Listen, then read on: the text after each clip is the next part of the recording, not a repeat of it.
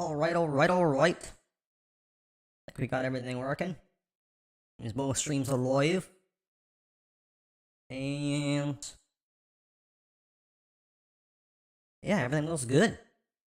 Cool. Alright, time for the Hillsbrad frickin' hell grind, baby. We also need to go ahead and hit play on this interview I'm partially into already. But I did find a good stopping point, transitioning topics. Anyway, interview between Lex Friedman and Jordan Peterson. It's looking good so far. Been very interesting. Hopefully it continues to be that. Let's check it out.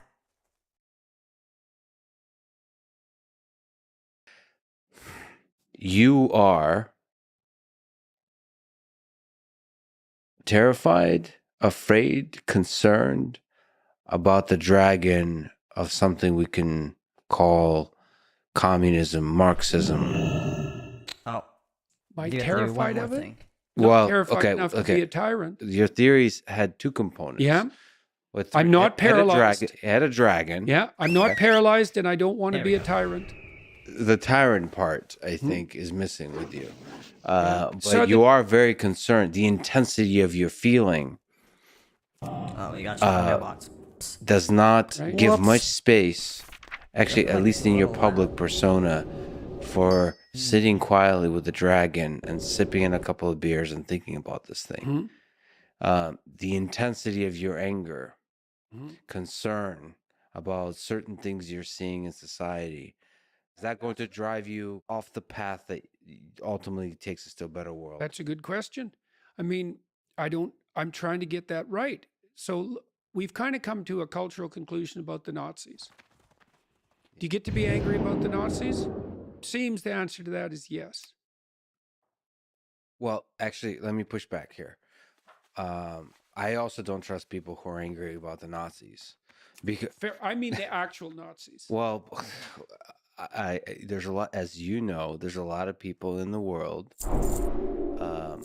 that use actual Nazis to mean a lot of things. I know. One of them is very important to me. Me, for example. Well, yes. He's a Nazi, or magical super Nazi, as it turns out. I think they actually. Hope my audio is actually good. I think perspectives. I pretty think even. A lot of people that call you a Nazi. You need to go down a tiny bit. So yeah, I'm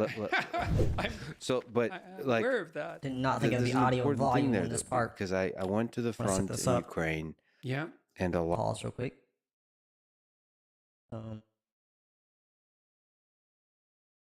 Down with a bit more. A lot of the people that lost their home or their kind of that got to interact a lot with Russian soldiers, Ukrainian people that interacted with Russian soldiers, they reported that the Russian soldiers really believe they're saving the people of Ukraine in these local villages from the Nazis. So to them, it's not just that the Ukrainian government has, or Ukraine has some Nazis. It's like it has been, the idea is that the Nazis have taken over Ukraine and we need to free them. This is the belief. Yeah. So this, again, Nazi is still a dragon that lives. Yeah. And it's used by people because it's safe to sit next to that dragon and spread any kind of ideology you want. So I just want to kind of say that we have agreed on this particular dragon, but I still don't trust anybody who uses that. Yeah, but we have issues with boundaries, right? No, it's so. This is a very complicated problem, right? Yeah. So René Girard believed that it was a human proclivity to demonize the scapegoat and then divide it. And thought about that a lot. We need a place that's safe. Seriously, this is a serious issue. Should he be inside the village or outside? Well, maybe he should be inside you. Right? That's the fundamental essence of the Christian doctrine. It's like Satan is best fought on the battleground of your soul. Take care of yourself first. Yeah, I'd agree. That's right. It's right. Can you actually put words on the kind of dragon that you're fighting? Is it communism? It's the spirit of Cain. Yeah. So I'm about pause. Okay, I think I think. No, I'm gonna say I believe. I think very strongly. I believe that what the world needs most right now. I think this is one of the things that Jordan Peterson got pretty right early on when he said his famously controversial quote about clean up your own bedroom first, or whatever, however you put it. I think our biggest pitfall in terms of progressing as a species right now is it's just having a lot of average people being a little more aware of their own internal struggles and being able to win those battles more often. I think we have to be individually better across cultural spectrums before we're going to be able to fix society any better than we have at this point. Like, I think we have pretty much the best society that we as individuals collected together can form. Until the individuals improve, and I include myself in this, of course. Until we as individuals improve, I don't think we're going to be able to do much better with our society than we already have. I think the constant back and forth, where we have one side fighting the other, even though both sides kind of agree on what's actually important, is like the perfect sign of this. And you're going to continue to have unnecessary conflicts until people can actually figure this out. Now, how do you go about actually, motivating that kind of change to get like individuals to really, look at this and figure out a map forward for themselves? Shit, I don't know. That's a real rough one, but I think that's the area we need to be looking in. I think it stands pretty strong reason that is absolutely where we need to be. Can you elaborate what the spirit of Cain is? So, after Adam and Eve are thrown out of paradise for becoming self-conscious, or when they become self-conscious, they're destined to work. And the reason for that, as far as I can tell, is that to become self-conscious is to become aware of the future. It's to become aware of death. That certainly happens in the Adam and Eve story. To have the scales fall from your eyes. And then the consequence of that is that you now have to labor to prevent the catastrophes of the future. That's work. Work is sacrifice. Sacrifice of the present to the future. It's delay of gratification. It's maturity. It's sacrifice to something as well, and in the spirit of something. Okay, so now Adam and Eve have two children, Cain and Abel. So those are the first two people in history, because the Garden of Eden doesn't count. And they're the first two people who are born rather than created. So they're the first two people. And that's a hell of a story, because it's a story of fratricidal murder that degenerates into genocide, flood, and tyranny. So that's fun for the opening salvo of the story, let's say. And Abel and Cain both make sacrifices. And for some reason, Abel's sacrifices please God. It's not exactly clear why. And Cain's don't. Now, there's an implication in the text that it's because Cain's sacrifices are second rate. God says that Abel brings the finest to the sacrificial altar. He doesn't say that about Cain. So you could imagine that Cain is sacrificing away, but he's holding something in reserve.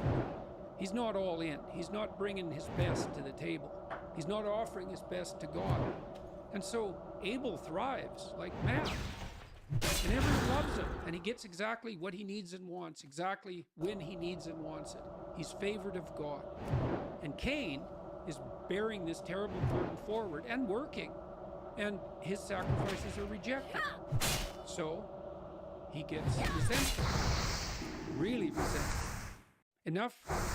resentful enough to call God out and say something like, "This is quite the creation you've got going here.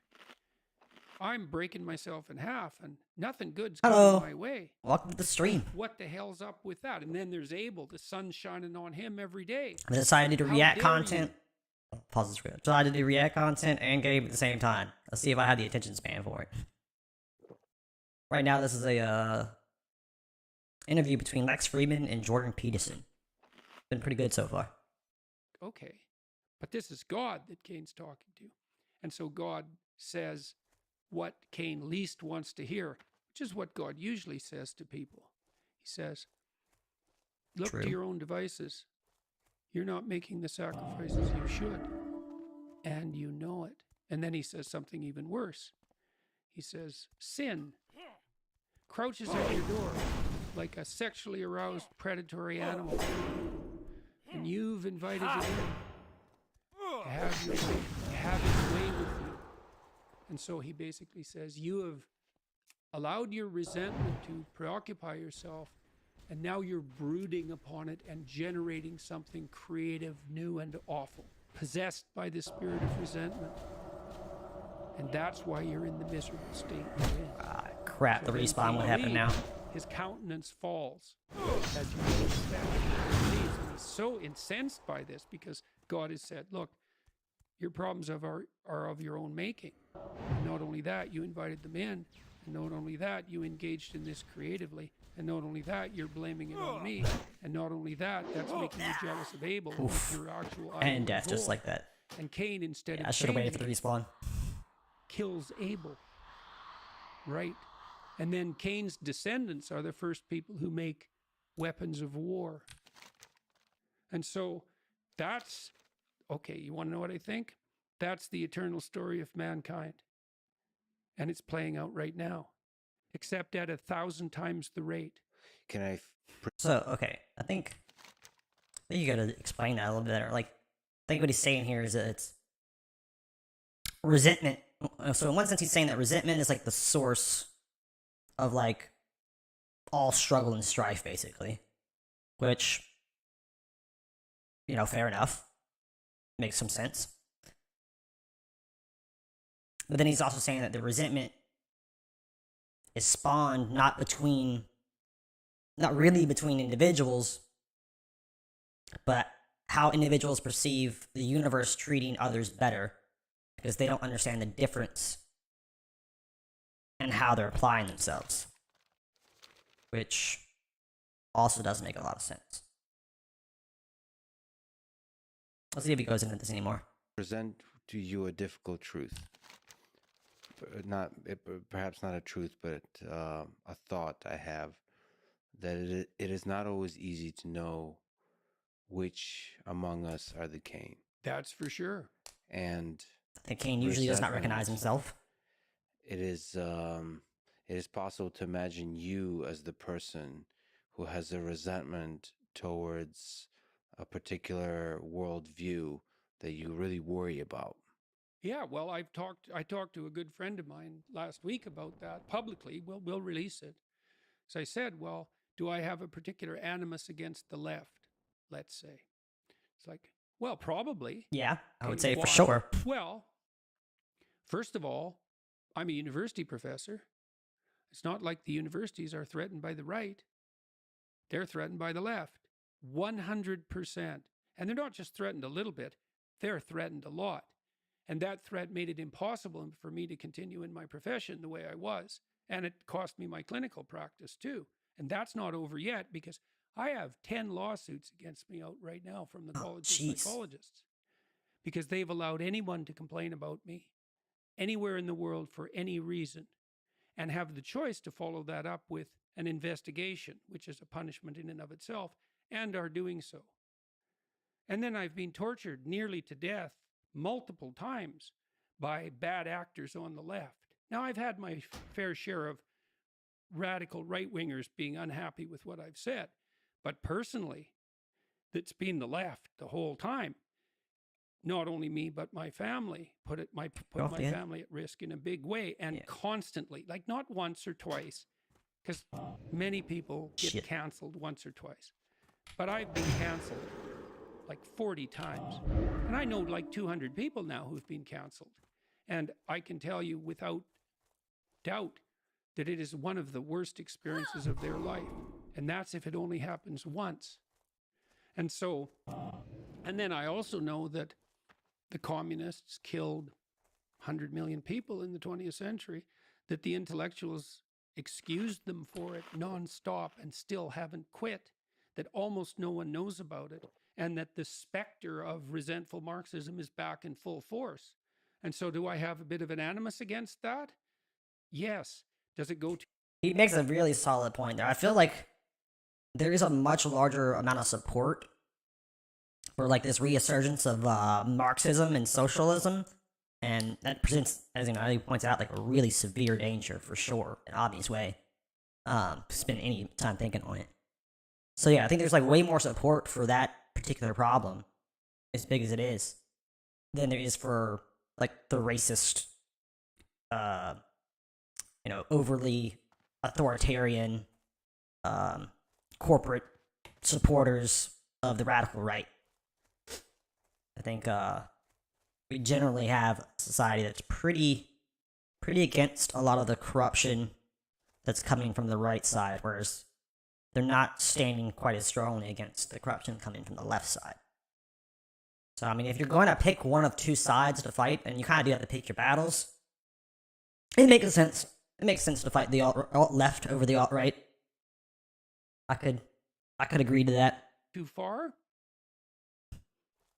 I don't know. I'm trying to figure that out. The story you just told, seems nearly impossible for you, an intellectual powerhouse, not to have a tremendous amount of resentment. Well, and this is so let me challenge you. Yeah, let me challenge you. Go right ahead, man. Let me challenge you.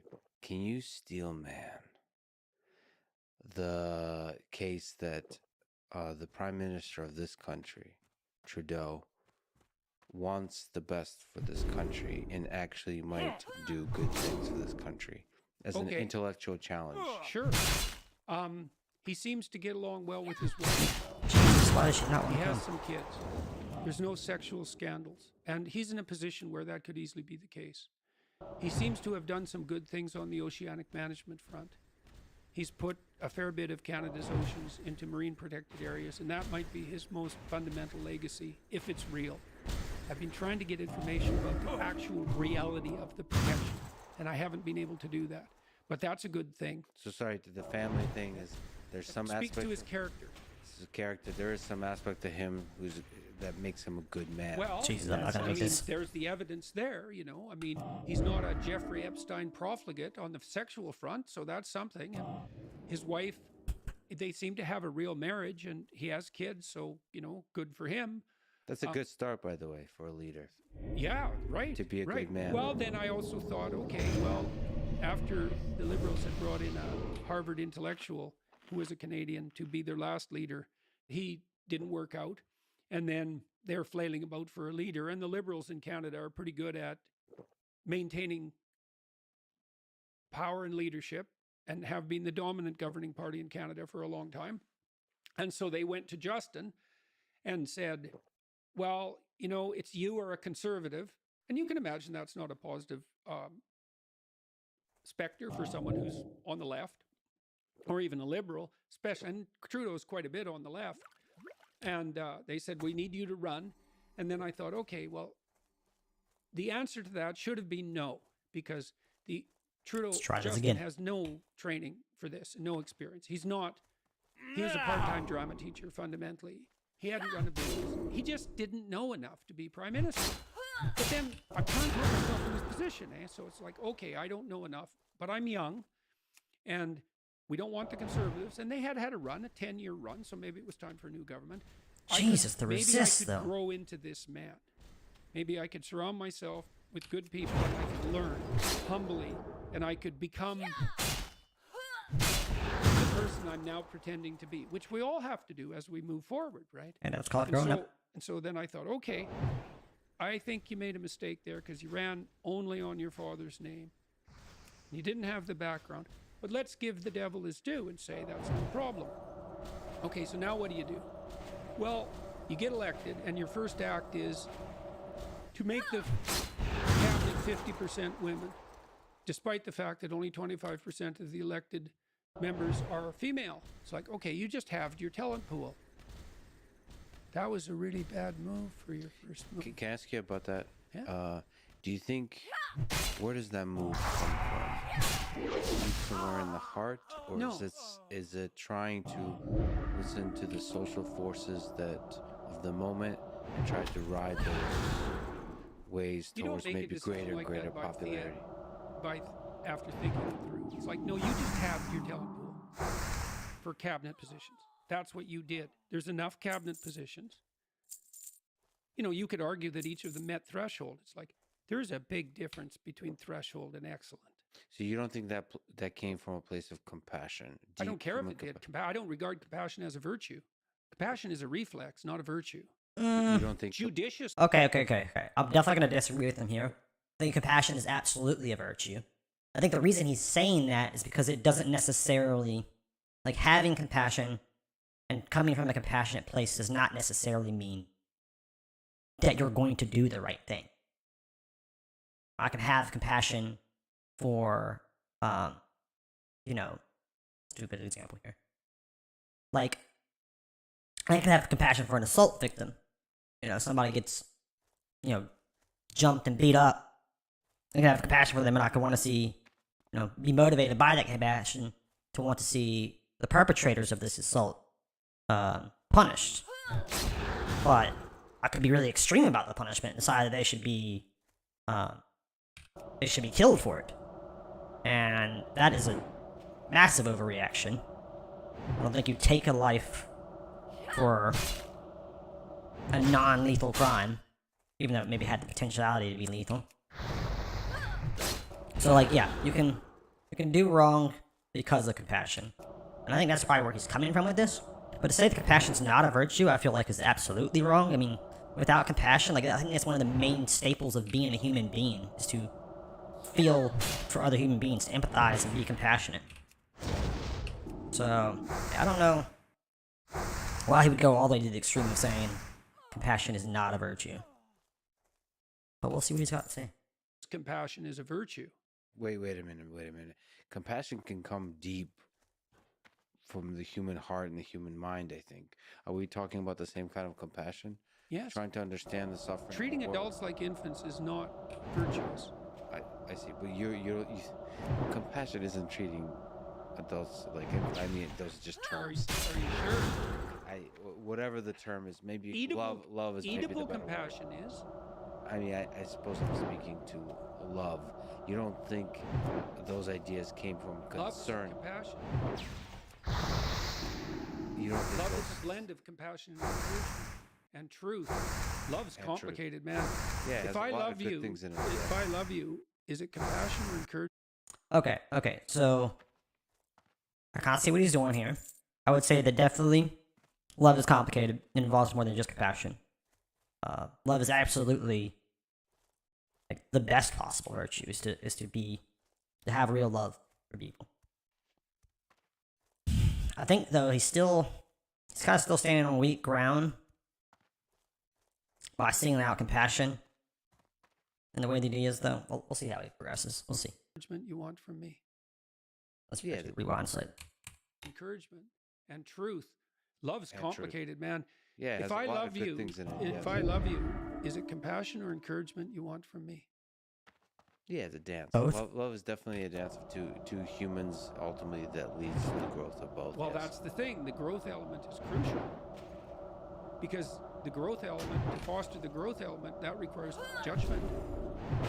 Passion and judgment, and have been conceptualized this way forever. Two hands of God, mercy and justice. They have to operate in tandem, right? And mercy is, flawed as you are, you're acceptable. It's like, well, do you want that? Do you want your flaws to be acceptable?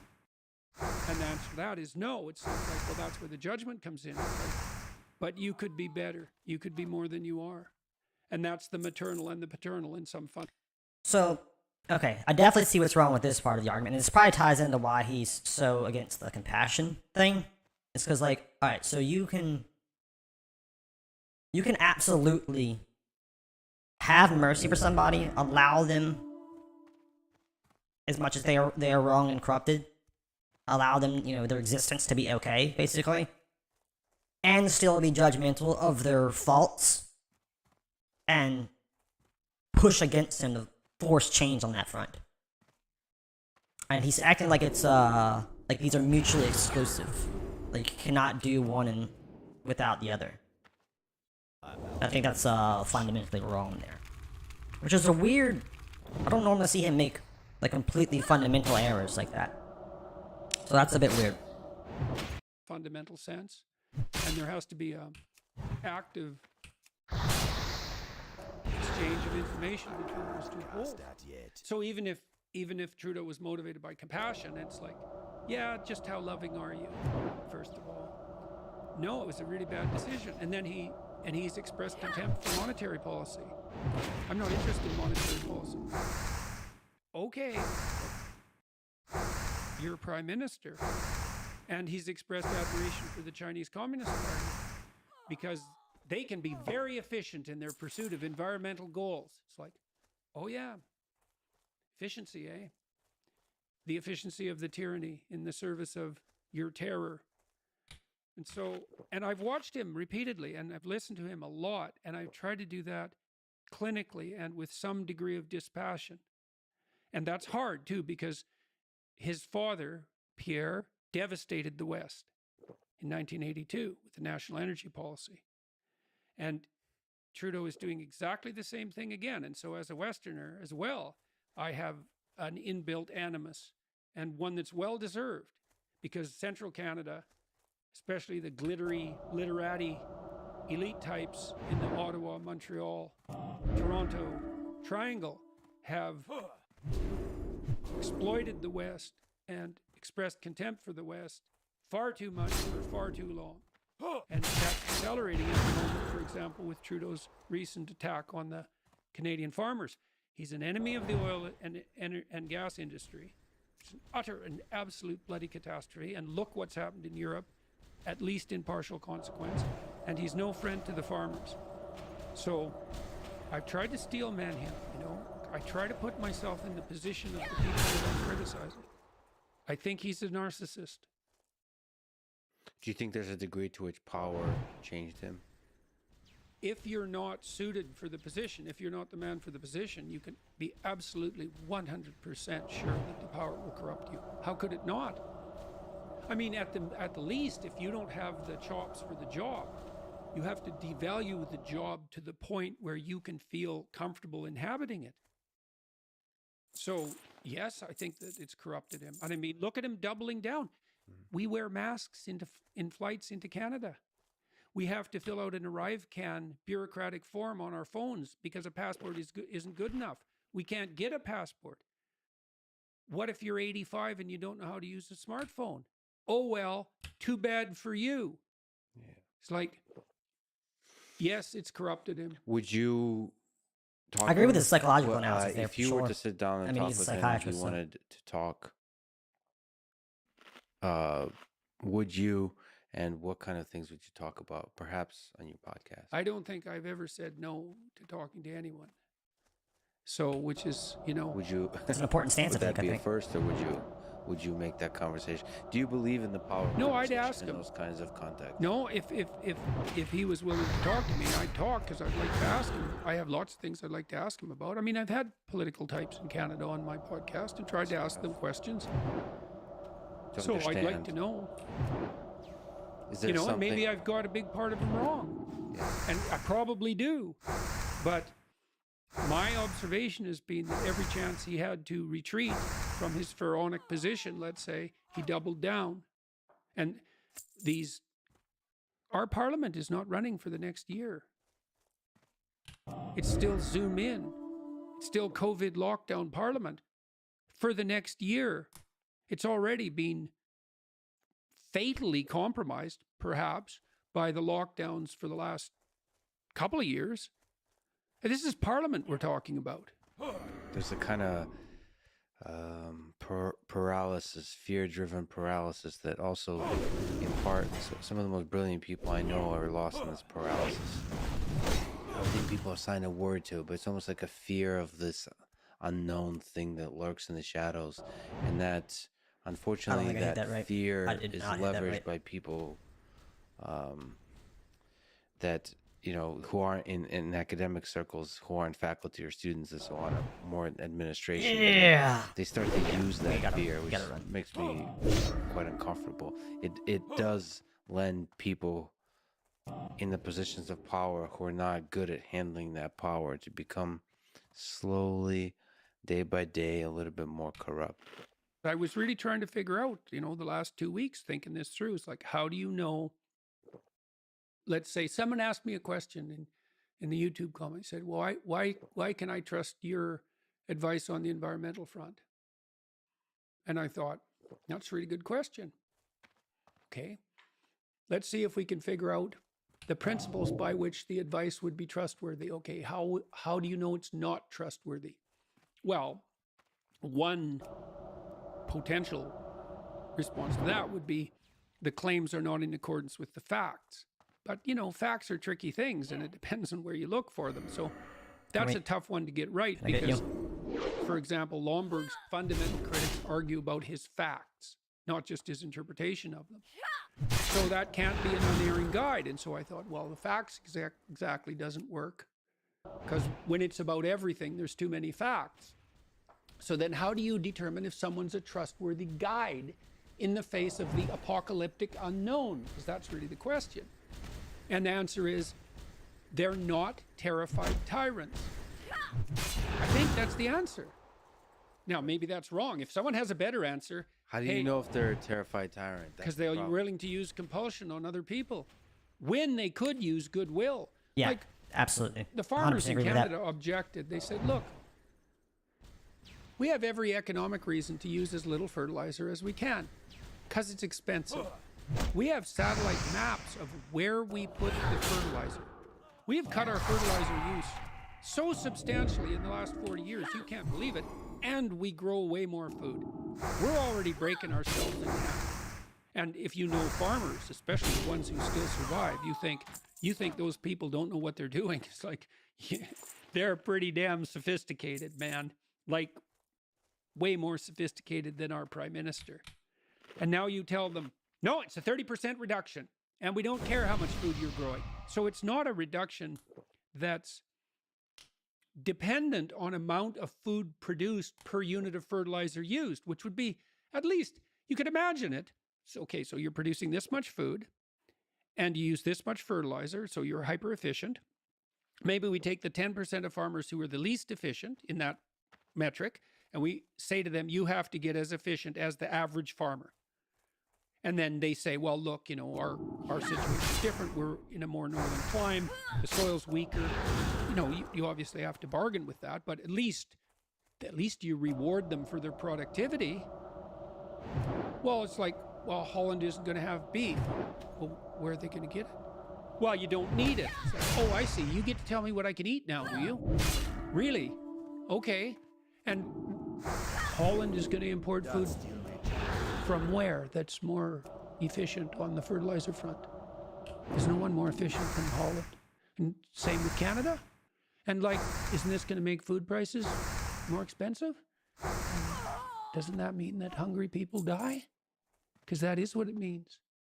So ultimately, poor people pay the price of these kinds of policies. Absolutely true. No, not ultimately. Today, that's a crucial distinction because they say, well, ultimately the poor will benefit. Yeah, except the dead ones. Yes, today. Today, right. It seems like the story of war, too, is a time when the poor people suffer from the decision made by... Okay, so we're moving on, and I wanted to say some things about with the farmers. So, absolutely, there's an agenda getting pushed against our current methods of agriculture and against animal farming in general. Why is this bitch not pulling? And it makes very little logical sense. Because the reforms that they're suggesting are more damaging to the environment and less productive. And that's what they're claiming to be fixing. And if you actually just do any real research on this, the evidence is massive. Like, this is actually, and this is why, like, I think it really stands out when, again and again, the extreme left's answers to problems generate more of the problem that they're supposedly trying to solve. And to me, that's telling. You know, that happens once in a blue moon. You know, maybe it's just incompetence, but I think after a certain bit of time, like, you're clearly not dealing with incompetence. You're dealing with a hidden agenda. I think that becomes pretty obvious at that point.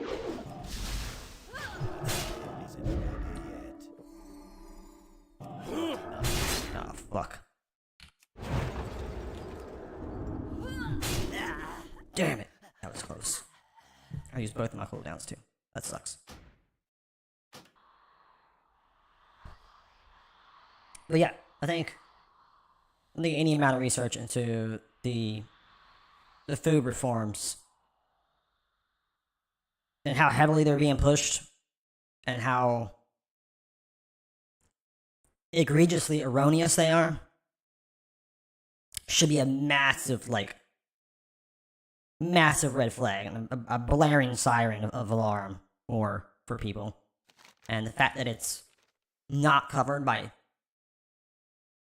any real sense of accuracy by any freaking media, like, across the globe pretty much right now, is very concerning. Extremely concerning. It's actually probably the number one factor that makes me worried about what's going to be happening in the near future. I mean, the economic downturns in general are pretty bad, but that in combination with the economic downturns, like I said, blaring siren of alarm. By the powerful, the rich, the because they political elite. Yeah. Let me ask you about the war in Ukraine. Oh yeah, I got into plenty of trouble about that too. You're just a man in a suit talking on microphones and writing brilliant articles. There's also people dying, fighting. It's their land, it's their country, it's their history. This is true for both Russia and Ukraine. Yep. It's people trying to ask, they have many dragons and they're asking themselves a question: who are we? What is this? What is the future of this nation? We thought we are a great nation. And I think both countries say this. And they say, well, how do we become the great nation we thought we are? Yeah. And so what, first of all, you got in trouble. What's the dynamics of the trouble? And is it something you regret saying? No. I thought about it a lot. I laid out 4 reasons for the war. And then I was criticized in the Atlantic for the argument was reduced to 1 reason, which was a caricature of the reason. So I'm actually, I guess, guilty of only hearing the one side on this one. Not that I agreed with how it was presented, but I've only heard one argument by him on the reasoning behind the war. I think it was probably a big part of it, too. So, I mean, I don't think he was necessarily wrong. I said I don't agree with how they presented it, but I did only hear the one reason. Like, I hope he lists all 4 right now. I gave a variety of reasons why the war happened. Mismanagement on the part of the West in relationship to Russia and foreign policy since the wall fell. Yeah. It's understandable because it's extremely complex. Hyper-reliance on Russia as a cardinal source of energy provision for Europe in the wake of idiot environmental globalist utopianism. The expansionist tendencies of Russia that are analogous in some sense to the Soviet Union empire building. And then the last one, which is the one I got in trouble for, which is Putin's belief or willingness to manipulate his people into believing that Russia is a salvific force in the face of idiot Western wokeism. And that's the one I got in trouble for. It's like, well, you're justifying Putin. It's like, it's not only... It's so actually, I guess I didn't hear the one he most got in trouble for, because the one I actually heard... Where is this and why? Who's attacking me? Oh, this one. Yeah, the one I actually heard was his whole point about how how like NATO relations with Russia have really been mismanaged, which I think is very much true. They've been kept out of NATO, and NATO's continually moved in on its borders, and Ukraine was like the last straw, basically, that caused that. Not saying that Russia's entirely in the fucking right for how they chose to deal with the situation, but they were kind of putting a rock in a hard place. You know, Putin is definitely corrupt. I'm not trying to say he's not, but, you know, we're talking about global politics here. I mean, everybody's corrupt in that frame. The question is, you know, how do we best avoid catastrophic outcomes? I think pressuring a tyrant the way that we did, without a real endgame even, was, you know, bound to cause loss of life. But I digress. Let's see what else he's got to say. It's not only the Russians that think the West has lost its mind. Jesus, Eastern Europeans think so too. And do I know that? It's like, well, I went to 15 Eastern European countries this spring, and I talked to 300 political and cultural leaders, and you might say, well, they were all conservatives. It's like, actually, no, they weren't. Most of them were conservatives, because it turns out that they're more willing to talk to me, but a good chunk of them were liberals. I mean, conservatives like you more. By any stretch of the... I mean, you don't fight them so directly. And a fair number of them were canceled progressive. Well, so, because you're very concerned about the culture wars that perhaps are a signal of a possible bad future for this country, for this part of the world, that reason stands out. And do you, sort of looking back at 4 reasons, think it deserves to have a place in one of the 4? Oh, because absolutely. Because it is, you know... well, the 4 was bifurcated, because I said, look, Putin might believe this, and I actually think he does, because I read a bunch of Putin's speeches, and I have been reading them for 15 years. And my sense of people generally, and this was true of Hitler, it's like, what did Hitler believe? Well, did you read what he wrote? He just did what he said he was going to do. And you might think, well, some people are so tricky. They have a whole body of elaborated speech that's completely separate from their personality, and their personality is pursuing a different agenda, and this whole body of speech is nothing but a front. It's like, good luck finding someone that sophisticated. First of all, if you say things long enough, you're going to believe them. That's a really interesting and fascinating and important point. Even if you start out as a lie, as a propaganda, I think Hitler is an example of somebody that I think really quickly you start to believe the propaganda. Well, really you've thought a lot about AI systems. It's like, don't you become what you practice? Absolutely. And the answer to that is, well, absolutely. We even have neurology. Same way. It's like when you first formulate a concept, huge swaths of your cortex are lit up, so to speak. But as you practice that, first of all, the right hemisphere stops participating, and then the left participates less and less until you build specialized machinery for exactly that conceptual frame. And then you start to see it, not just think it. And so if you're telling the same lies over and over, who do you think you're fooling? Think, well, I can withstand my own lies. For how long? If they're effective lies. And if they're effective enough to fool millions of people, and then they reflect them back to you, what makes you think you're going to be able to withstand that? You aren't. And so I do think Putin believes, to the degree that he believes anything, I do believe that he thinks of himself as a bulwark for Christendom against the degeneration of the West. And that's that third way that Dugin and Putin have been talking about, the philosopher Alexander Dugin and Putin, for 15 years. Now, what that is very amorphous. Solzhenitsyn thought the Russians would have to return to the incremental development of Christianity to escape from the communist trap. To some degree, that's happened in Russia. There's been a return to Orthodox Christianity. Now, you could say, yeah, but the Orthodox Church has just been co-opted by the state. And I would say there's some evidence for that. I've heard, for example, that the Metropolitan owns, now I don't know if this is true, owns $5 billion worth of personal property. And I would say there's a bit of moral hazard in that. And it's possible that the Orthodox Church has been co-opted, but there has been somewhat of an Orthodox revival in Russia, and I don't think that's all bad. Now, even if Putin doesn't believe any of this, if he's just a psychopathic manipulator, and unfortunately, I don't think that's true. I've read his speeches. It doesn't look like it to me. He is by no means the worst Russian leader of the last 100 years. Well, there's quite a selection there. There's quite a selection. And I say that knowing that. Even if he doesn't believe it, he's convinced his people that it's true.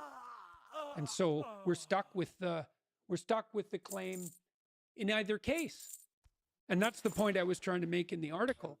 Sometimes I'm troubled by people that explain things, and a lot of people have reached out to me, experts telling me how I should feel, what I should think about Ukraine. Oh, you naive Lex, you're so naive, here's how it really is. But then I get to see people that lost their home. I get to see people on the Russian side who believe I genuinely think that there's some degree to which they have love in their heart. They see themselves as heroes saving a land from Nazis. How else would you motivate young men to go fight? It's these humans destroying not only their homes, but creating generational hate, destroying the possibility of love with each other. They're basically creating hate. What I've heard a lot of is on February 24th of this year, hate was born at a scale that region has not seen. Hate towards not Vladimir Putin, hate towards not the soldiers in Russia, but hate towards all Russians. Hate that will last generations. And then you can see on just the pain there. And then when all these experts talk about agriculture and energy and geopolitics, and maybe like what you said with the fighting the ideologies of the woke and so on, I just feel like it's missing something deep, that war is not fought about any of those things. War is started and war is averted based on human beings, based on humanity. Here's another ugly thought, since we haven't had enough so far. Jeez. We locked everything down for COVID. How much face-to-face communication was there between the West and Vladimir Putin? How about none? Yeah. How about that was the wrong amount? Especially given that Europe was completely dependent on Putin for its energy supplies. Well, not completely, but... I really like his stance on, like, communication being key. I mean, it seems like a pretty obvious thing, but, like, it gets ignored so often, especially, and this is, I think one of the reasons why he focuses on the left so much is, like, it seems to be especially true in the far left. Like, they seem to believe it's okay to completely shut down, and it's not even just okay, it's, like, paramount and, like, virtuous, to completely shut down communication with any opposition that you deem as, irrevocably morally corrupted. And it's like, okay, well, if you do that, then there's only two options. There's communication and there's physical, violent conflict. And so you're preaching violence via fiat at that point. I think it's very messed up. And yeah, so that particular stance he takes is so correct. You know what I mean. Materially and significantly. So maybe you had to go talk to him once every 6 months. Maybe he's in a bit of a bubble. And not just an information bubble, how all these experts tell me about. Yeah. No, a human bubble. Human bubble. Man. Look, one of the things I've really learned, there's a real emphasis on hospitality in the Old Testament. I just brought all these scholars together to talk about Exodus. I have this security team with me, and they're tough military guys, but they're on board for this mission, let's say. And so they went out of their way to be hospitable to my academic guests. They laid out nice platters of meat and cheese and crackers. They spent all day preparing this house I had rented so that we could have a hospitable time with these scholars, most of whom I didn't know well, but who said they would come and spend 8 days talking about this book with me. We rented some jet skis. We had a nice house. We had fun.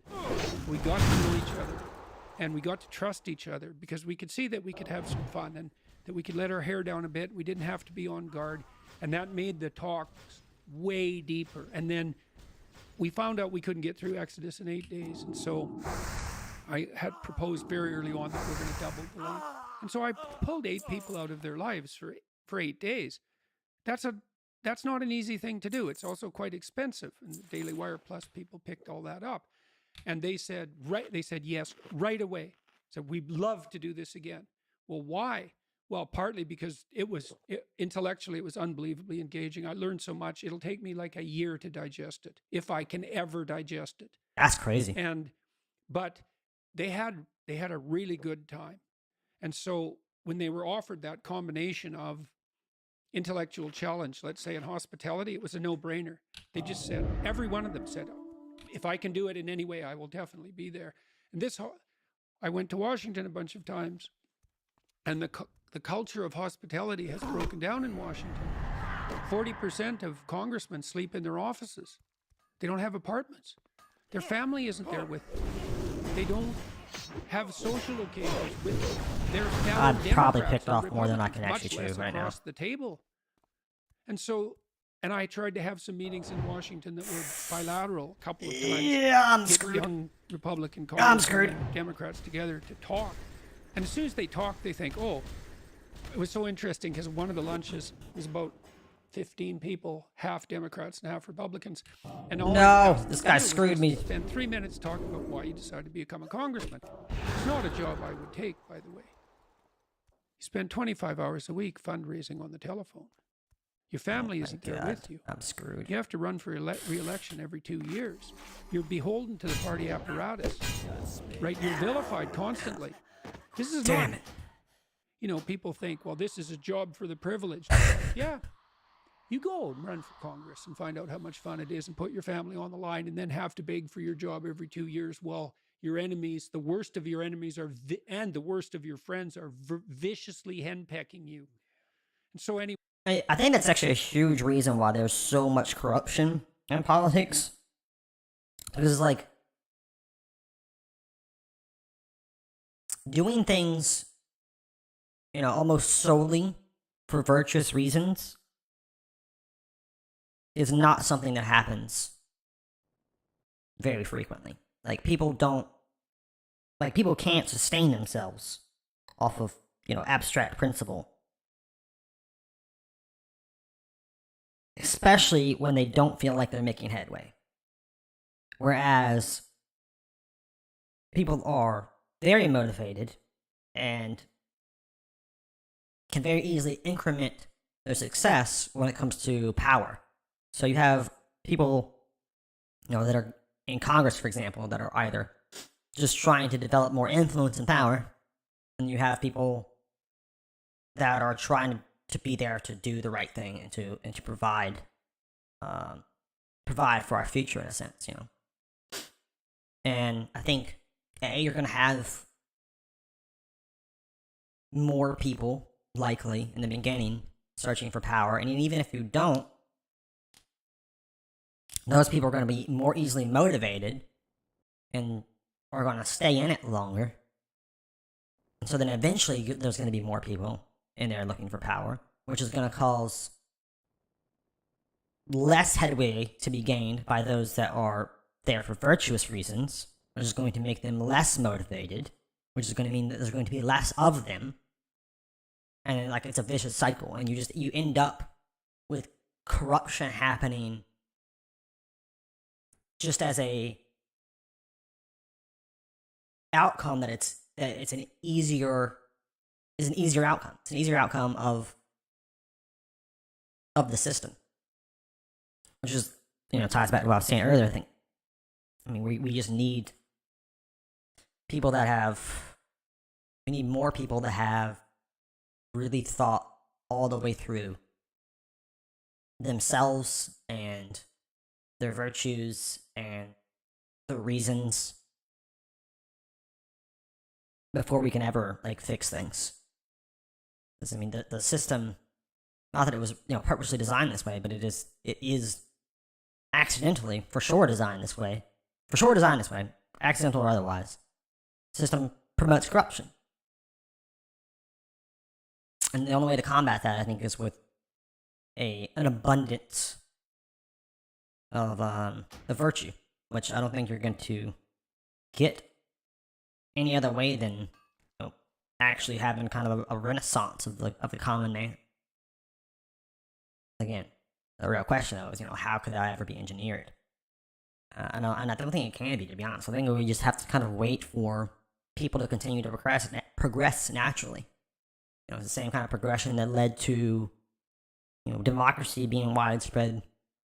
We need another great step forward in the common man before we'll see real change. That's why I don't think politics are really, not that I'm saying that politics can't be a field in which people make good change happen, but I think if we're looking at the ultimate, because people want to talk about the end all be all of things, if we want to look at the ultimate progression, like it's not going to come directly from politics. It might eventually become a political movement, but it'll be in the progression of the individual man or woman, not being sexist here, just common terminology. But yeah, it's gonna be that, I think, that ultimately is the biggest thing that causes us to be better, is for the individual to be better. I'll probably end up harping on that a couple more times before this is over. Anyways, we had them all sit around a table and said, okay, just say why you ran for Congress. It was so cool, especially for Canadians, because you Americans, you're so bloody theatrical. It's such something to watch. It was like Mr. Smith Goes to Washington for every one of them. It's like, well, this country's given us so much. Families have been we benefited so much from our time here. We think this is a wonderful country. We really felt that we should give back.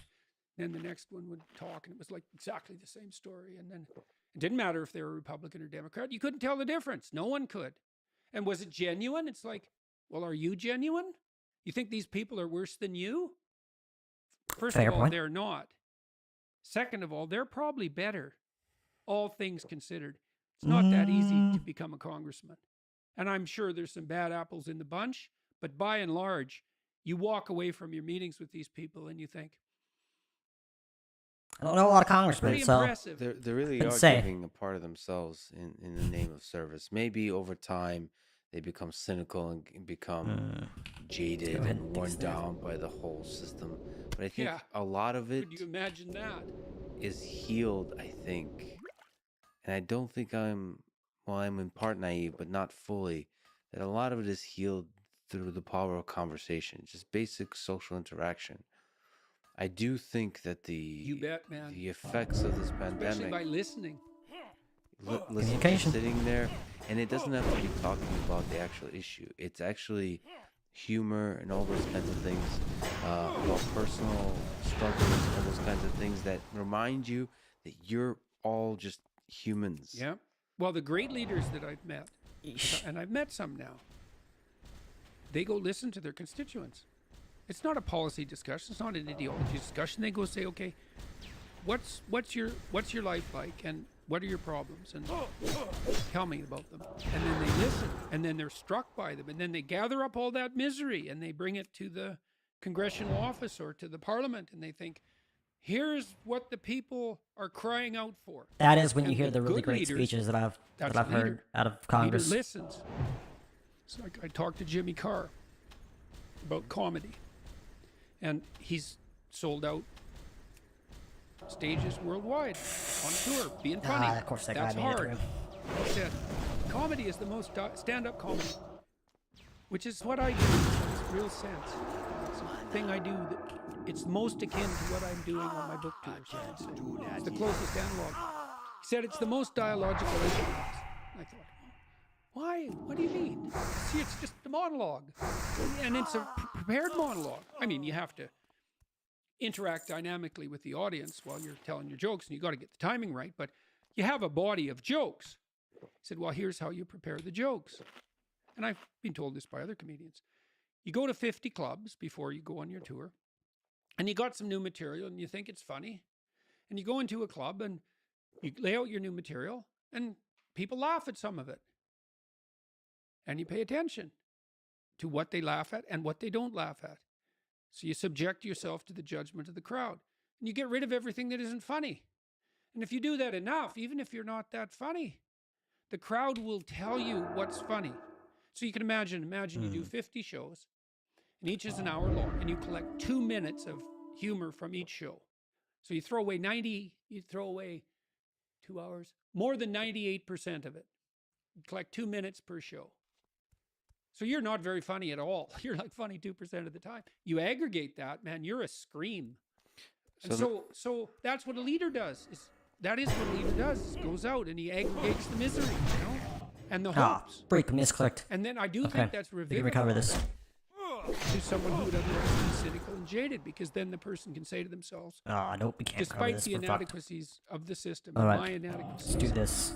I'm gathering up the misery and the hope, and I'm bringing it forward where it can be redressed. Giving it a voice. Yep, that's right, giving it a voice. Can you actually take me through a day, because this is fascinating, through your comedy tour? What does a day in the life of Jordan Peterson look like?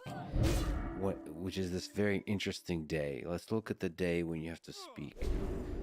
Preparing your mind, thinking of what you're going to talk about, preparing yourself physically, mentally, I think we got it. Interact we with made the it crowd out through the actual speaking. Hell how yes. do you adjust what you're thinking through, and how do you come down from that so you can start all again as a limited biological system? Well, I'm usually up by 7 and ready to go by 7:30 or 8. And Coffee? no. Nothing. Steak and water.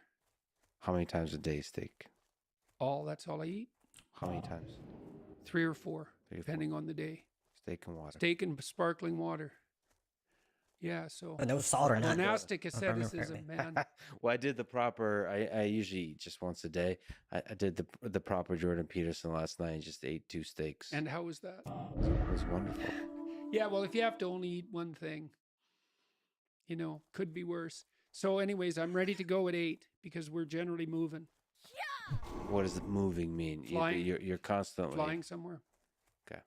And we usually use private flights now because the commercial airlines aren't reliable enough. You cannot not make a venue, right? So that's rule number 1 on a tour. You make the show. So everything, and then rule number 2 is anybody who causes any trouble on the tour is gone, because there is 0 room for error.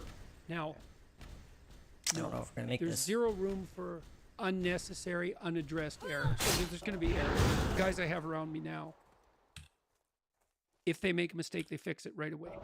So, and that's great. There's a lot of people relying on you to be there, so you have to be there. Like 4,000 people typically. Yeah. So then I'm on the plane, and I usually write, or often, because there's no internet on the plane, and that's a good use of time. So I'm writing a new book, so I write on the plane. Typing or handwriting? Typing. Yeah, typing. And then we land and we go to, it's usually early afternoon by then, we go to a hotel, usually a nice hotel that's not corporate. I don't really like corporate hotels. My secretary and one of my logistics guys has got quite good at picking kind of adventurous hotels. Boutique hotels are usually in the old parts of the city, especially in Europe, somewhere interesting. And so we go there, and then lunch usually. And sometimes that's an air fryer and a steak in the hotel room, and I leave a trail of air fryers behind me all across the world. That's a little wasteful, bro. Then Tammy and I usually go out and have a walk or something and take a look at the city, and then I have a rest for like an hour and a half. This actually reminds me, this is one of the things that I do disagree with Jordan Peterson about very much. He does that right-wing thing of like really, almost alt-right thing of like really supporting like corporatocracy, basically. Believes that the capitalist system, pretty much overall ultimately always spits out beneficial outcomes. They're net positive. And I would say, over the long term, I think capitalism is actually one of the main producers of corruption. I think putting productivity and profits over everything is kind of an inherent aspect of capitalism. And I think it's kind of obvious how that's corruptible. How that inherently leads to more and more corruption. I think anybody who's had to spend any real amount of time working in corporate America, for example, could probably see this. Just put some thought into it. And he doesn't seem to pay any mind to that, I don't think. His utilization of wealth there just kind of remind me that he's necessarily doing the fucking biggest sin in the world and what he's specifically doing. But I think, his defense of capitalism is a bit much to me. And I think it's the area where he's probably put the least amount of thought into things, if I would guess. I don't know the man personally, but I would guess that's the area where he's put some of the least amount of thought into. Because, that's just what it appears like to me. But again, I digress. Or an hour, half an hour. Like a nap? Or just... nap. I have to sleep for 20 minutes. And that's about all I can sleep. But I need to do that in the late afternoon. That refreshes your mind. Yeah, that wakes me up again for the evening. And then Cam has to sleep longer. She's still recovering from her illness. And so she has to sleep longer in the afternoon. And that's absolutely necessary for both. Oh my God. Where'd you even come from? So then... I'm about to run away again. And then I usually sit for an hour. If I'm going to lecture, maybe I can just doing a lot of Q&A, it's a little easier. But if I'm going to lecture, I have to sit for an hour. And then I think, okay, what question am I trying to investigate? I have to have that. That's the point. What mystery am I trying to unravel? It's usually associated with one of the rules in my book, because technically it's a book tour, but each of those rules is an investigation into an ethic, and each of them points to a deeper sort of mystery in some sense, and there's no end to the amount it can be explored. And so I have the question. The question might be something like, put your house in perfect order before you criticize the world.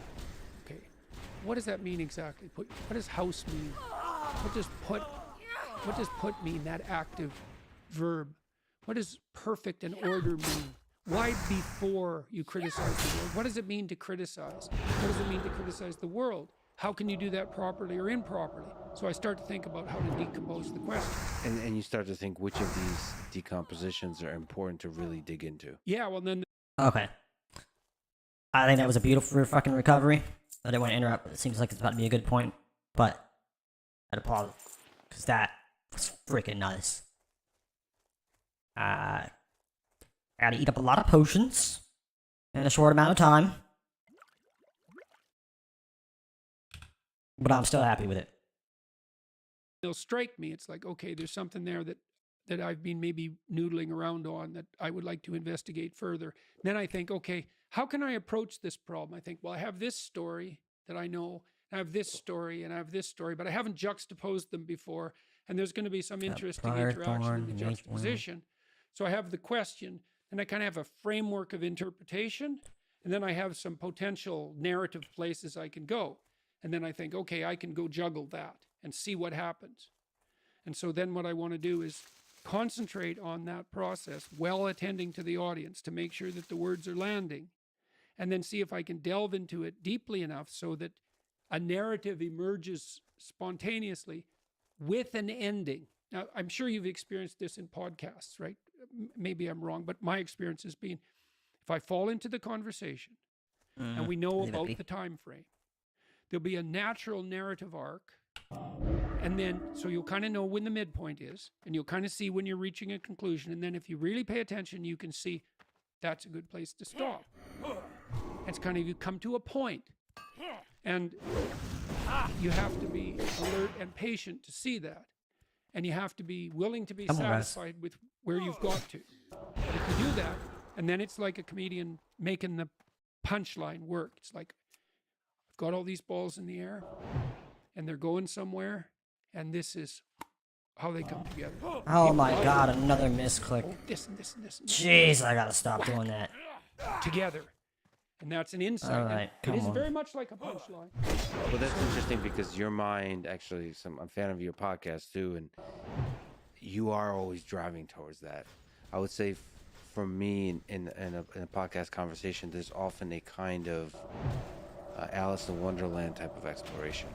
Down the rabbit hole, man. And then you think pops up, the more absurd, the wilder, the better. Yeah. Conversations with Elon are like this. Yeah, I bet. It's like, actually, the more you drive towards an arc, the more uncomfortable you start to get in a fun, absurd conversation because, I'm now one of the normies. No, I don't want that. I want to be, I want the rabbit. I want the crazy. Yeah. So because it makes it more fun. But somehow, throughout it, there is wisdom you try to grasp at, such that there is a thread. Well, that's the thing, man. You follow the thread, eh? The thread's Close call. Well, that's right.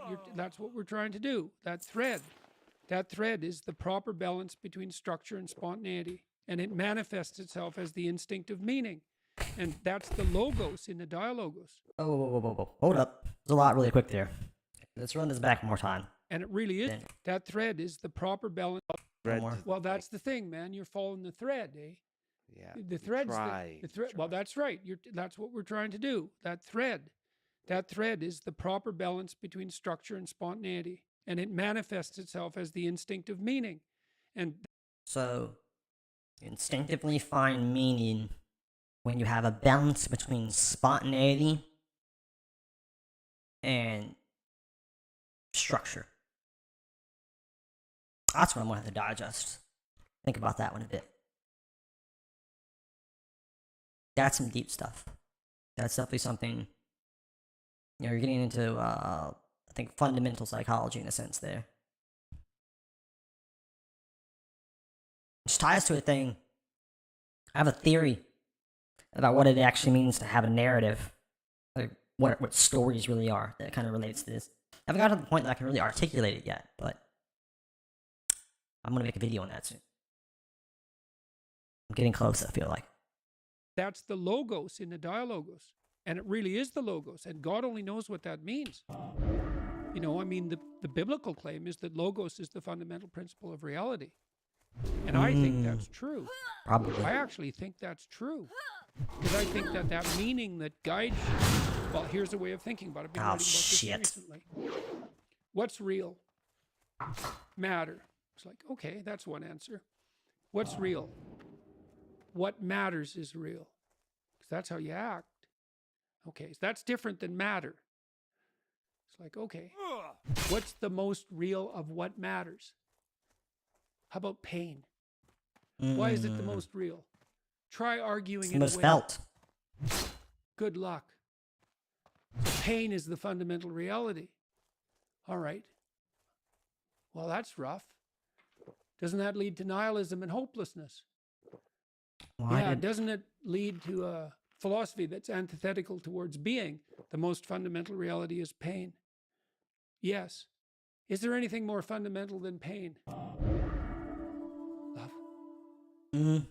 Okay, 100% hard agree on that one.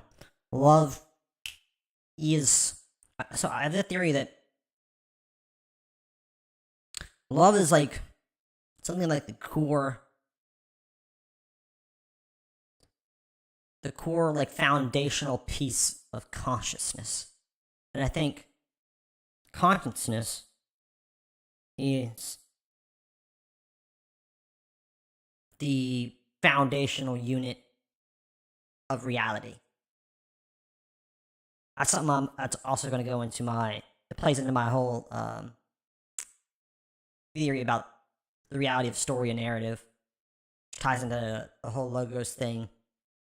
Like I said, I still haven't prepared enough to articulate it all yet, but like this is kind of like we're dancing around like a video that I'm working on right now. And funnily enough, I put it into the format of an anime react video. I don't want to go into which one yet. I'll have an announcement about this soon. But yeah, I find it funny that I keep finding, like when I look at videos like this, like it doesn't matter what discussion it is. Like anytime I find something where there's like a deep discussion, I tend to find some relation point to these concepts, which speaks to the depth of them. I think, it's kind of what it means for something to be deep, is that it's kind of interconnected to more and more things. Super stoked about this. All right, but let's continue. Really? If you're in pain, love and truth. That's what you got. Truth is one of the other names for God.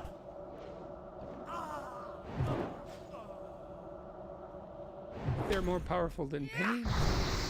Maybe they're the most real things. When you think about reality, what is real? That is the most real thing. Well, it's a tough one, right? Because you have to... Because if you're a scientist or materialist, think, well, the matter is the most real. It's like, well, you don't know what the matter is. Yeah. And then when push comes to shove, and it will, you'll find out what's most real. Yeah. I feel like this is missing. Physical reality is missing some of the things.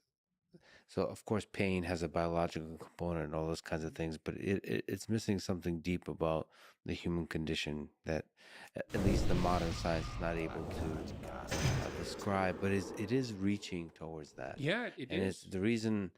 One way to describe it, as you're describing, is the reason it's reaching it is because underneath of science is this assumption that there's a deep Go get the Spire Thorn. Logos. Thing to this whole thing we're trying to do. Well, there's two traditions, right? In some sense, there's two Logos traditions. There's the Greek rational Enlightenment tradition. That's a Logos tradition. And it insists that there's a Logos in nature and that science is the way to approach it. And then there's the Judeo-Christian Logos, which is more embodied and more spiritual. And I would say the West is actually an attempt to unite those two. And it's the proper attempt to unite those two, because they need to be united. Yeah, it's been grabbed. I see the union coming in your terms. I talked to Franz de Waal, for example, about the animating principle of chimpanzee sovereignty. And that's pretty close biologically. Is it power? Because that's the claim, even from the biologists often. The most dominant chimp has the best reproductive success. It's like, oh yeah? Dominant, eh? You mean using compulsion? Okay, let's look.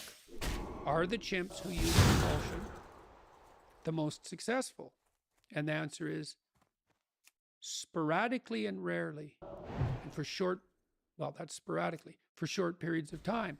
Why? Because they meet an unpleasant end. The subordinates over whom they exercise arbitrary control wait for a weak moment and then tear them into shreds. Right? Every dictator's terror. And for good reason. And de Waal has showed that the alpha chimps, the males, who do have preferential mating access are often and reliably the best peacemakers and the most reciprocal. And so even among chimps, the principle of sovereignty is something like iterated reciprocity. And that's a way better principle than power. And it's something like, I've been thinking, what's the antithesis of the spirit of power? I think it's the spirit of play.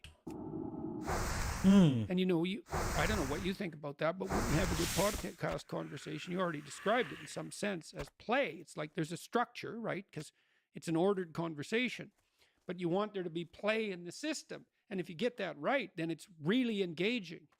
And then it seems to have its own narrative arc. I'm not trying to impose that, even though that's another thing I don't do. I didn't come to this conversation at all thinking, here's what I want out of a conversation with Lex Friedman. Like instrumentally, I thought, I'll go talk to Lex. Why? I like his podcasts. He's doing something right. I don't know what it is. He asks interesting questions. I'll go have a conversation with them. Where's it going to go? Wherever it goes. Embracing the spirit of play. So what you have this when you're lecturing, you're going in front of the crowd. Yeah. You thought of a question. Yeah. You get on the stage. First of all, are you nervous at all? I'm very nervous when I'm sitting down thinking through the structure initially, which is why my wife and I have been doing Q&As, and that's easier on me. Yeah. It's the I mean, that makes sense. I mean, because like you're nervous about those things that you're uncertain about. And so when you're still trying to build the structure, I mean, the structure is what gives you certainty. So if you're still building the structure, then of course, you're not going to have certainty, and therefore you're going to have unease. I think that one's a pretty easy one to parse.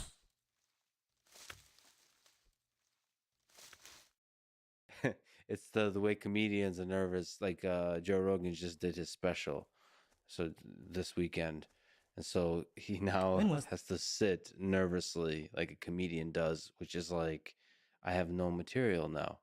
Right. I have to start from scratch. When I was doing the lectures constantly instead of the Q&As, basically what I was doing was writing a whole book chapter every night. And, you know, now that's a bit of an exaggeration because I would return to themes that I had developed. But it's not really an exaggeration because I didn't ever just go over rote material, ever.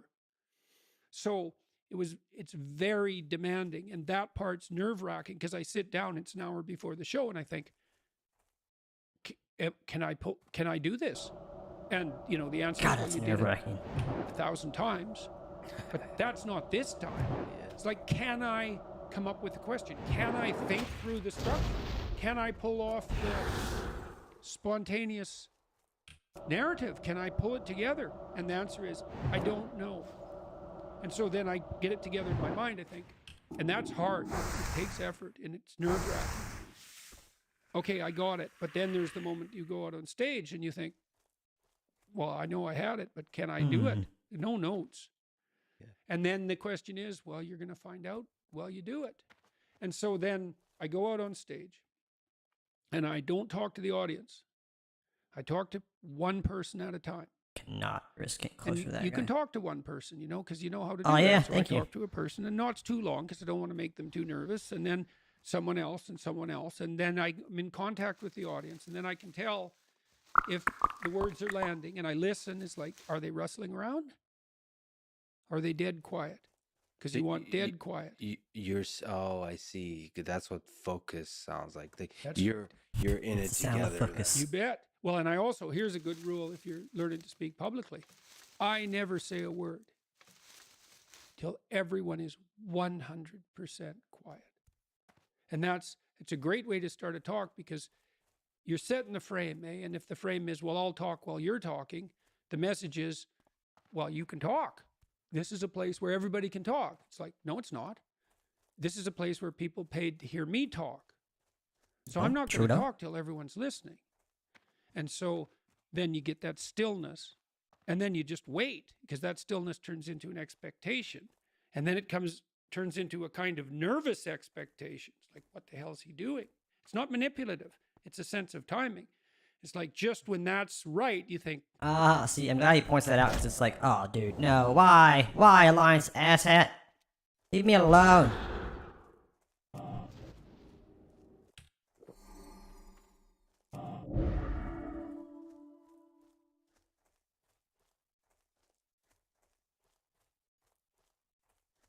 Get off my dick, dude.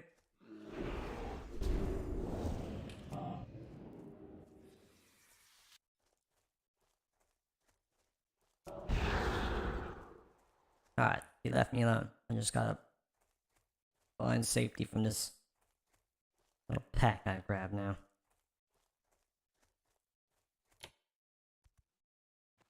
That completely made me lose my train of thought. Jesus! Still got this spider, did he? Oh, now he's leaving. Okay. Okay, let me run this back and see where we're at. Turns into a kind of nervous expectation. Oh, okay, yeah. So he was talking about the whole manipulation thing, but that's manipulation rot. He called it just a sense of timing. 100% agree. This is one of the things that, like, the alt left does a lot, and I actually hate. And I think it's not even, I would say that this is one of the things that I think the left does in general. It's not even necessarily the alt left. And I really just despise, and it's that, everything's a power dynamic, and any amount of consideration for someone else that benefits you that they might not realize you're doing is inherently manipulation. It's like basically you're punished for paying attention. And that makes no sense. It's like it's punishing competence. It's punishing people for trying to deliver value even. It's absolutely ridiculous. And I can't stand it. Every time I hear it, it just agitates me to no end, bro. It really does. I don't know how he puts up with it, because he actually deals with it so frequently too. Like, with the people trying to cancel him and everything, dude, I would lose my mind, bro. It's like, what the hell is he doing? It's not manipulative. It's a sense of timing. It's like just when that's right, you think, okay, now it's time to start. Well, the interesting thing about that nervous expectation is, from an audience perspective, we're in it together. Yeah. I mean, into that silence, there's a togetherness to it. Of course. It's the union of everyone's attention. Yeah. Yeah, and that's a great thing. I mean, you love that at a concert when it's not silence then, but when everyone's attention is unified and everyone's moving in unison, it's like we're all worshiping the same thing, right? And that would be the point of the conversation, the point of the lecture. And the worship is the direction of attention towards it. And it's communion, because everyone's doing it at the same time. And so, I mean, there's not much difference between a lecture theater and a church in that regard, right? It's the same fundamental layout and structure. And they're very integrally associated with one another. One really grew out of Oh the my lecture God. grew out of the church. Why, so dude? It's perfectly reasonable to be. Why? I can't with these freaking alliance D-bags, bro.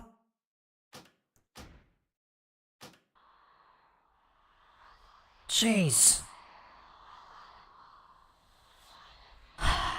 Okay, we got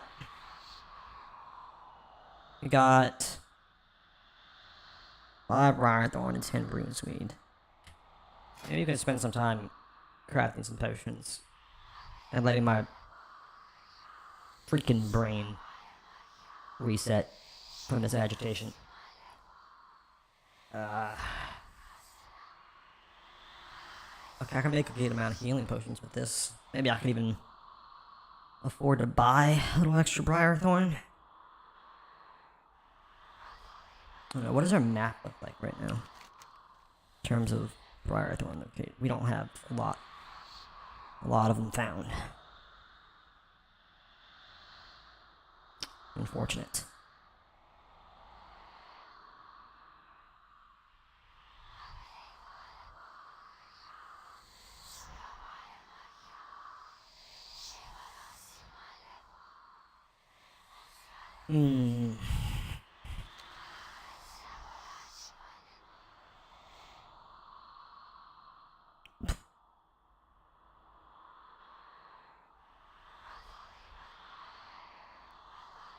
Okay.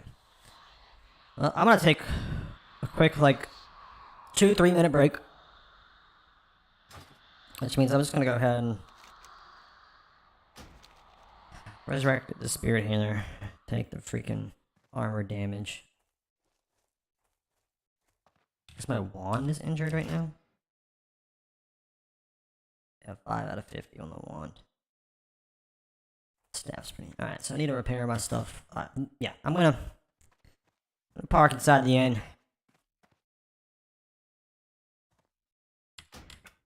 I'm gonna get my basic buffs up. And then I'll be back in a couple minutes.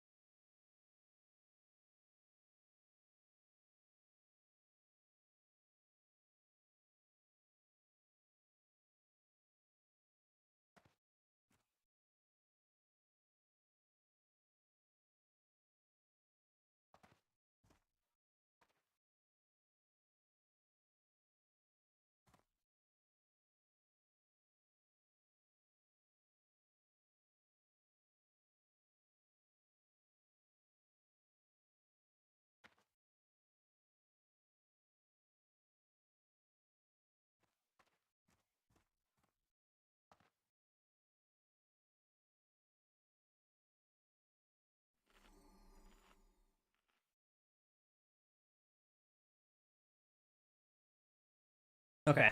It's a bit longer than 2 minutes. It's like 7, 8, but I'm back. I'm back.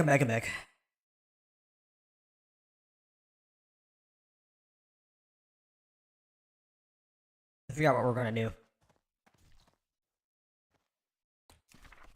Because right now, I just don't feel like it's working so hot.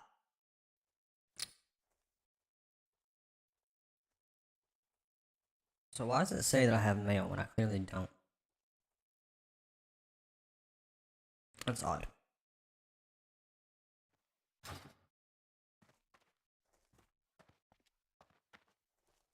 Well, I gotta go repair my stuff. Well,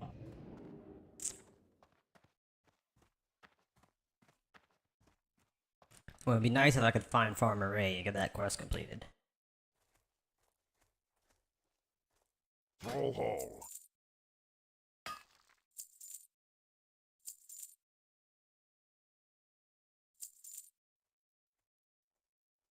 Is that large venom sac the kind I need for... Yeah, it is. Make another extra poison resistant. Yeah, making that would probably be a good move. I'll save that sack.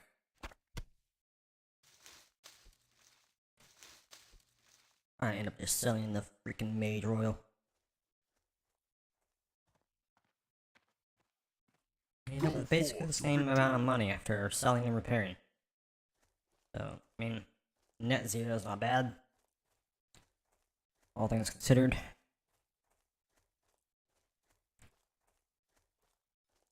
Let's go see if we can wrap up these quests and then just leave the zone. Cause this place sucks!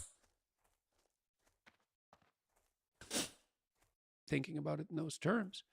And so, and then, okay, so after the lecture, we play a piece of music that is a piece of music that I've been producing with some musicians for a couple of books I'm going to release in the fall. Terrible books. ABC of Childhood Tragedy, they're called. Dark books. Dark and comical books. Terrible books. Heartbreaking illustrations. We've set them to music, so we play a piece from that, and then afterwards I usually meet about 150 people to have photographs, and so each of those is a little... Is there a little sparkle of human connection that you have to... A lot. It's very intense. 10 seconds with every person. You think, how can 10 seconds be intense? It's like, pay enough attention. It gets intense real quick. Does it break your heart to say... Already another alliance. It's like being at a wedding lineup, at a wedding that you want to be at, and everybody's dressed up, and that's so weird, eh? Because I bought these expensive suits when I went on tour. This place is rough. It broke my heart because I spent so much money on them. I thought, God, that's completely unconscionable. But you're not paying this. You gotta run us back up a bit. It's like being at in a wedding lineup, at a wedding that you want to be at, and everybody's dressed up, and that's so weird, eh? Because I bought these expensive suits when I went on tour. And it broke my heart because I spent so much money on them. I thought, God, that's completely unconscionable. I thought, no way, man.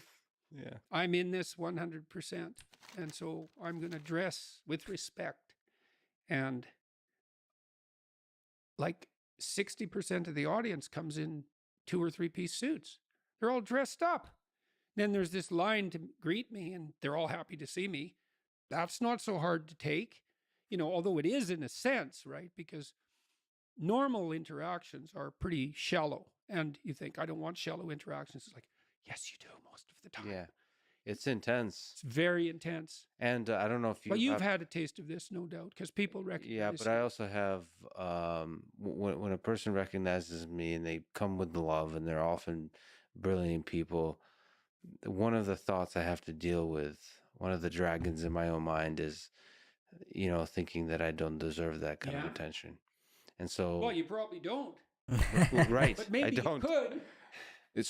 It's a burden in that I have to step up to be the kind of person that deserves that, not deserves that, but in part deserves that kind of attention. And that's like, holy shit. It's crucially important too, because if someone comes up to you in an airport and they know who you are and they're brave enough to admire you or who you are attempting to be, and you make a mistake, they will never forget it. Yeah. So it's a high stakes enterprise. And the flip side of that, especially with young people, oh my God, look at all a the few death. words you can say can change the direction of their life. One way or This another. does not bode well. And so I really have to watch this too in airports. 'Cause I do not like airports. I do not like the creeping totalitarianism in airports. They've always bothered me. Yes. They really bother me. And I'm an unpleasant travel companion for my wife sometimes because of that. Although I think we've worked that out, thank God, because we're doing a lot of That travel. hunter is definitely coming. But Jesus. most of the security guards and the border need a way out. personnel, all those people, they know me. And as a general rule, they're positively predisposed to me. And so if I'm peevish or irritable, then, well, Get the fuck out of there, man! Jesus! And so that's a tightrope to walk too, because I do not like. Okay. That's a lot of deaths in a row we've just experienced. That's a lot of deaths in a row. I think we freaking revive and hearth out of here, guys. Yeah, it's really disheartening, bro.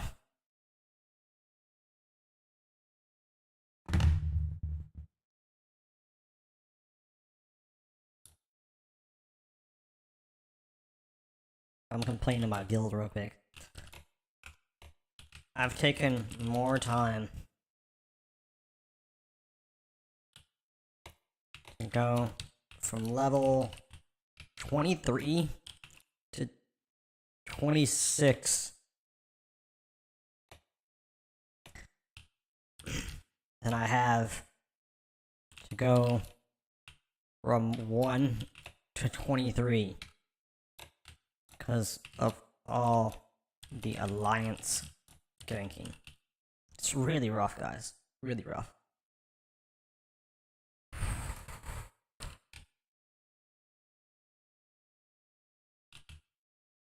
This shit is rough.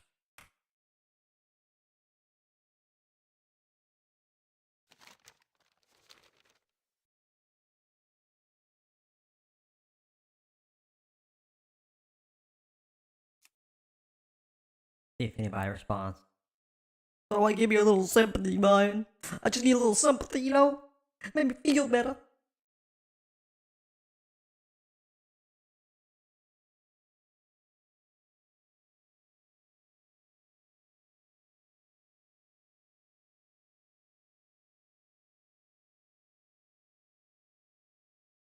Hunger Row and Hillsbrad are the crap holes of this server, clearly.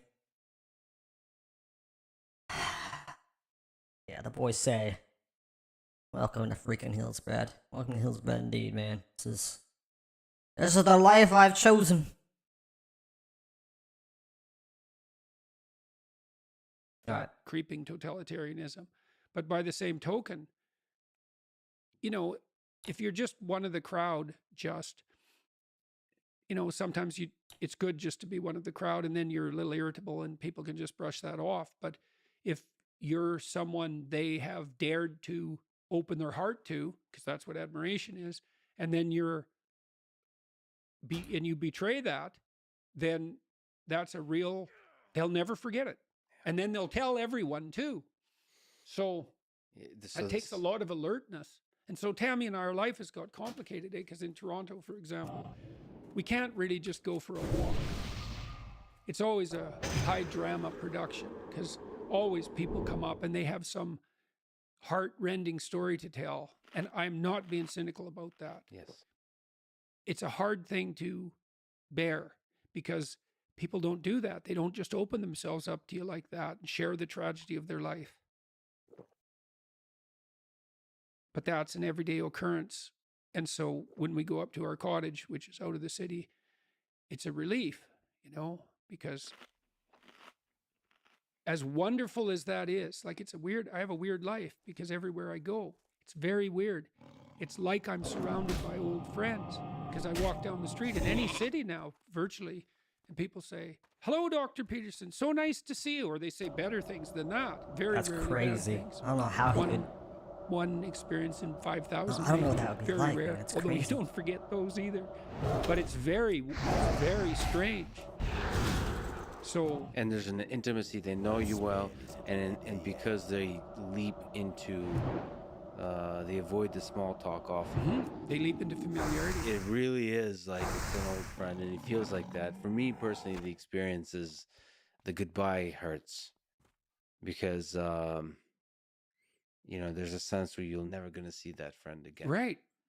And yeah, that's a strange thing, eh? So to me, a lot of it just feels like goodbyes. Well, and it is. You're right about that, and I mean that's I suppose in some sense part of the pain of opening yourself up to people, because they also. Tammy has been struck particularly. She said, "I really never knew what men were like." I said, "Well, what do you mean?" She said, "I cannot believe how polite the men are when they come and talk to you, because it's always the same. The pattern's very similar. The person comes up. They're mostly men, not always, but mostly. And they're tentative and they're very polite, very, very polite. And they say, I hope I'm not bothering you. Do you mind, do you mind? And I say that they're not bothering me. And I'm doing everything I can to not be the guy who's bothered by that. It's like, who do you think you are? Yeah. Yes. You're the guy that, is famous and now is above that? Yeah. You don't want to be that guy. So you want to be grateful all the time when people open up like that. And so you got to be alert and on point to do that properly, like right away. For you, it's 5 seconds or 10 seconds or 20 seconds, whatever it is. But for them, they've opened up. And so you can really nail them if you're foolish. After the 150 people, how do you come down from that? How do you find yourself again? Well, that was often when I got caught in Twitter traps, because I'm so burnt out by then from the talk and the audience interactions and the whole day, because it's a new city, it's a new hotel, it's a new 5,000 people, it's a new book chapter, it's a whole new horizon of ideas, and it's off to another city the next day. I'm so burnt out by then that I'm not as good at controlling my impulses as I might be, and Twitter was a real catastrophe for that, because it would hook me, and then I couldn't, like I used to when I was working on my book a lot. I used to call Tammy and I'd say, look, you have to come and get me. I can't stop. I got tired again. Then I kind of, because it's part of a kind of hypomanic focus. I couldn't quit. It's like, oh no, I'm still writing. I need to get away from this, but I couldn't stop. And so been there. It's better to read something, book, fiction, nonfiction, fiction. Stephen King. I was reading a lot of Stephen King when I was on tour last time. That was good. I like Stephen King a lot. Great narratives. Great characterization, So, and there's a familiarity about Stephen King's writing too, that he writes about people and so I really found that a relief. And so that was useful. And that in order to tolerate this, let's say, or to be able to sustain it. That hunter again. Well, Jesus, it's taken a lot of negotiation on the part of Tammy and I, because she's dragged into this, and her life is part of this, whatever this is, and she's had to find her way, and has. For example, now she has a different hotel room than me when we travel, and she found that she didn't want to be on the tour this spring, and I was ill again for part of it, and that made it complicated. But she went away back home, and she came back, and she said, and she was nervous about it. She said, I think I need my own room. And part of me was not happy with that. So what do you mean you need are we not married anymore? It's like you need your own room. And she said, well, I can't. She has to do exercises because she was really sick, and she has to keep herself in shape. And she has to have some time to do that. She does a lot of prayer and meditation, and she needs the time. And she has her own podcast, which is going quite well, and she needs the time. And I trust her. And she said, well, I need this in order to continue. And I thought, well, okay. If you need this in order to continue, yes. Because she went away and didn't say, well, I don't want to be on the tour. I don't want to do this anymore. She went away and prayed, let's say, how can I continue to do this? And that was the answer. And so she has her own hotel room. And that was a really good decision on her part. And she's very good and getting better all the time at figuring out what has to happen for her to make this sustainable. And all that's been is a plus. Because I don't want to travel without her. And and I don't want her life to be miserable, and I want her to be fully on board. And so she has to be properly selfish, like everyone does in a relationship. Yeah, well, and you have to, not just that, you have this is a weird thing that you're doing, and you have to, both you and her have to figure out how to manage this very intense intellectual social journey. There's another element to it too that I didn't tell you about. So that was a typical day, but it's missing a big component, because usually we also have a dinner with like 30 cultural representatives, I suppose, exactly 10 to 30 from each country, because I have a network of people who have networks who are setting me up with key decision makers in each country. That's and crazy, so then we man. have like an hour and a half. That's one hell of a life. Now, sometimes that's on a day when I don't have a talk, but sometimes the talks are back to back. And so she also has to manage that and to be gracious. And then people are showing us exciting things and tours in the cities, and which is all like it's a surfeit of wonderful. Yes, you know? exactly. But it's still, you have to be there. All right, you have to be present. hold on. To use a word I don't know. Now we gotta Google. Daddy Google. What does this mean? He said. I pulled up my own stream. He said surfeit. Surf. Okay. Oh, maybe I heard it. It ain't a stone. Let's run it back. Yes, exactly. But it's that, and to be gracious, and then people are showing us exciting things and tours in the cities, and which is all like it's a surfeit of wonder. Okay. Go here.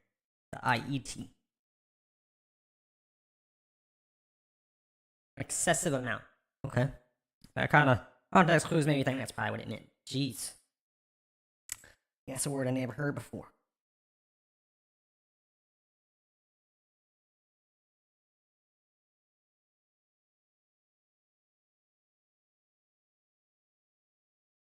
you have to be there. All right, hold on. To use a word I don't know. Now we gotta Google. Daddy Google. What does this mean? He said. I pulled up my own stream. He said. Okay, I got lost watching past me. At least my audio does seem to be working okay. Yes, exactly. But it's still, you have to be there for it. You have to be present for it mentally. Yeah. As a curious mind, as an intellectual mind. How do you get to sleep? Fortunately, that is almost never a problem. Even when I was unbelievably ill for about 3 years. I thought about that a lot too, that I didn't do a really good job of explaining that while I was ill, because it appeared in some sense that the reason I was ill was because I was taking benzodiazepines. But that isn't why. I was ill, and then I took them, and very low dose, and I took that for a long time, and it helped whatever was wrong with me. And it looks like it was an allergy, or maybe multiple allergies. And then that stopped working, and so I took a little bit more for about a month, and that made it way worse. And so then I cut back a lot, and then things really got out of hand. So there was a deeper thing. Oh yeah, in the definitely. benzo. Oh yeah. What can you put words to? Well, I had a lot of my daughter, as everyone knows, has a very reactive immune system, and Tammy has 3 immunological conditions. I don't know if anybody's seen that. Like, she had to go through like this. So this is where like the Jordan Peterson diet actually comes from. This little Jordan Peterson lore here. His daughter actually had like a bunch of immunocompromised stuff going on. She had to take a bunch of medicine for it, and just, like, made it very difficult for her to function. She'd have a hard time getting to school, and I think they said that she was going to need surgery or something. I'm a little vague on the exact details here, but basically, she started doing a bunch of research, about her condition and trying to understand it better. And she was like, I need to try something else because this is just not working. So through some trial and error, she ended up getting into some restricted dietary. She experimented with some restricted dietary stuff, and she saw some improvement. She went back and forth with that for a while, and eventually found out she just had to remove pretty much most kinds of food from her diet. But it worked. All of her stuff got better, and then through you know,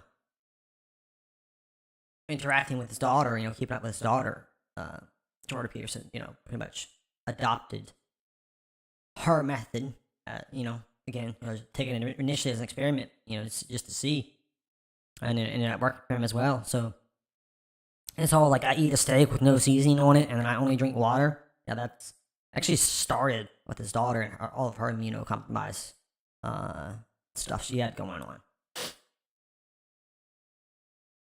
which is so crazy. A lot of people that have heard about his old benzodiazepine thing and how that got him like really close to death.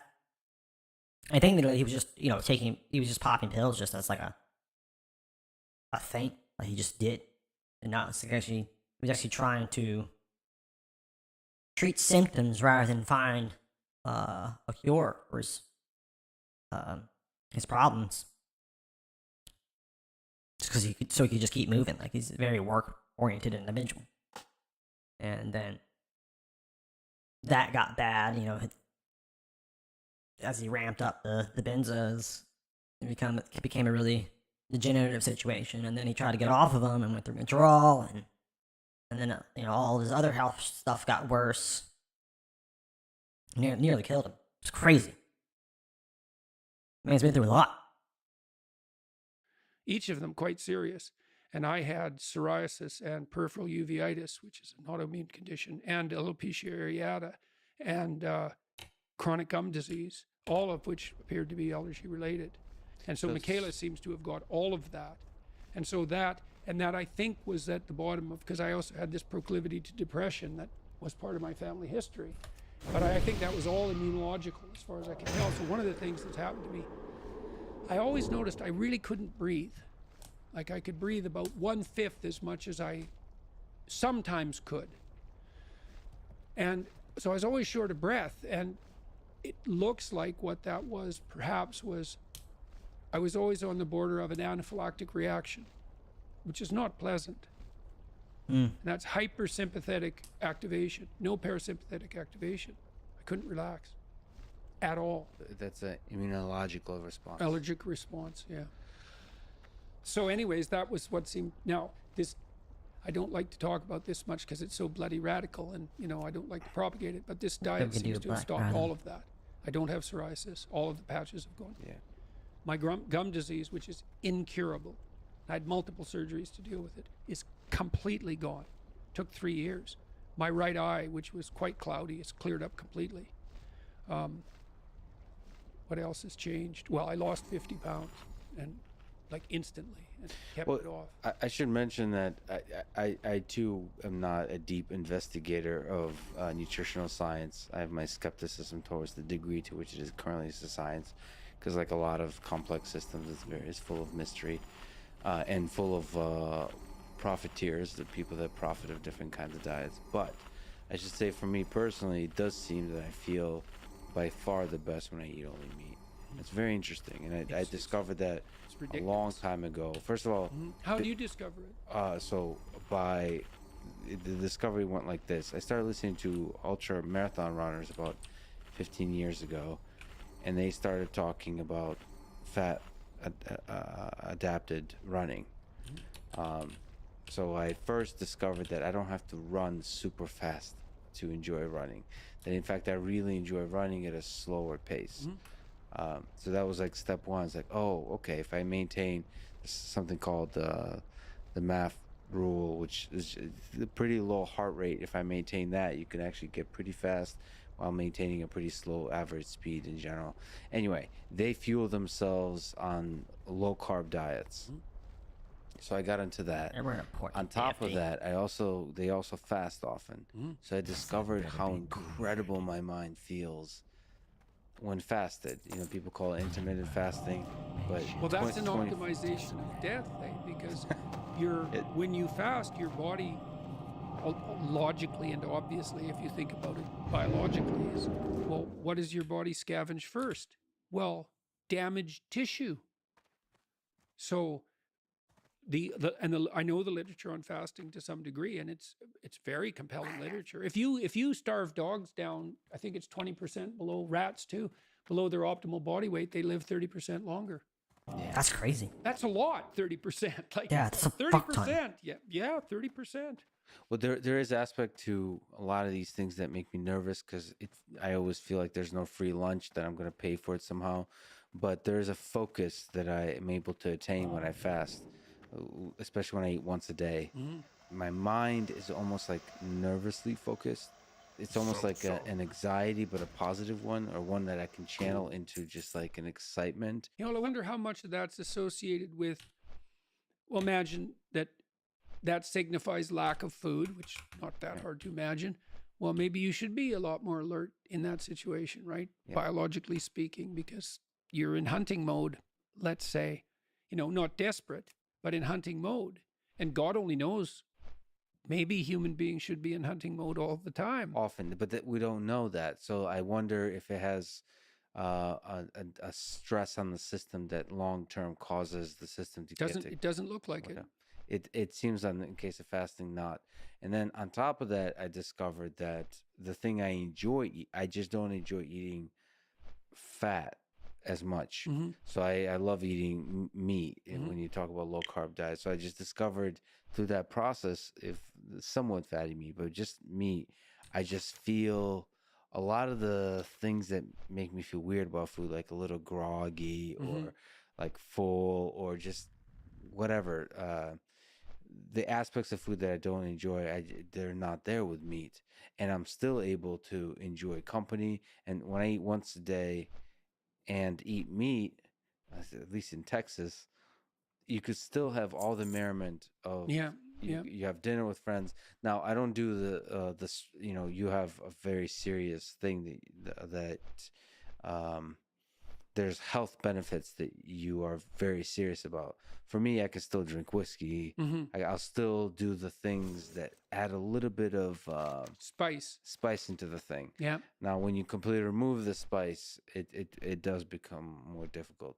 Yeah, it's more difficult socially. And Tammy seems to only be able to eat lamb, although she might be able to eat non-aged beef, and that makes traveling complicated too, right? Because well, for obvious reasons, it's like, really, that's all you can eat? Yeah, say non-aged, and maybe that's a form of craziness. It's interesting to me. If we can return to actually the thing you were talking about when you were thinking about a question before the lecture. Yeah. Let me ask you about thinking in general.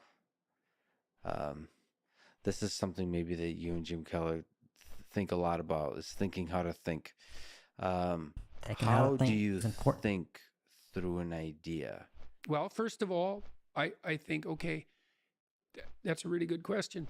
We've tried to work that out with this essay app that my son and I have developed, because if you're going to write, the first question is, well, what should I write about? What's the name of the app? Essay.app. And, well, the first question is, well, what bugs you? What's bugging you? This is such a cool thing. It's like, where is my destiny? Well, what bothers you? Well, that's where your destiny is. Your also, destiny what interests you? And what bothers you? Why did those things bother you? There's a lot of things you could be bothered by. So he has a really big focus on, bearing the burden, finding something to take responsibility for. It's like a big part of his approach. I think that does work for a lot of people. And I mean, in general, in some sense, that is part of what you have to do. But I think for other people, it's kind of like, to what degree are you, positively or negatively minded? I can't think of, he has some good words for this. I can't think of the actual word. It's like, how much you neurotic or whatever the positive one is. Point being, I think if you tend towards, you have a more positive inclination in thought, I think you're better guided by what deeply interests you. And you find engaging. But if you're more, I think neurotic is the right word for it, then it's more about, what bothers you, what do you feel a call to do something about? And I think, it's probably most people need both of those things and kind of try to strike a balance between them. But I think it makes sense to me, at least, that if you're more positively focused, then interest is going to be the bigger factor. And if you're more negatively focused, then fixing what bothers you is going to be the more impacting factor. Yeah. Like a million things, man. But some things grip you. They bug you. And they might make you resentful and bitter because they bug you so much. Like, they're your things, man. They've got you. So then I look for a question that I would like the answer to, that I don't, and I would really like the answer to it, so I don't assume I already have the answer. Because I would actually really like to have the answer. So if I could get a better answer, great. And so that's the first thing. And that's like a prayer. Like, okay, here's a mystery. I would like to delve into it further. Well, so that's humility. It's like, here's a mystery, which means I don't know. I would like to delve into it further, which means I don't know enough already. And then comes the revelation. It's like, well, what's a revelation? Well, if you ask yourself a question, it's a real question. Do you get an answer? An answer is, well, yeah, thoughts start to appear in your head. So from somewhere. That's right, from somewhere. Where do they come from? Do you have a sense? Oh, well, that's a question. Depends on the question. No, it does to some degree. It depends on your intent. So imagine that your intent is to make things better. Then maybe they come from the place that's designed to make things better. Maybe your intent is to make things worse. Then they come from hell. And you think, not really. So I do agree that there is like a fundamental difference between positive and negative thought, and that generally you want to focus on. So I guess this is why like the terms like for like neuroticism and whatever the opposite one is better than positive and negative, because there's like, I'm talking not about the same positive and negative I was talking about earlier, because you don't have to be negatively focused to be neurotic. You can actually be positively focused and have a neurotic tendency. Because, like, I think the neurotic thing is kind of like, what angle are you looking at things from? Whereas, like, positive versus negative in this sense is like, what thing are you actually looking at?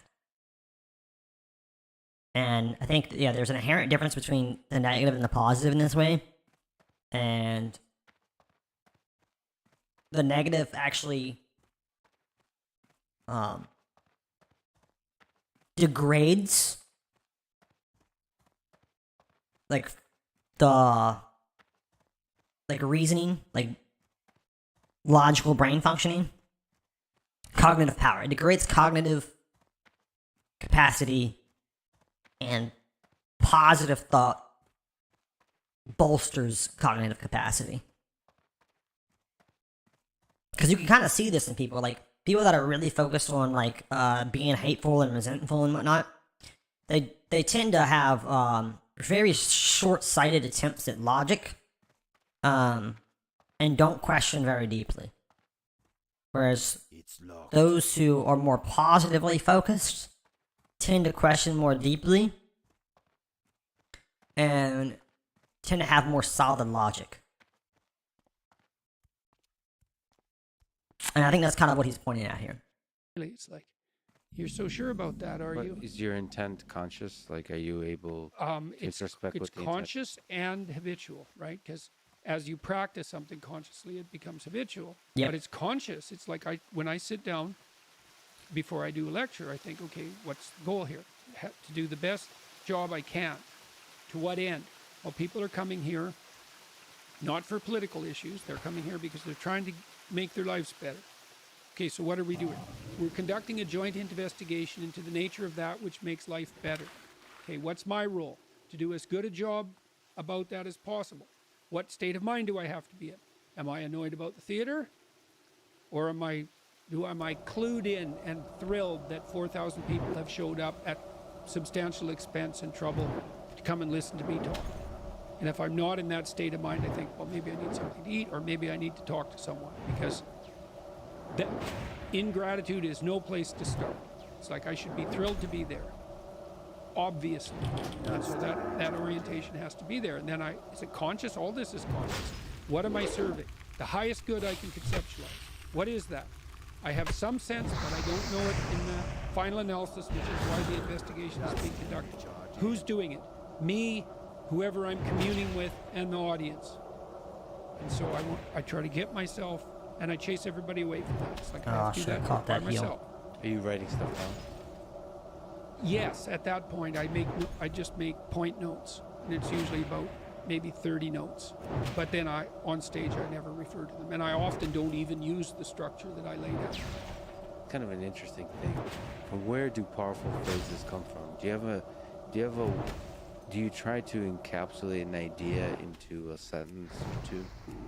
Well, when I talk, and I practice this consciously since 1985. I try to feel and see if the words are stepping stones or foundation stones, right? It's like, is this solid? Is this word solid? Is this phrase solid? Is this sentence solid? Like, it's a real sense of fundamental foundation. Yeah, you need to build. So like when you're trying to build a logical argument, you have to make sure that every step is solid, like you're saying. So you have to like take the most basic version of your thought, drill it all the way down as deeply as you can, in its simplest form, and at that point, you have to analyze whether or not it's actually fully logical, or if there's a logical fallacy built in there somewhere, then you need to rethink it. But if it stands complete reason, is 100% logical, then you can move on to, okay, now I zoom back out a bit. Now at this stage, are we still based in solid logic? You have to slowly, like brick by brick, build this foundation of logic in order to not have illogical conclusions, because people are predisposed to make assumptions and to make leaps of logic that aren't actually logical. And there's a lot of reason for that, because, it's kind of like evolutionary utility that goes into that. But without trying to run too far on that tangent, anyways, getting at here is something extremely important. I think that's something that kind of touches on, like, what it is that people really need in order to be actual forces of good in the world, and what a lot of people are lacking in that regard is to really break down and analyze, like, what your assumptions are. Because you end up on real shaky ground real easy. And I don't think that many people really take the time to really analyze, like, the root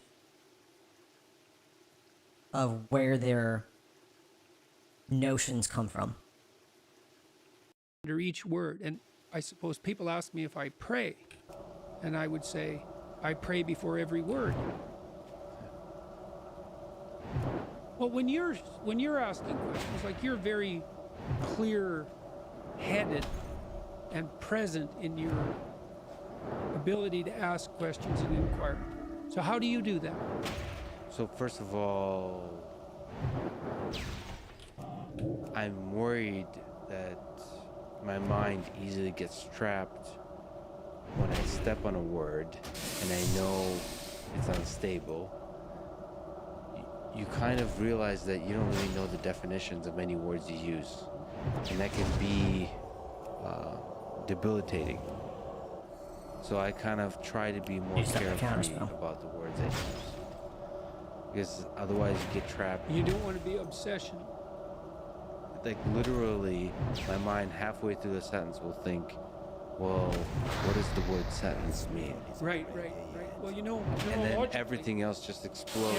Yeah. Your big picture idea explodes, and you lost yourself in the minutia. Well, neurologically, there's a production center and an editing center. I think he has the opposite problem as most people. Separately affected by strokes.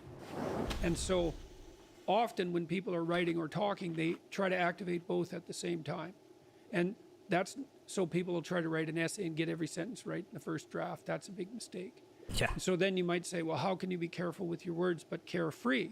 And the answer is orient yourself properly, right? Well, in the conversation we're having, you have an orientation structure. You want to be prepared. You want to be attentive. Then you want to have an interesting conversation. And you want to have the kind of interesting conversation that other people want to listen to, that will be good for them in some manner. Okay, so that's a pretty good frame. And then you kind of scour your heart and you think, is that really what you want? Are you after fame? Are you after notoriety? Are you after money? I'm not saying any of those things are necessarily bad, but they're not optimal, especially if you're not willing to admit it. So they can contaminate you. You want to be decontaminated. So you have the right trip, let's say. And so you have to put yourself, that's a meditative practice, you have to put yourself in the right receptive position with the right goal in mind. Then you can, and I think you can get better and better at this, then you can trust what's going to happen. You know, so for example, before I came here, I mean, I presume you have a reason for doing the podcast with me. What's the reason? I mean, we wanted to talk for a long time, Yeah. so the reason has evolved. One of the reasons is I've listened to you for quite a long time, so you become a one-way friend, and I have many one-way friends. Some of my best friends don't even know I exist. So I'm a big fan of podcasts and audiobooks. Actually, most of my friends are dead. Yeah, right. The writers. The definition of a reader. Yeah. Guy with a lot of great dead friends. So I wanted to meet this one-way friend, I suppose, and have a conversation. And then there's this kind of puzzle that I've been longing to solve. The same reason I went to Ukraine, of asking this question of myself: who am I? And what was this part of the world? What is this thing that happened in the 20th century?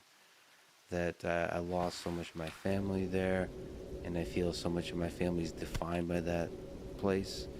Now that place includes the Soviet Union, it includes Russia and Ukraine, it includes Nazi Germany, it includes these big, powerful leaders and huge millions of people that were lost in the beauty, the power of the dream, but were also the torture that was forced onto them through different governmental institutions.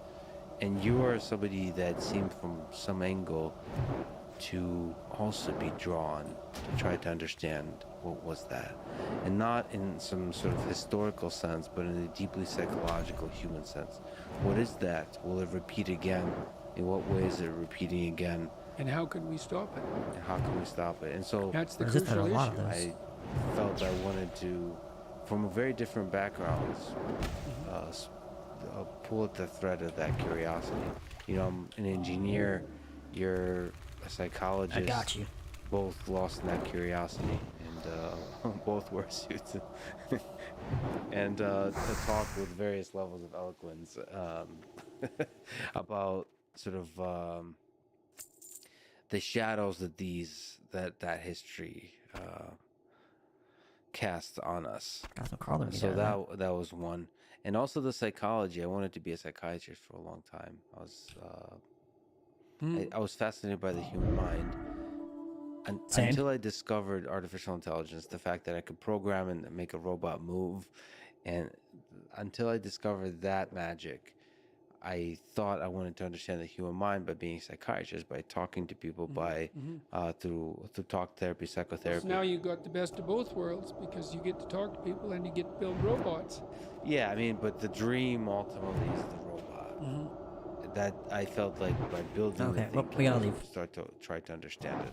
That's right. one way. I mean, we all have different skills and proclivities. So, like my particular one is has to do with I learn by building. Yeah. I think through a thing by building it. And programming is a wonderful thing because it allows you to like build a little toy example.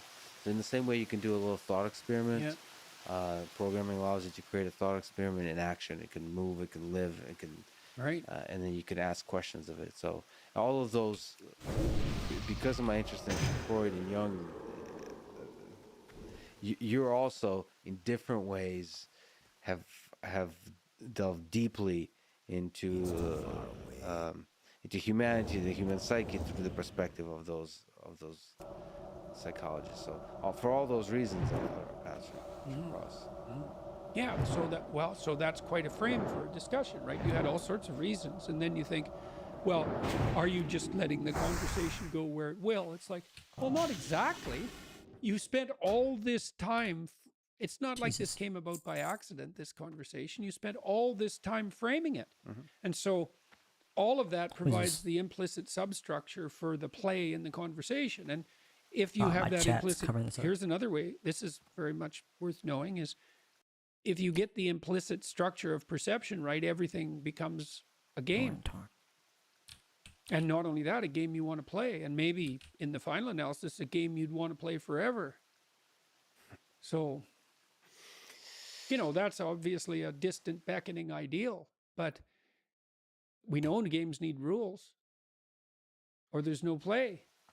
Is there advice you can give, now that we know the frame, to give to me, Lex, about how to do this podcast better? How to... He always asks this. I like that about him. Think about this world, how to be a good engineer, how to be a good human being, from what you know about me. Take your preoccupation with suffering seriously. It's a serious business. Right? And that's part of that, to circle back to the beginning, let's say, that's that willingness to gaze into the abyss, which is obviously what you were doing when you went to Ukraine. It's like, it's gazing into the abyss that makes you better. The thing is, and this is maybe where Nietzsche's idea is not as differentiated as it became. Sometimes your gaze can be forcefully directed towards the abyss, and then you're traumatized. If it's involuntary and accidental, it can kill you. The more it's voluntary, the more transformative it is. And that's part of that idea about facing death and hell. It's like, can you tolerate death and hell? And the answer is, this terrible answer is, yes, to the degree that you're willing to do it voluntarily. And then you might ask, well, why should I have to subject myself to death and hell? I'm innocent. And then the answer to that is, even the innocent must be voluntarily sacrificed to the highest good. So this is the kind of thing that people take out of context. Like people like Destiny, for example, believe that the most problematic thing about Jordan Peterson is that he says things without caution, without regard for how they're going to be taken. And I would say that he definitely does not say things without caution. And he's very careful to articulate things and to the best of his ability. Now, he stays centering around deep topics most of the time. And the deeper the topic, no matter how well you articulate it, the more likely it's going to be misinterpreted. So, one of his biggest criticisms comes from that. The fact that he's willing to plumb these depths and risk being misinterpreted. I think he's unfairly criticized for that. But yeah, saying that even the innocent have to be willingly sacrificed, you could take that out of context so easily. What he's really getting at there is simply that everybody's going to suffer. And you have to choose your suffering if you want to be able to optimally bear it. That's all he's really trying to say in this. Well, okay, that's not all. So I'm simplifying it in respect to how it can be more easily digested in a comfortable manner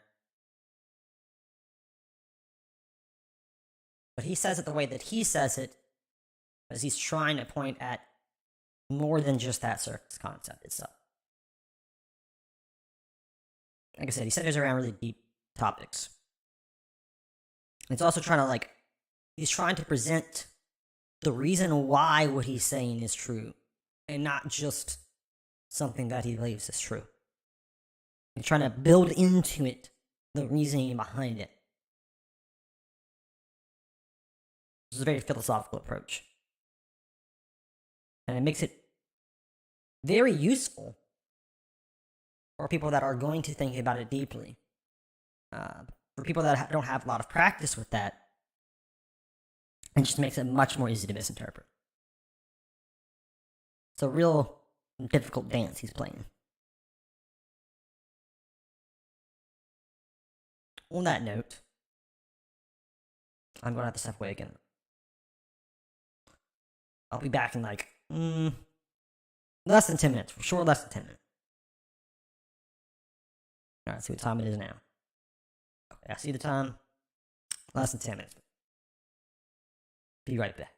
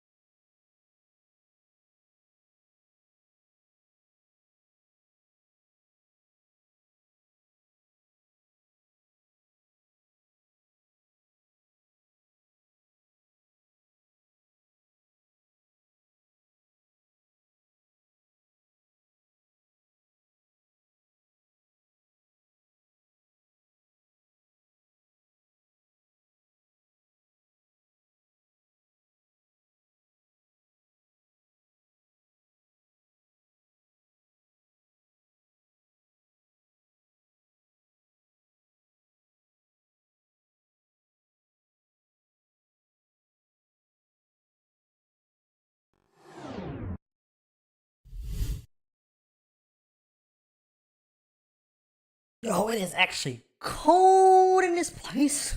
Jesus. Brr. Gotta give me a blanket.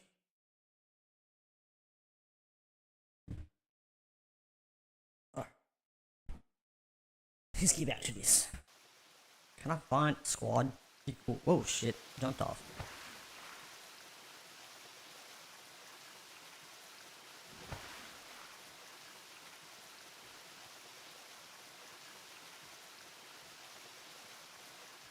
Let's see. Is there anybody still looking for a BFD group? Because I need one.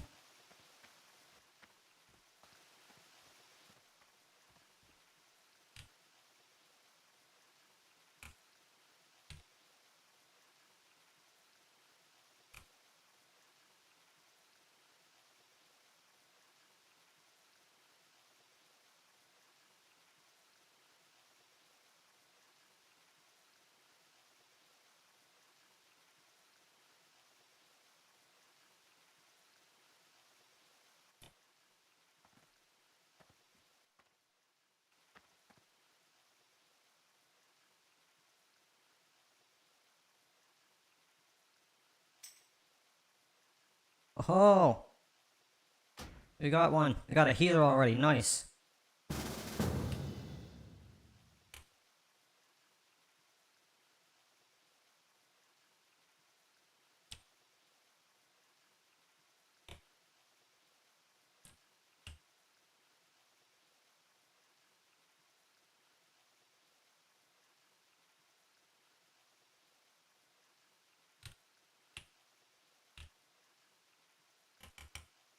It's not at all caps lock. Crap. Get the video going again. Put me.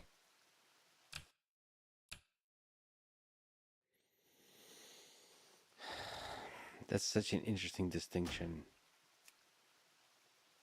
Voluntary suffering. Voluntary, yeah. Yeah.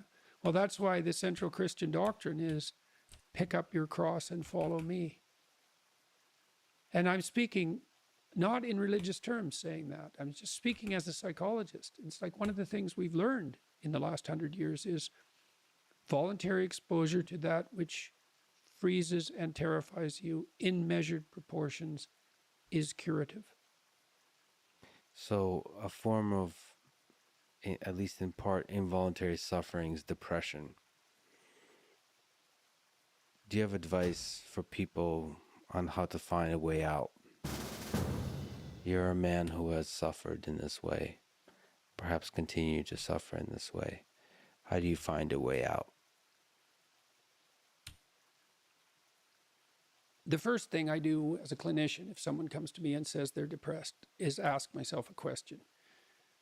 Well, what does this person mean by that? So I have to find out, like, because maybe they're not depressed, maybe they're hyper anxious, or maybe they're obsessional. Like there's various forms of powerful negative emotion. So they need to be differentiated. But then the next question you have to ask is, well, are you depressed? Or do you have a terrible life? Or is it some combination of the two?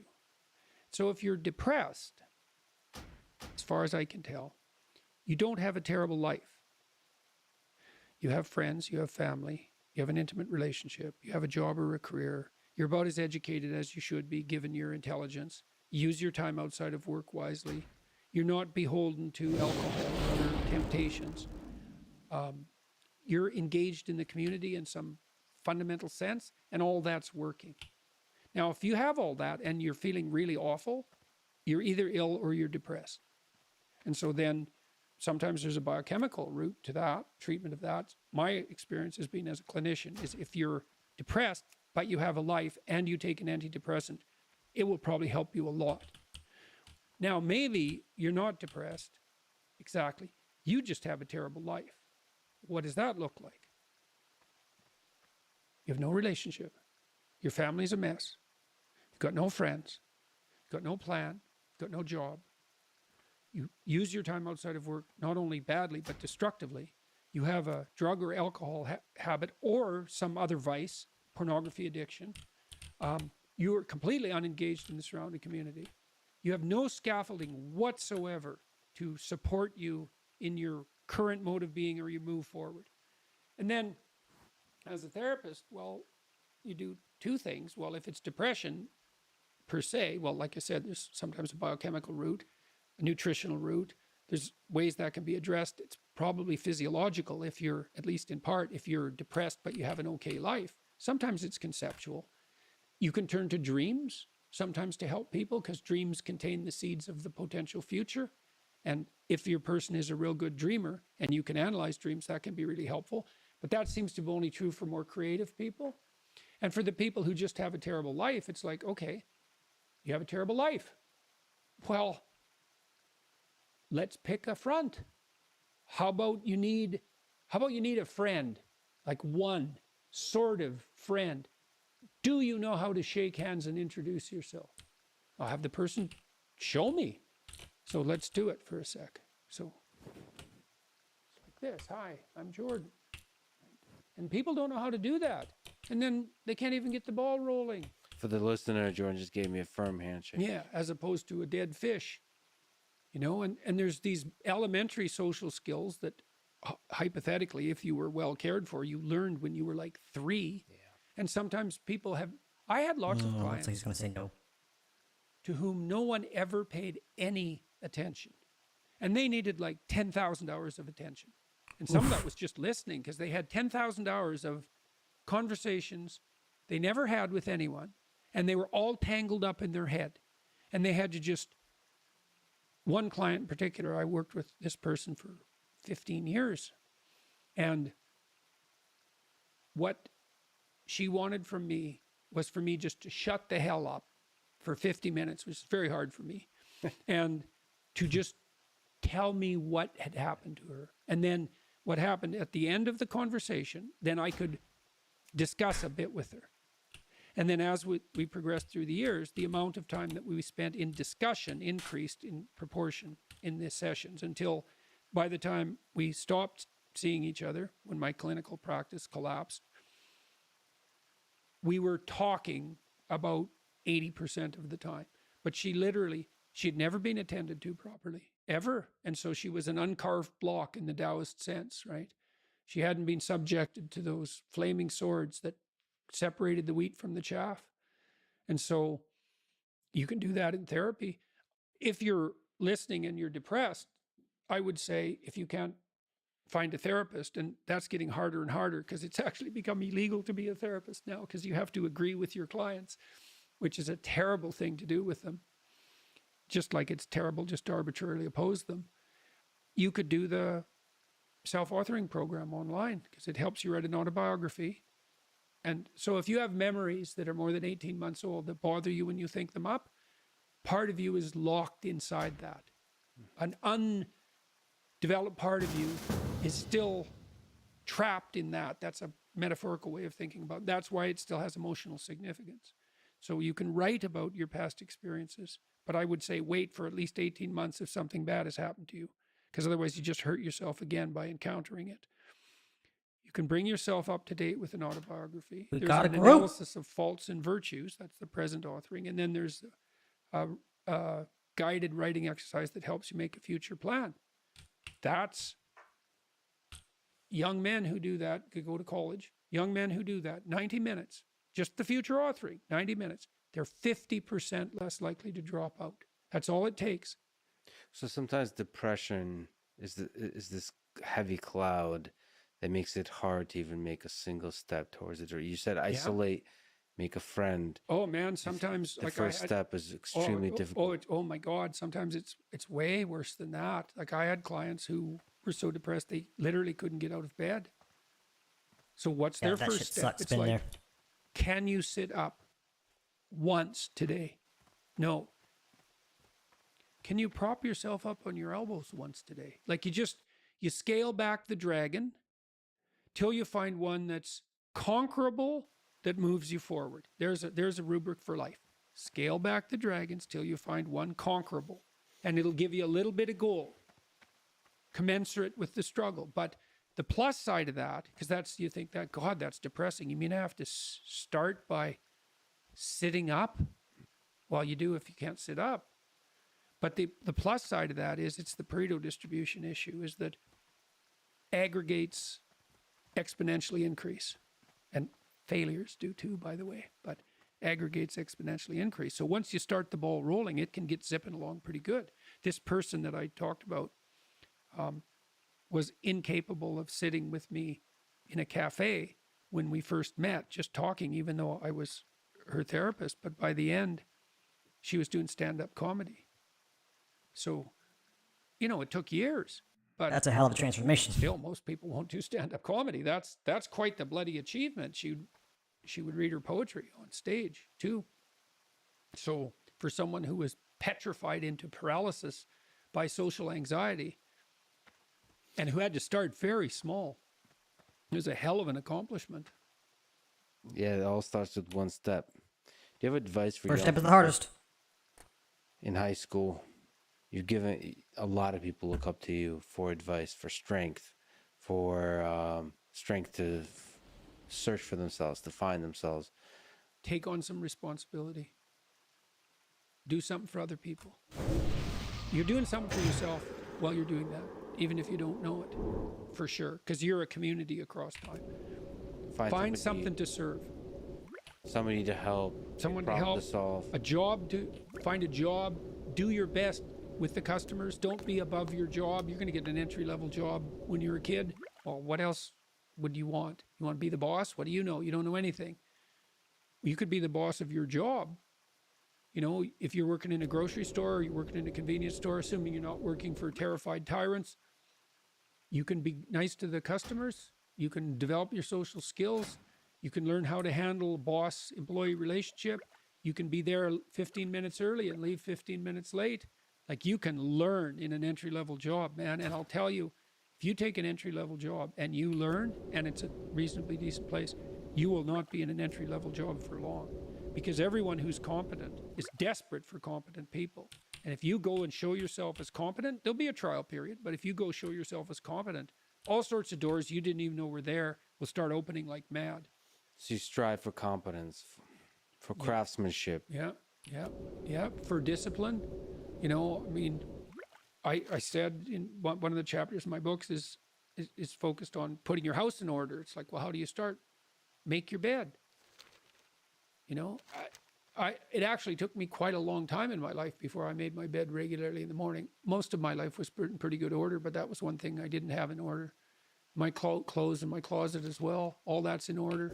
Not all of it. I'm cleaning out some drawers right now, but look around and see what bugs you in your room. Just look. It's like, okay, I'm in my room. Do I like this room? No, it bugs me.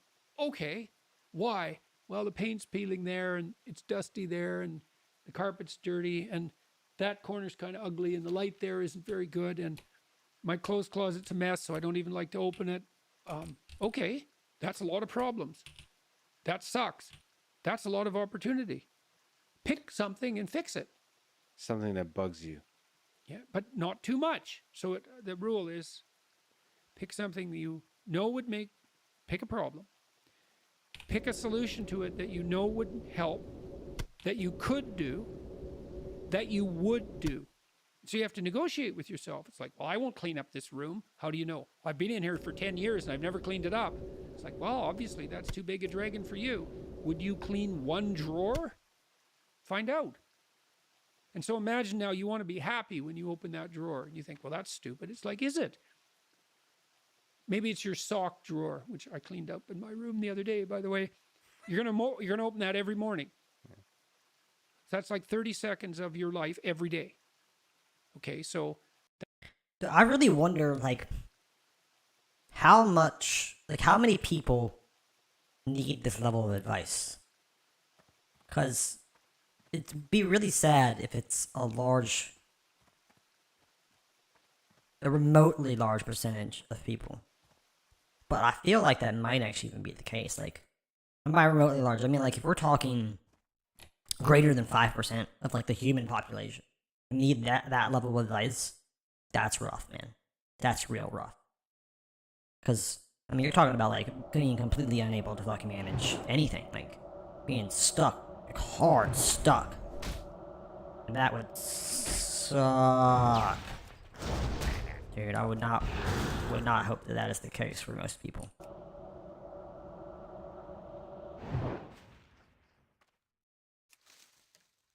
That's 3 minutes a week. That's 12 minutes a month. That's 2 hours a year. So maybe your life is made out, if you've got 16 hours a day, let's figure this out. 5, 12 in an hour, 12 in an hour, 144 in 12 hours. Yeah, let's say 200. 200 5-minute chunks. That's your life. Ladies and gentlemen, Jordan Peterson did just some math how many 5-minute chunks there are in a day. And I'm pretty sure that's pretty accurate. It's approximately right. So you got 200 5-minute chunks, and they repeat. A lot of them repeat. Mm-hmm. So if you get every one of those right, they're trivial, right? Who cares what my sock drawer looks like? It's like, fair enough, man, but that's your life. The things you repeat every day. The mundane things.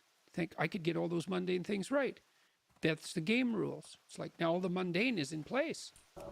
Now you can play because all the mundane's in place. And this is actually true. So with children, imagine you want your children to play. Well, play is very fragile neurologically. Any competing motivation or emotion will suppress play. So everything has to be in order. Everything has to be a walled garden before the children will play. That's a good way of thinking about it. So you put everything in order and you think, oh my God, now I'm tyrannized by this order. It's like, no, you aren't, not if it's voluntary. And then the order is the precondition for the freedom. And so then all of a sudden you get all these things in order. It's like, oh, look at this. I've got some room to play here. And then maybe you're not depressed. Now, it's often not that simple, you know. It's not that simple. Try putting your room in order. Perfect order. That's hard, man. I mean, it's a really powerful way to think about those 5-minute chunks. Just get one of them right in a day. Yeah, well, if you do that for 200 days, your life is in order. Yeah. You know, I did that with my clients a lot. So a lot of them would come home from work, the guys, hey, and their wives would meet them at the door and it'd be a fight right away. You know, and it's a clash there because he comes home and he's tired and hungry. He's worked all day and he's hoping that, you know, he gets welcomed when he comes back to the home. But then the wife is at home and she's been with the kids all day and she's tired and hungry. And she's hoping that when he comes home, he'll show her some appreciation for what's happened today. And then they clash and then they both have problems to discuss because they've had their troubles during the day. And so then every time they get together, they are not like it's a bit of a fight for 20 minutes and then the whole evening is screwed. Mm-hmm. And so then you think, okay, here's the deal. It's knock and the door will open. Okay, you get to pick what happens when you come home, but you have to figure out what it is. So now this is the deal. You treat yourself properly. You imagine coming home and it goes the way you want and need it to go.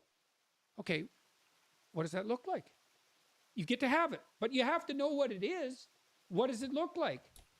And you think, okay, I want to come home. I want to be happy about coming home. I come home. I open the door. I say, hello, honey, I'm home. My wife says, hi, it's so nice to hear your voice. She comes up. She says, hi, dear. She gives you a hug. She says, how was your day? And you say, well, we'll sit and talk about that. How was your day?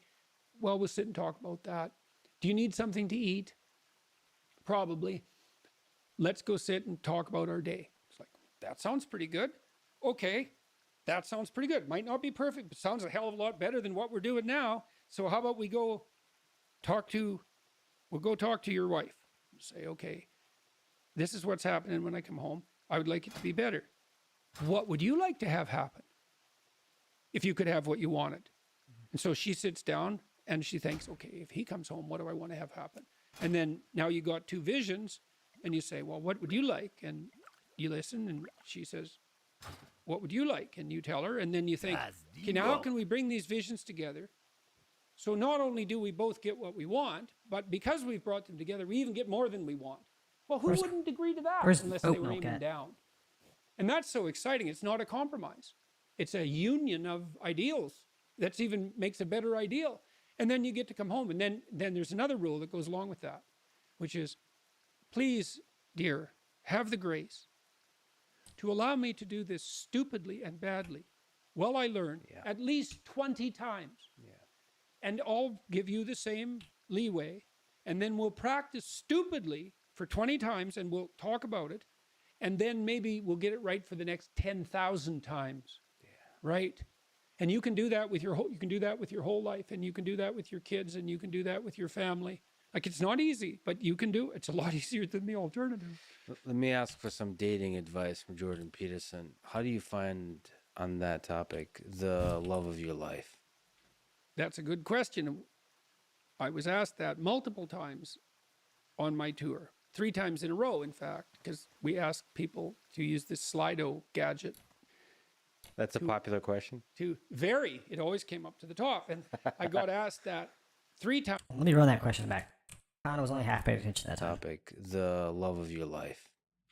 That's a good question. I was asked that multiple times on my tour, 3 times in a row, in fact, because we asked people to use this Slido gadget. That's a popular question. To vary. It always came up to the top. And I got asked that 3 times in a row, and I didn't have a good answer. And then I thought, why don't I have a good answer? I thought, oh, I know why. Because that's a stupid question. So why? Yeah. Why? Because it's putting the cart before the horse. Here's the right question. How do I make myself into the perfect date? You answer that question, and you will not have any problem answering the previous question. It's like, what do I want in a partner? If I offered everything I could to a partner, who would I be? You work on that. Ask that question. Just ask. Just ask yourself, okay, I have to be the person that women would want.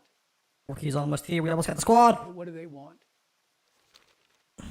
Clean. That's not a bad start. Reasonably good physical shape. So healthy, productive, generous, honest,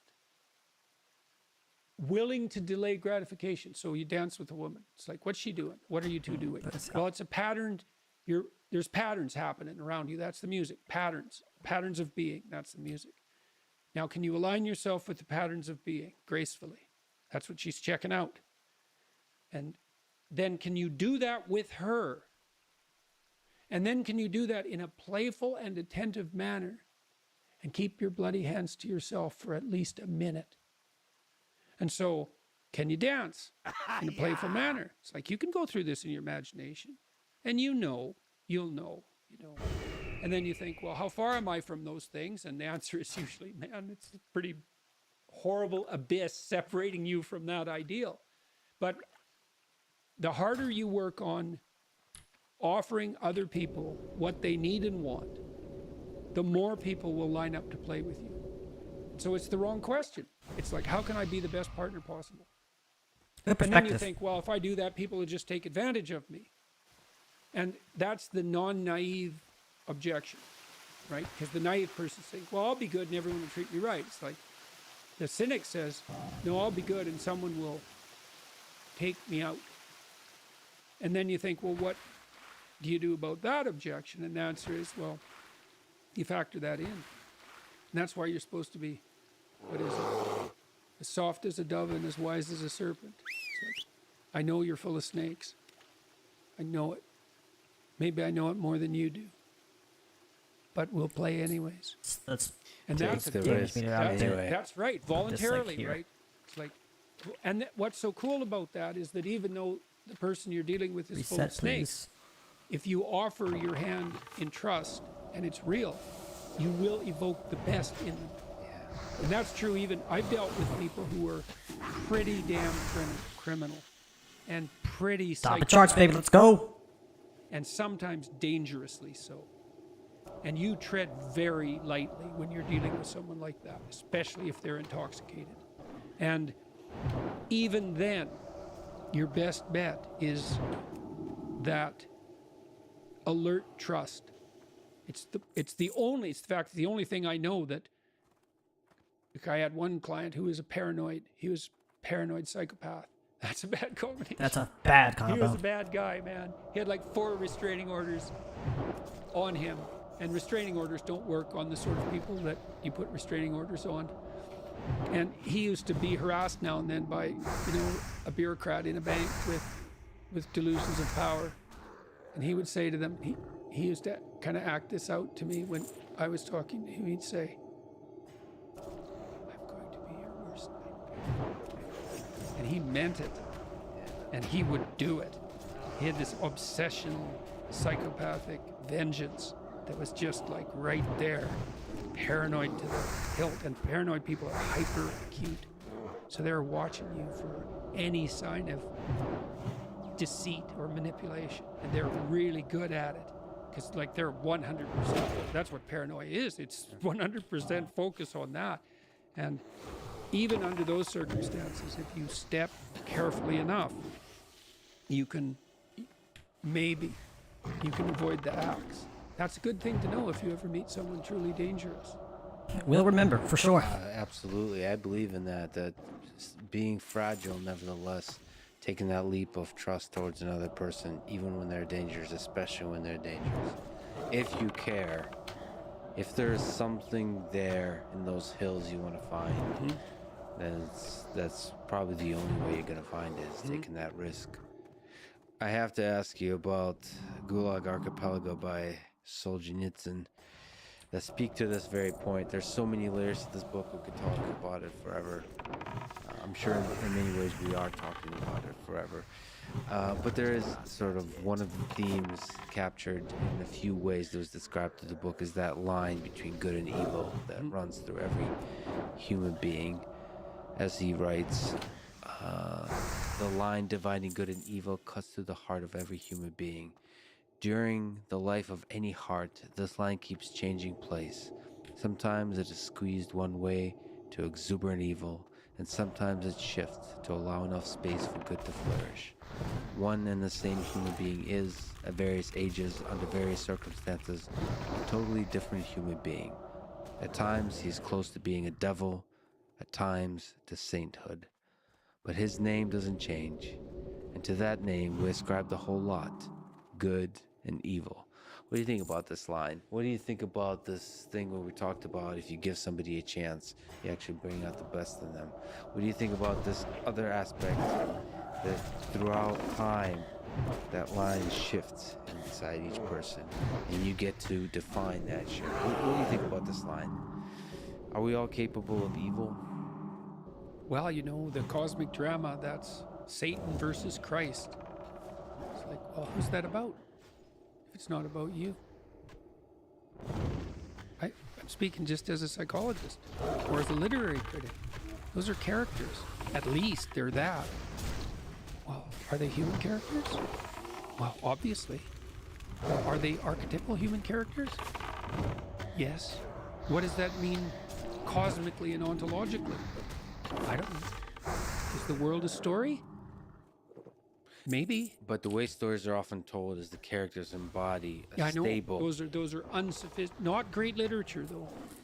It's very rare in great literature. What you have in great literature generally is the internal drama, right? As the literature becomes more pop, I would say, the characters are more unitary. So there's a real bad guy and he's all bad, and there's a real good guy and he's all good. And that's not as interesting. It's not as sophisticated. When you reach Dostoevskian heights in literary representation or Shakespearean heights, you can identify with the villain. And that's when literature really reaches its pinnacle in some sense. And also the characters change throughout. They shift throughout. They're unpredictable throughout.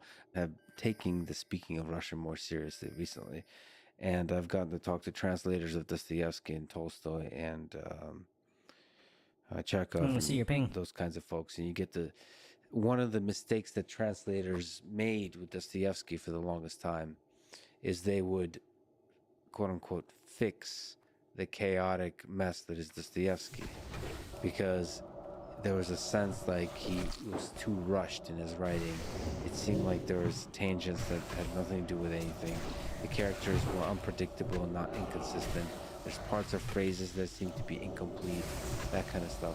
And what they realized that's actually practiced that way. It's like editing James Joyce, like Finnegan's Wake or something, because it doesn't make any sense. They realize that is the magic of it. That captures the humanity of these characters, that they are unpredictable. They change throughout time. There's a bunch of contradictions. On which point I gotta ask, is there a case to be made that Brothers Karamazov is the greatest book ever written? Yeah, there is a case. I don't know. Is it better than Crime and Punishment? Yes. Yeah. You think so? Why do you? I'm not arguing. Why do you think that? Well, every book is a person. Some of my best friends are inside that book.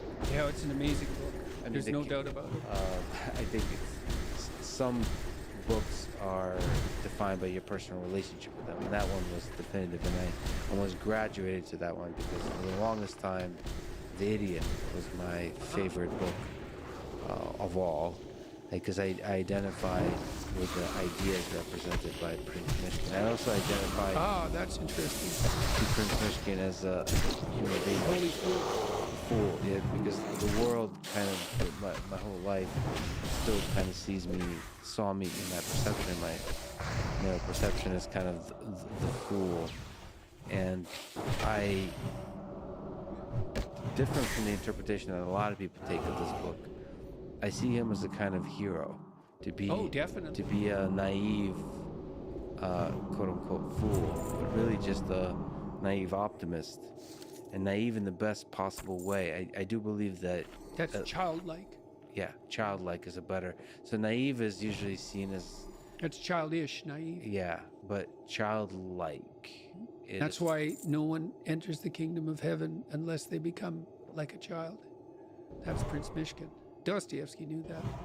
So that's why you like The Idiot. That's so interesting. See, I think I like Crime and Punishment because while you identified with Mishkin, I think I identified more with Raskolnikov because I was tempted by Luciferian intellect, in the manner that, in a manner very similar to the manner he was tempted. But I mean, I think you can make a case that the Brothers Karamazov, Dostoevsky's crowning achievement. Well, and that's something, man. He ruined literature for me. Because everything else just felt insipid afterwards. Not everything. I found some books that, in my experience, hit that pinnacle. The Master and Margarita. That's a deadly book. I've read that, I think, 4 times, and it's unbelievably deep. There's a Nikos Kazantzakis, Greek writer. Some of his books his writing is amazing as well. Did you ever connect with the literary, like existentialist Camus, or people like Hermann Hesse, or even Kafka? Yeah. Did you ever connect with those? To the same degree? Yeah, to the same. Enough to be an influence.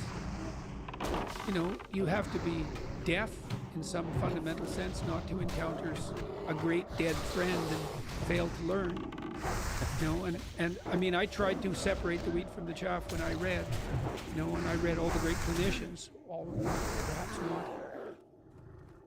Those who are foremost in the pantheon, and I tried to pull out what I could, and that was a lot. I learned a lot from Freud, I learned a lot from Rogers, and I learned a lot from Dostoevsky and Nietzsche. I'm going to do a course on Dostoevsky and Nietzsche for this Peterson Academy. This is coming up in January. Oh, that'll be them I'm together. really looking forward to it. You're weaving.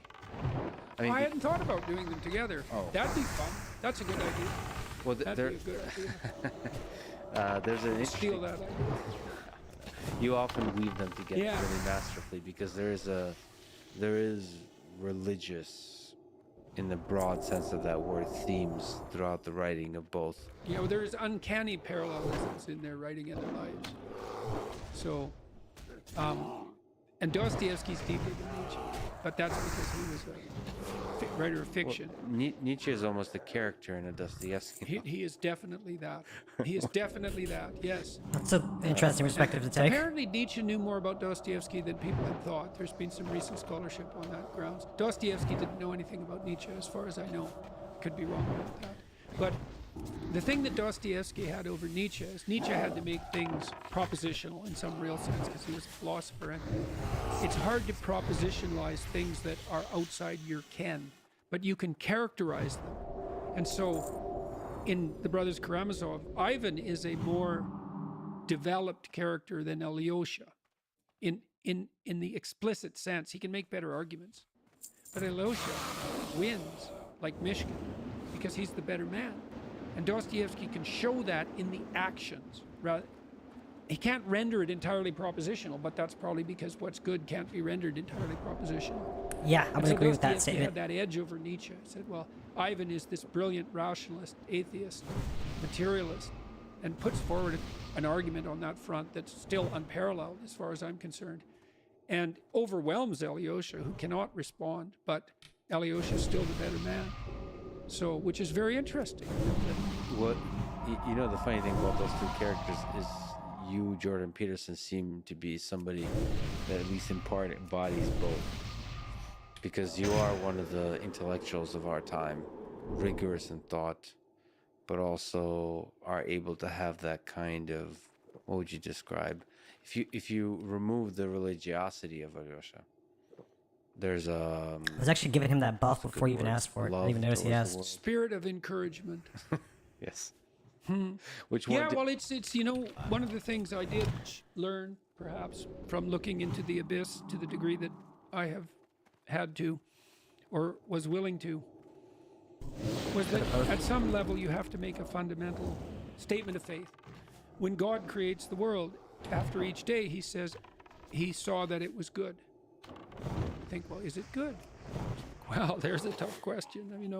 Do you want to bring a child into a world such as this? Which is a fundamental question of whether or not it's good.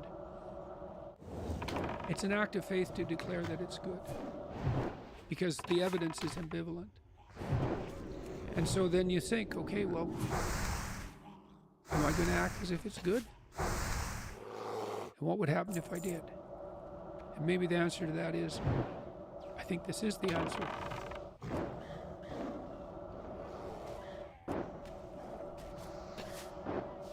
The more you act out the proposition that it's good, the better it gets. And so that's it. Dostoevsky said this is something else. Every man is not only responsible for everything he does, but for everything everyone else does. Yes. It's like, very difficult to deal with. What, is that profound, or are you just insane? Then you think, is what you receive back proportionate to what you deliver? And the answer to that might be yes. That's a terrifying idea, man. And it's certainly, you can see that it's true in some sense, because people certainly respond to you in kind with how you treat them. That's certainly the case. I mean, it's terrifying and it's exciting. Yeah, right. Well, that's an adventure, isn't it? You create the world by the way you live it. The world you experience is defined by the way you live that world. That's really interesting. And then taken as a collective, we create the world together in that way. Yeah. What do you think is the meaning of it all? What's the meaning of life, Jordan Peterson? We've defined it many, many times throughout this conversation. It's the adventure along the route, man. And I would say, where's that adventure to be found? In faith? What's the faith? The highest value is love, and truth is its handmaiden. That's a statement of faith, right? Because you can't tell. You have to act it out to see if it's true. And so you can't even find out without, and that's so peculiar. You have to make the commitment a priority. It's like a marriage. It's the same thing. It's like, well, is this the person for me? Well, that's the wrong question. How do I find out if this is the person for me? By binding myself to them. Yeesh. That's a rough way to have to go about it. Maybe the same thing's true of life, right? You bind yourself to it. And the tighter you bind yourself to it, the more you find out what it is. And that's like a radical embrace. And it's a really radical embrace. That's the crucifix symbol. And more than that, because like I said, the full passion story isn't death. It isn't even unjust death. It isn't even unjust death and the crucifixion of the innocent, which is really getting pretty bad. It's unjust, torturous, innocent death, attendant upon betrayal and tyranny, followed by hell. Well, that's a hell of a thing to radically embrace. It's like, bring it on. I think a lot of people put truth as the highest ideal and think they can get to that ideal while living in a place of cynicism and ultimately escape from life and hiding from life, afraid of life. And it's beautifully put that love is the highest ideal to reach for, and truth is... It's handmaiden. I thought about that for a long time, right? This hierarchy of ideal. And the thing about truth, that bitter truth, I'd say, that cynical truth, is it can break the shackles of naivety. And actually, a burnt cynicism is a moral improvement over a blind naivety. Even though one is in some ways positive, but only because it's protected. And the other is bitter and dark, but still better. But you're not done at that point. You're just barely started. It's like you're cynical. You're not cynical enough. It's like, how cynical are you? Are you, I'm an Auschwitz prison guard level of cynical?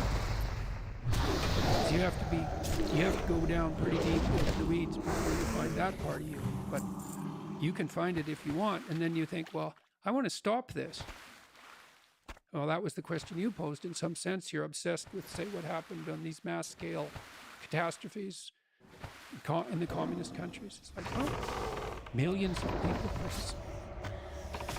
So you could have, and maybe you would have enjoyed it. So what part of that is you? And you can find it if you want. Yeah, it's all there. The prisoner, the interrogator, the Judas, Pontius Pilate. All of it. All of it. And it's all of it is inside us. Yeah. And you just have to look. And once you do, maybe eventually you can find the love. Jordan, you've been a great human being. I'm deeply honored you would talk to me.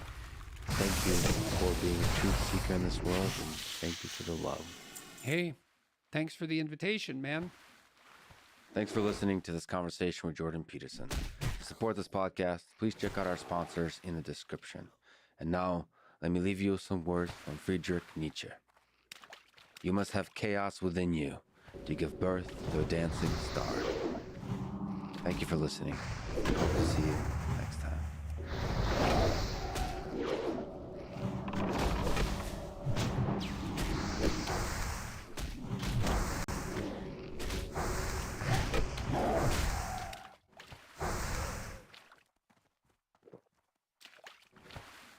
That was a good one. I'm probably gonna go back through it a little bit more in depth again at a later date. I'll do my free time rather than on stream. So that was a good one.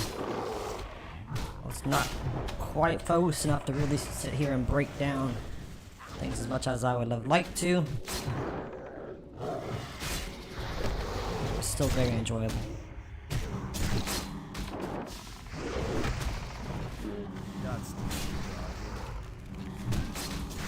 Can I get this motherfucker?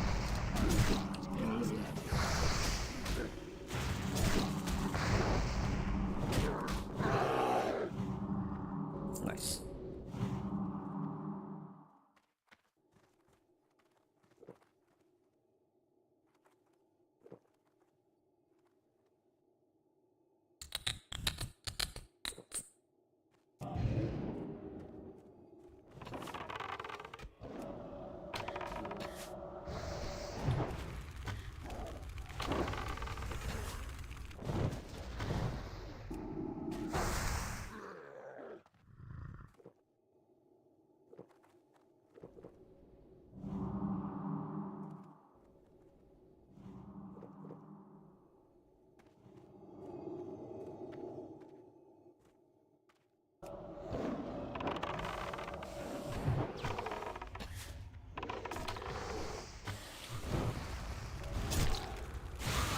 Annoying.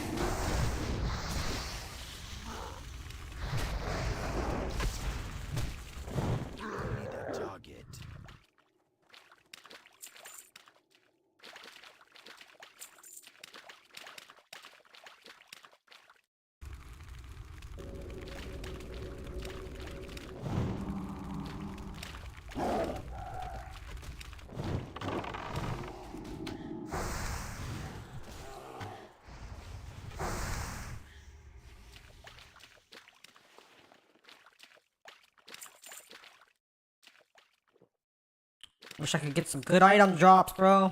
It'd be nice.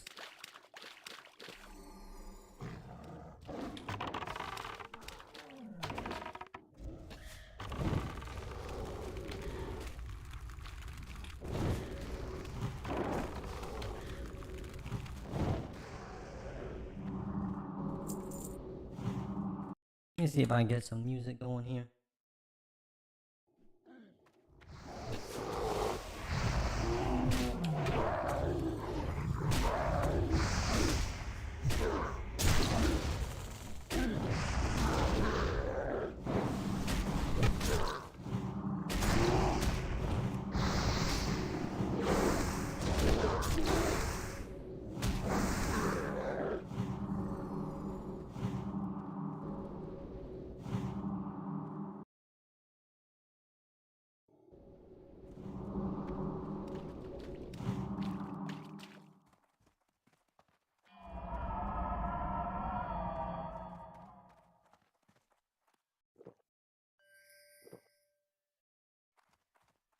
Hell yeah. He's a beat boy.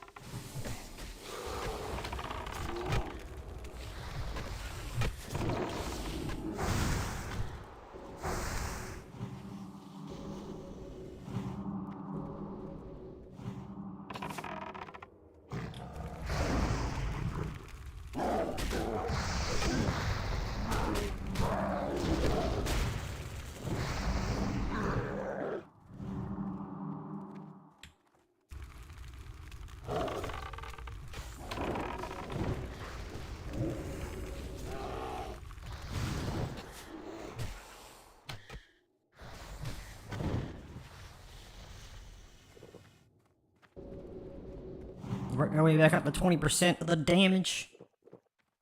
Kaizen's cleared fucking top damage over the tank finally. It's all coming.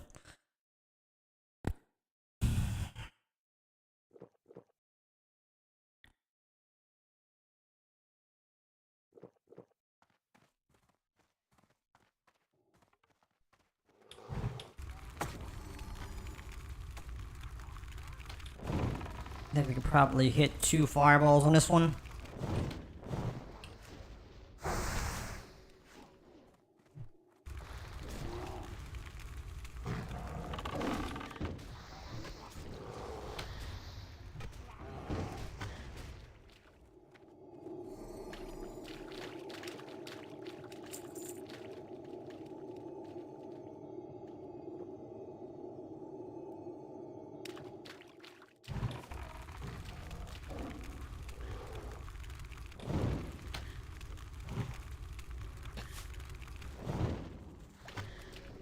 Dude, this is some ambiance right here. I'm fucking with it.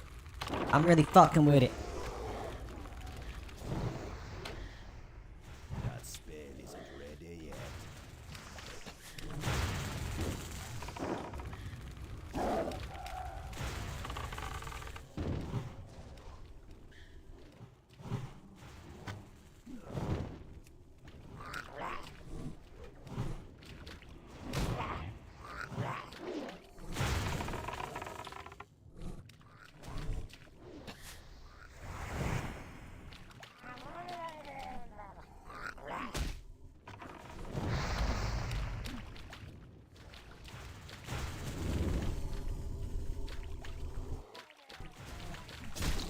That's too much.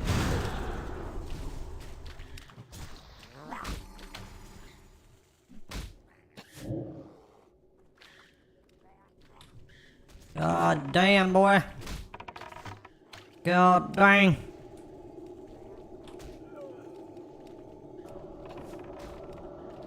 We dead. We died.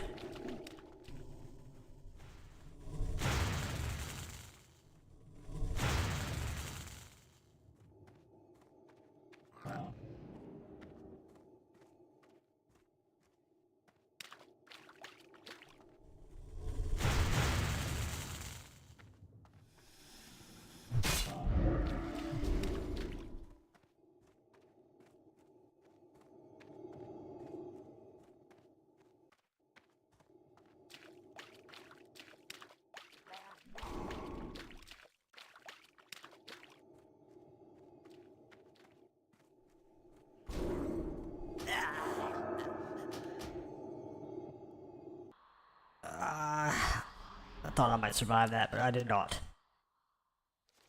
Oh my gosh, the run is so far. Wait, no. I gotta go back. It started us on the north side in, what is this called again? It's like Zoram Strand or something? Oh, what? Dark Shore.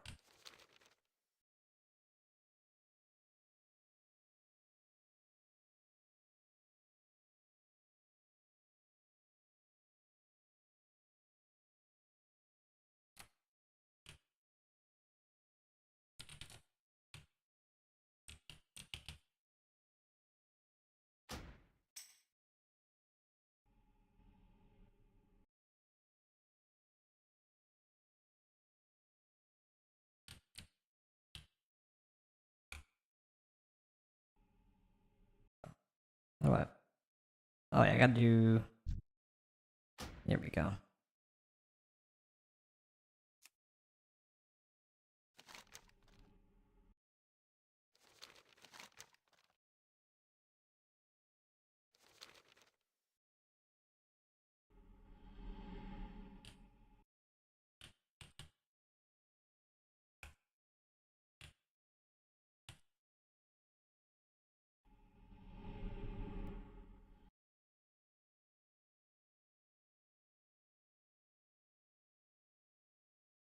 I'm actually not even gonna respond to that.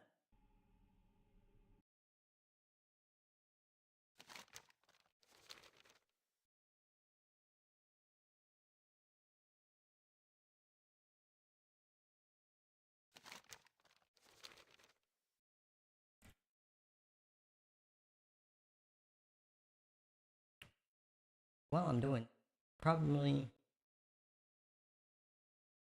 Where...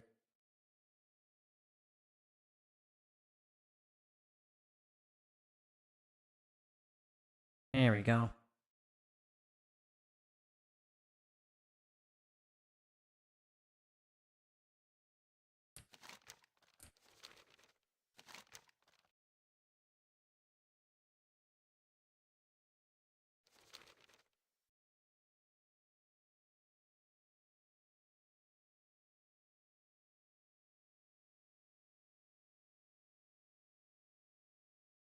Don't...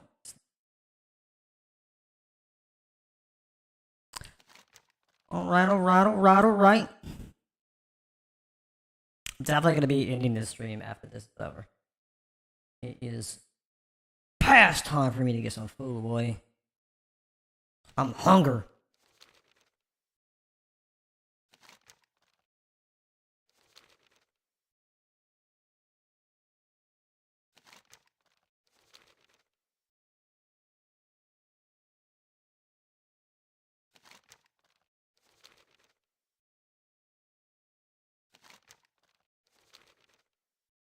Why is my retarded ass unable to figure out where the fuck I'm at? Okay. I see.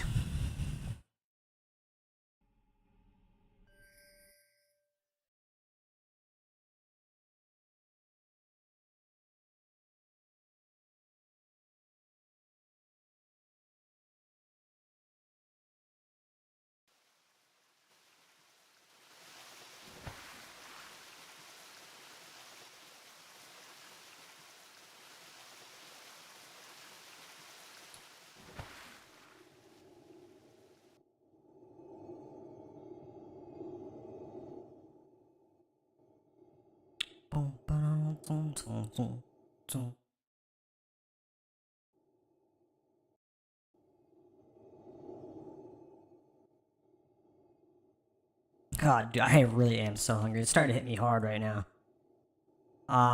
Need foods. I'm going the right way. I don't even know. I don't think I am. Yeah, no, I'm not. I need to make that turn back there. I'm the most horriblest navigator in the whole wide world. And actually, you could go around here. Probably does take me back around. I just gotta... Yeah, I think it's like this. Right? No. Shit.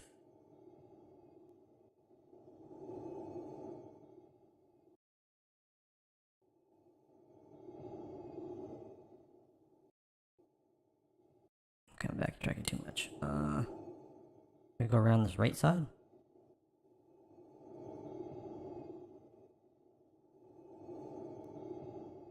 Oh, this is back.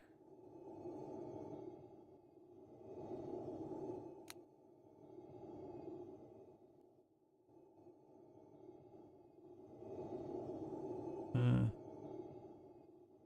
it's around this bend, right?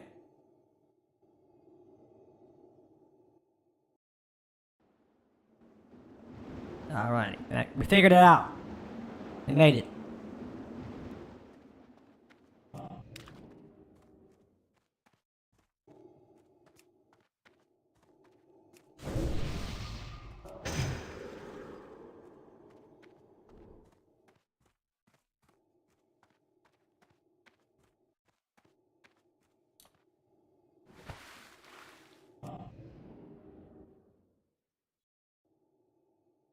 There's this journal cup. Probably shouldn't stop for it being the last one here. Did Dorkar die again?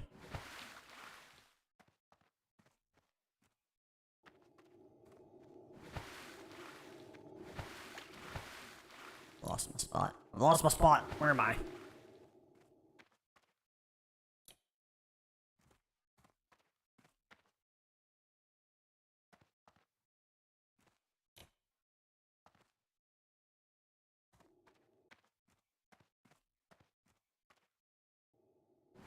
This way.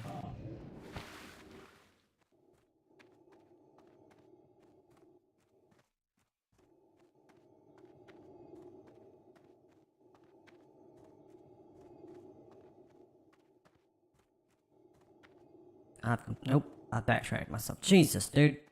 I suck at sorting this out. So I know we cut across straight at first. Did we really leave that much alive when we went that direction? God, I'm so confused.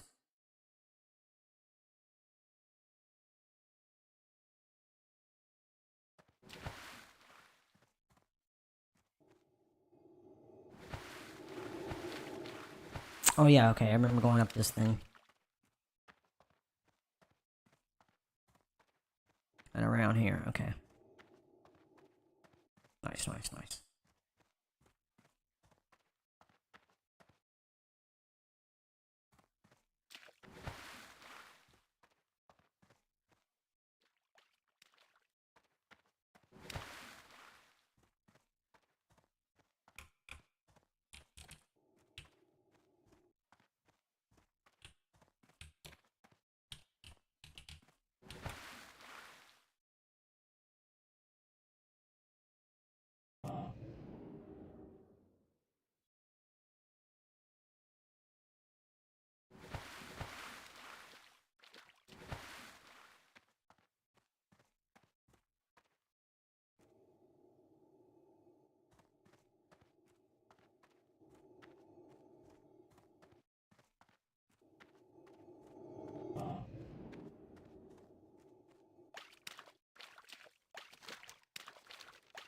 Oh, I forgot I got my map set up to do this now. Ah, dude. I'm used to not being able to have a map of an actual dungeon. This is so nice. It doesn't show you where you're at on the damn thing, unfortunately, but you can kind of piece it together with the mini-map. Hello.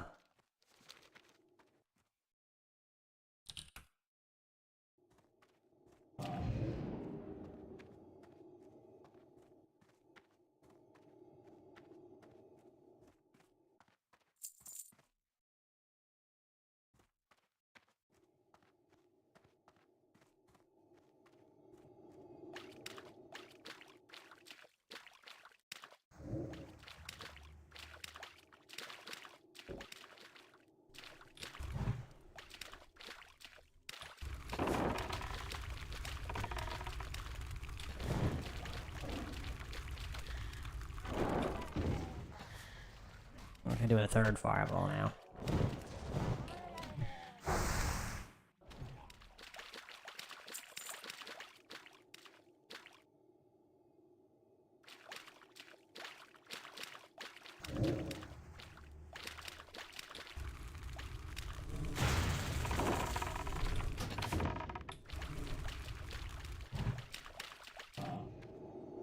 I need to get closer.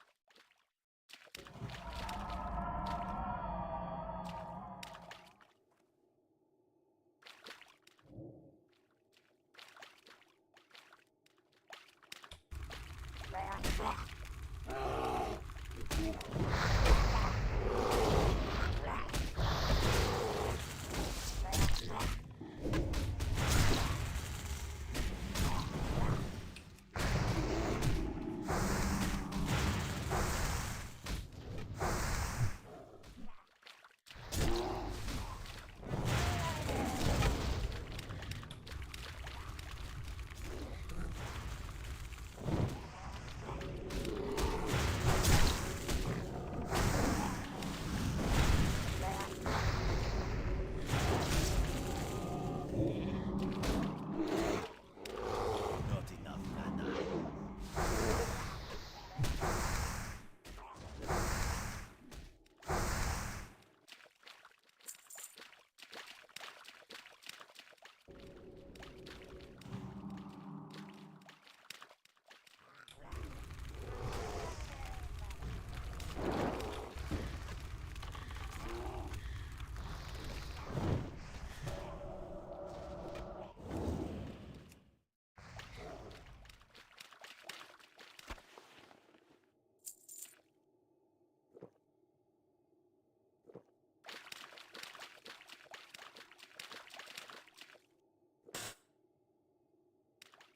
Dun, dun, dun, dun.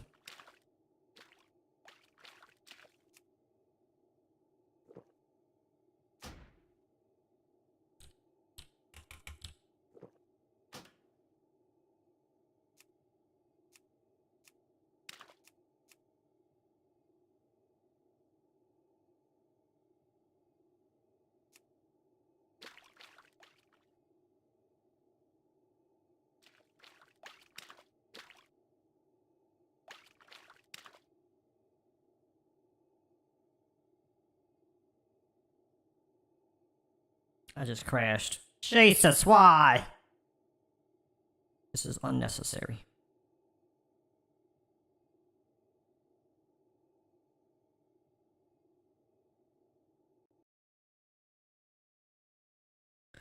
Just like that. Goes down.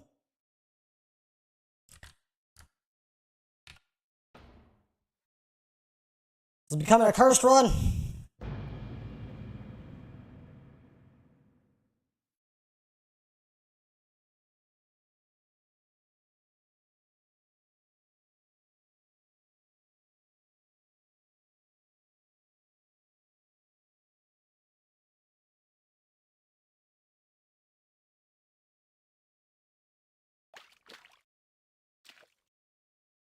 I think everybody must have crashed.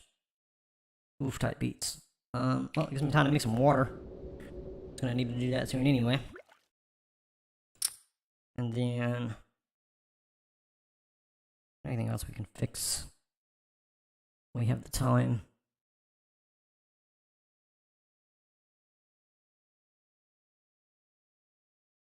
I don't think so.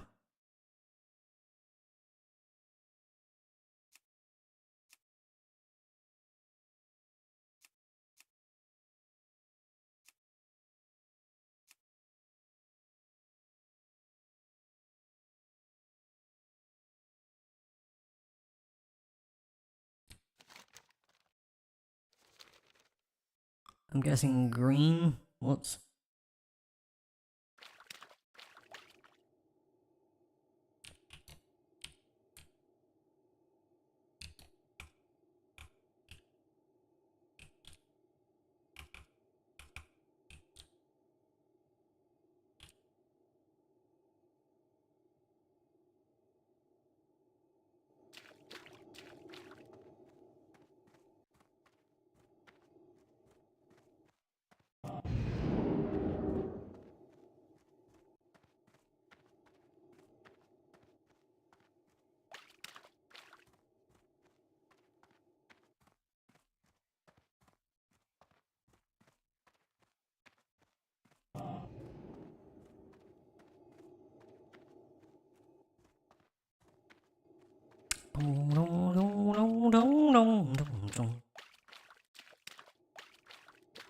Oh, I know, I can look at Twitter. Probably what I'm gonna do.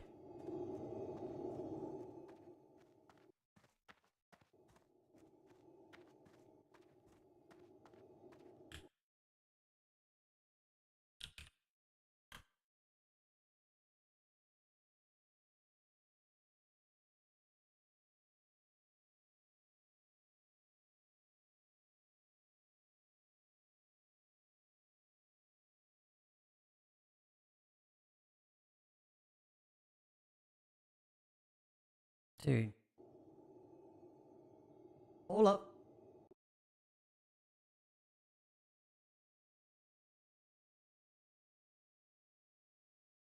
What game is it?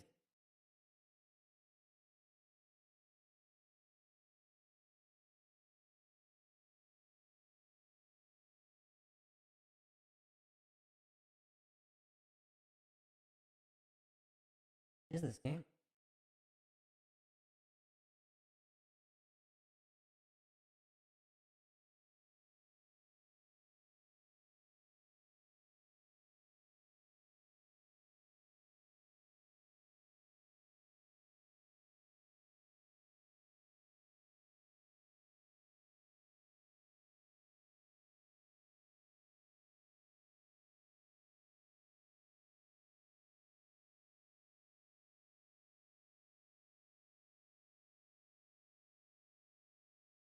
This one tweet blew the fuck. Most of my shit dead. But that one tweet blew the fuck. Too bad I don't think I've earned a single follow out of it. Life be hard trying to get discovered, guys.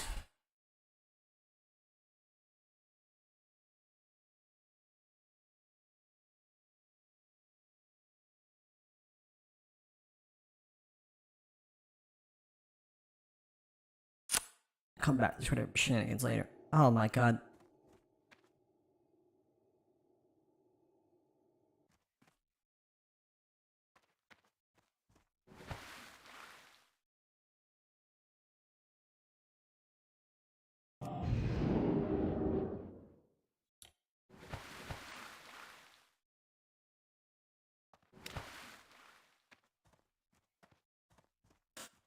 Hmm.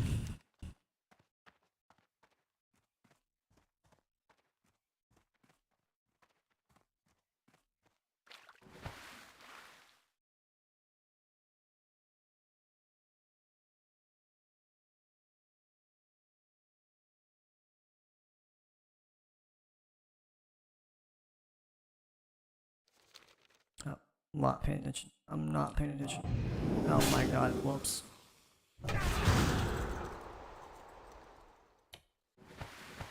I have fucked up, son.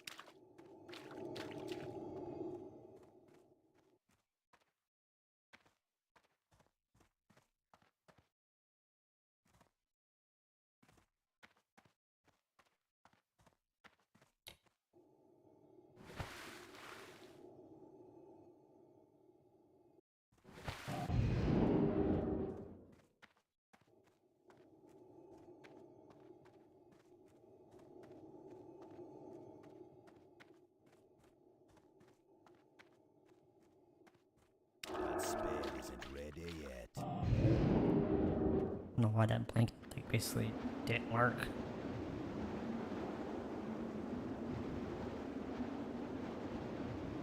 Oh, my game's gonna crash again. Oh, okay, I didn't. Thank of Jesus.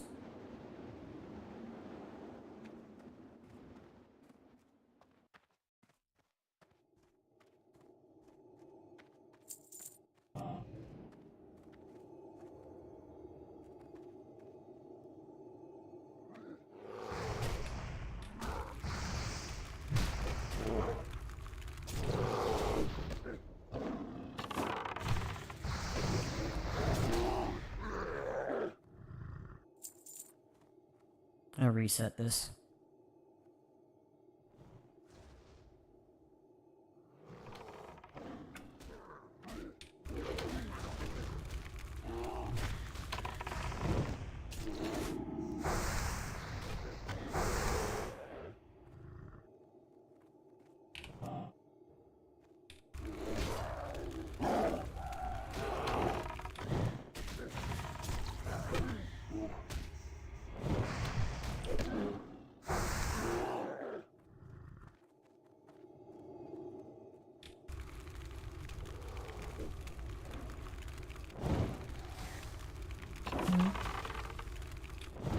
Oh, I love this music.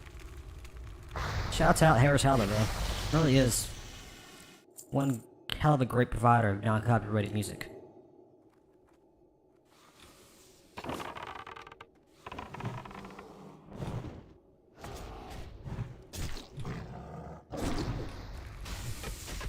I can't tell which one we're fighting here. It's this one.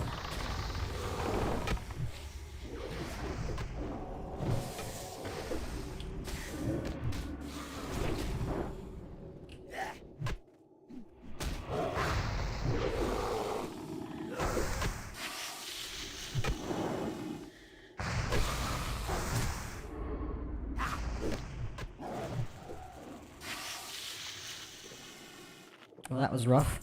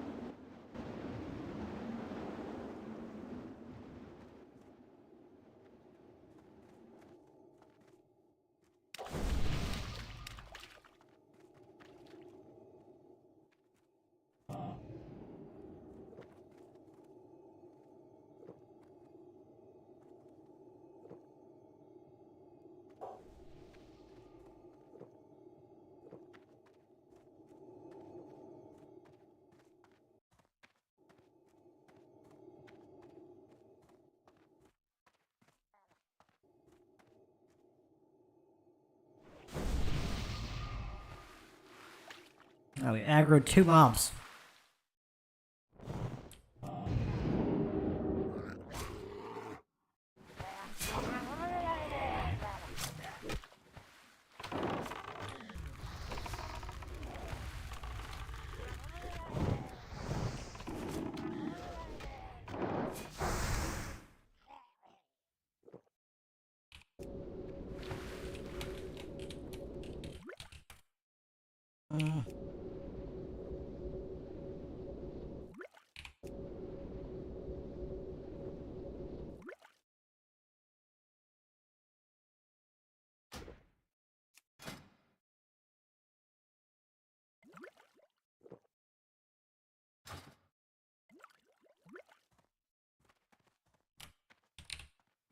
Alright, now we can get this going.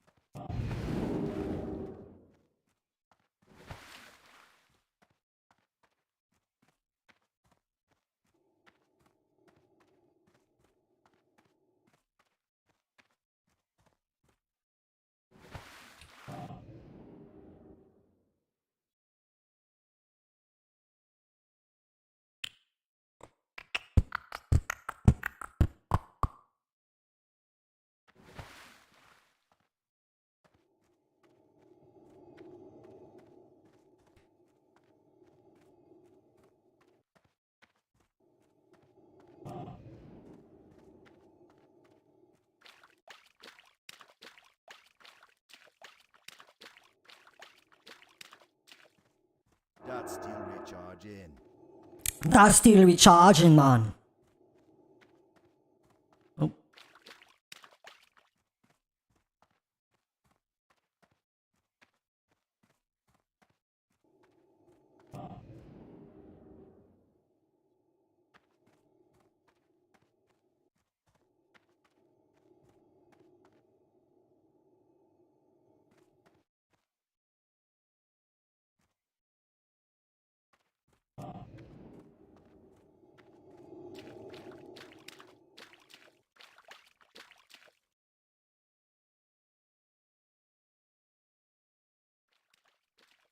Alright, let's do this, boys! Let's go! Let's go, let's go, let's go, let's go!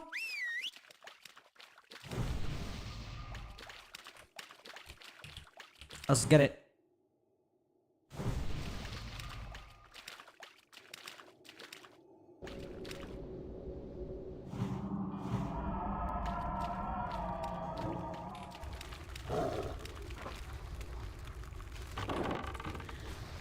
I'm gonna smash face on this boy.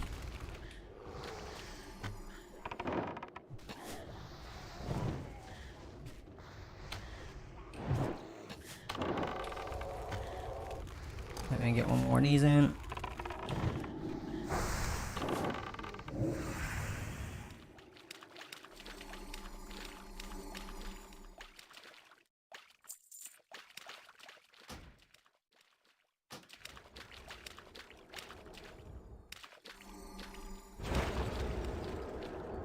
Nice, nice, nice. And that extra 5 int, bro. Let's go.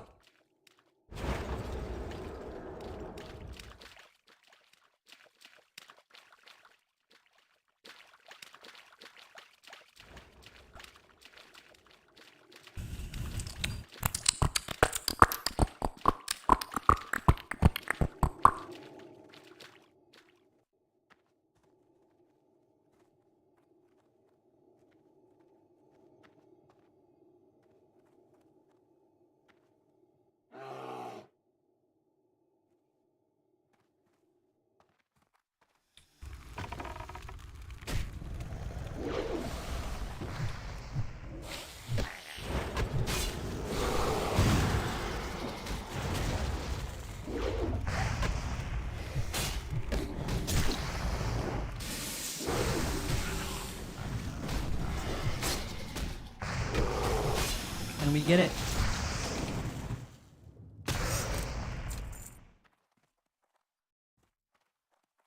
Yeah, we did good on that rotation.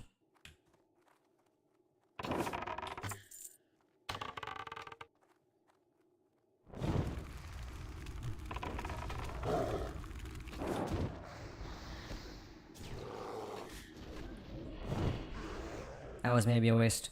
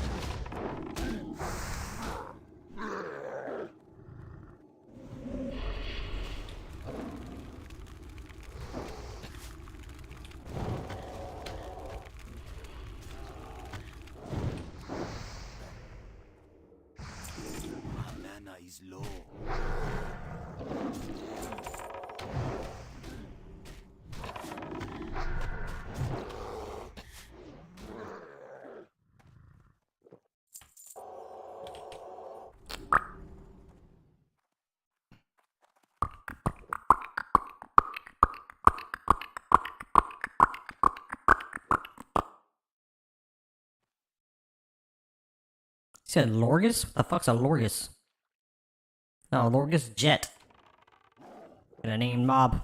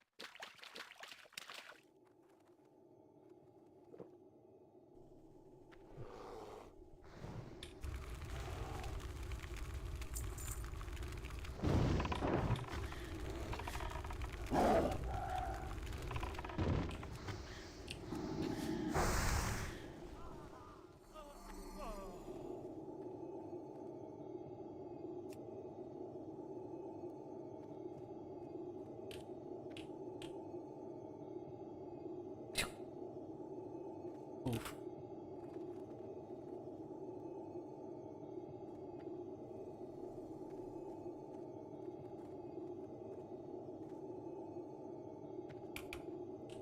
Rats.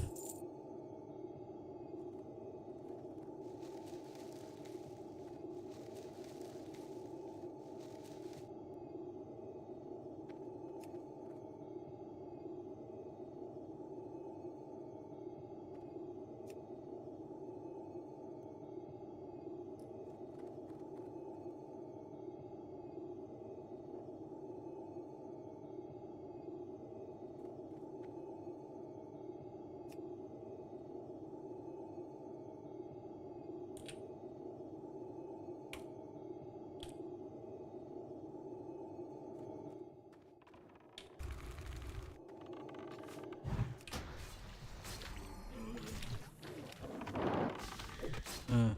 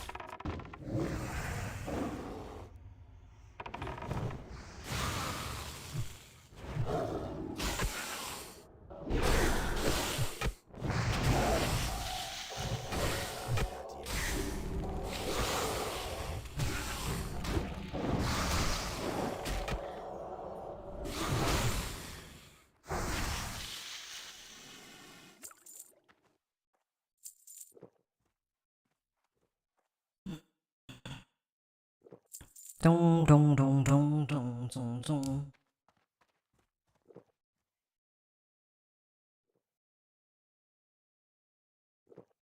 Ooh, I should follow Egigami if I haven't. Who came online? Batoka. I like Batoka.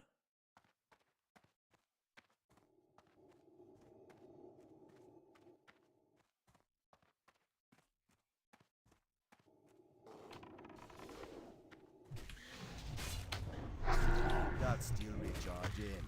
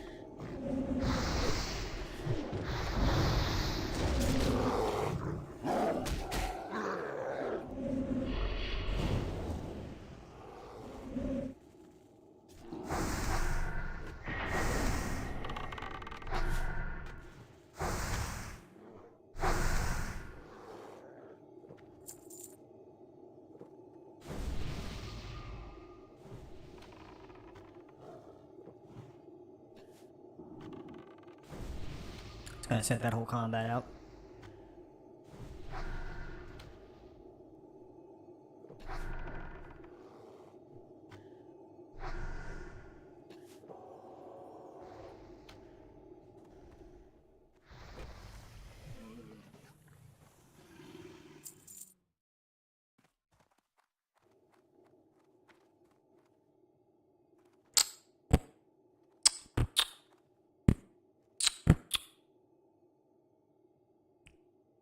East.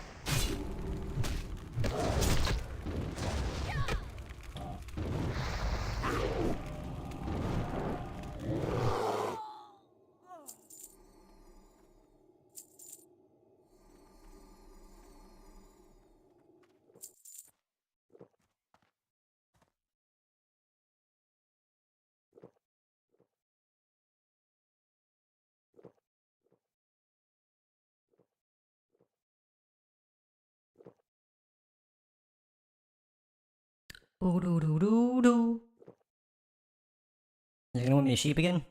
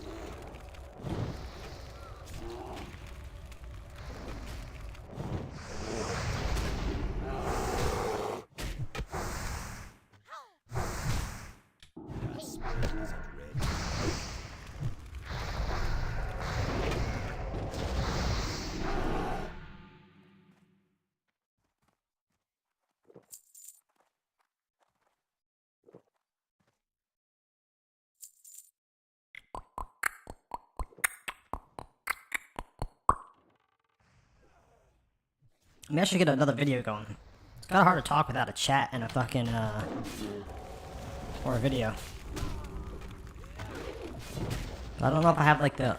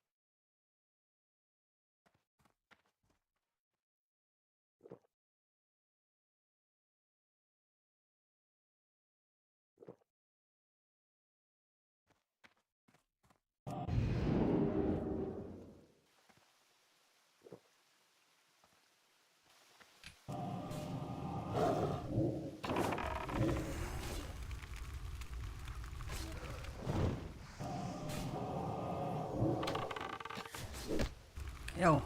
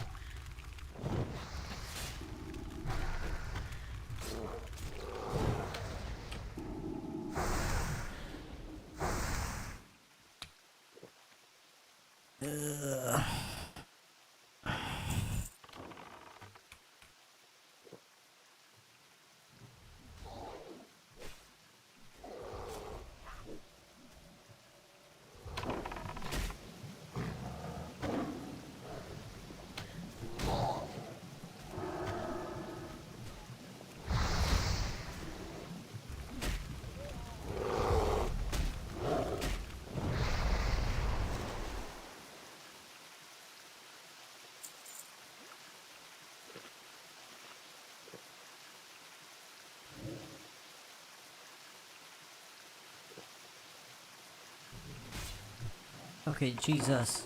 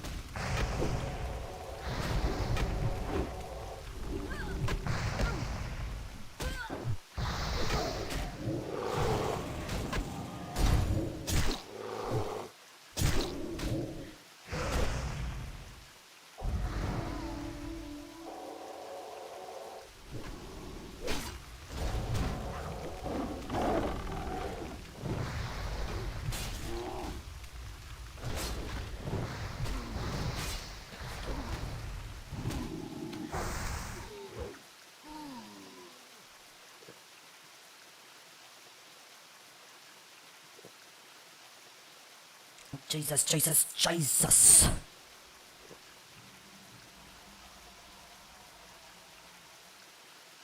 Oh my god.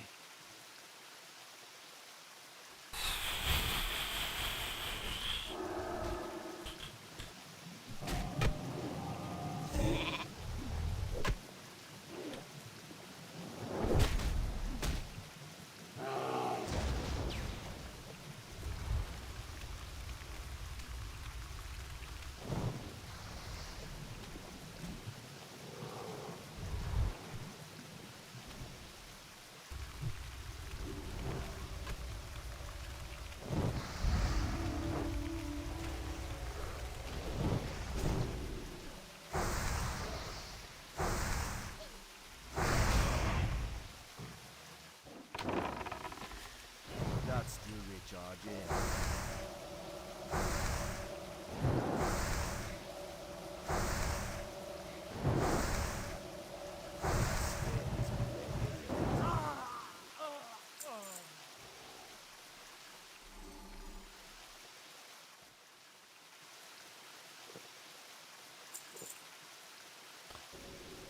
Boom, boom, boom, boom, boom, boom.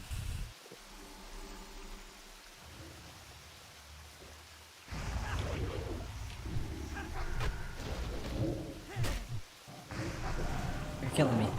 You're freaking killing me.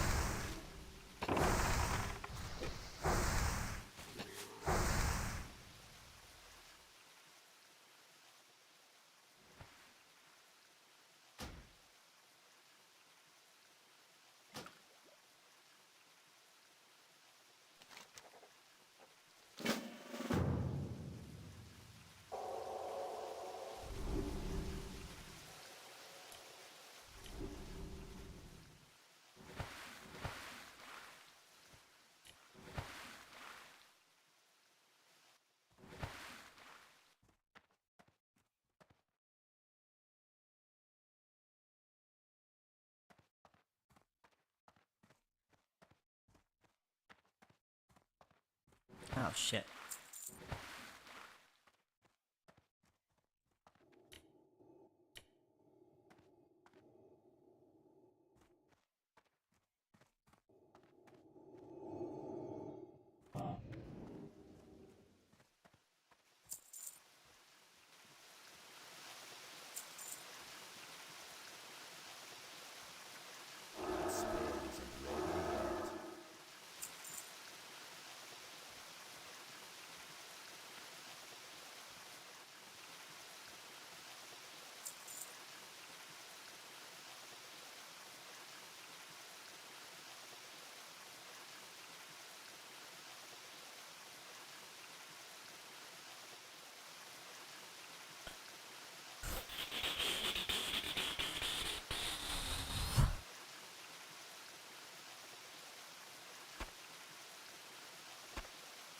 Finally got a pearl, let's go!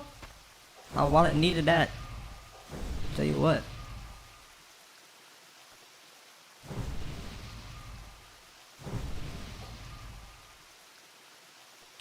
Alright, let me see this.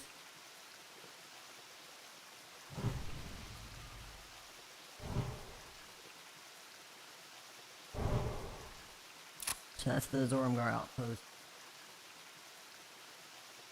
Portion of the Lasher, the failed quest. Staying in it. Alright.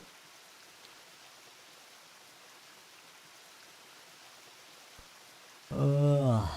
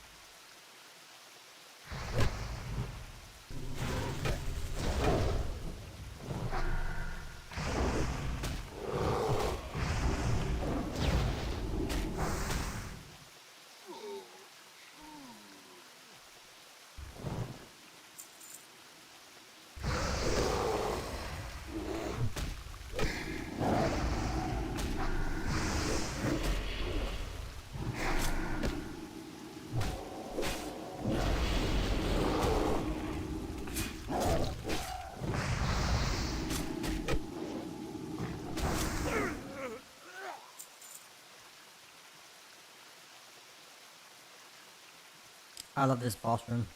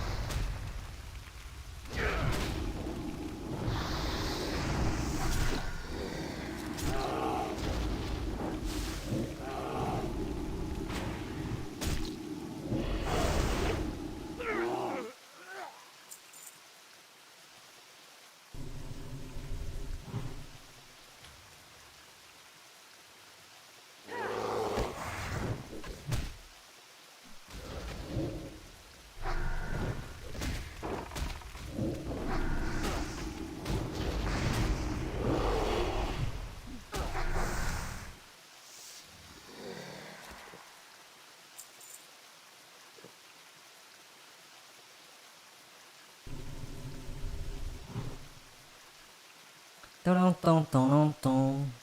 Dun dun dun dun dun dun.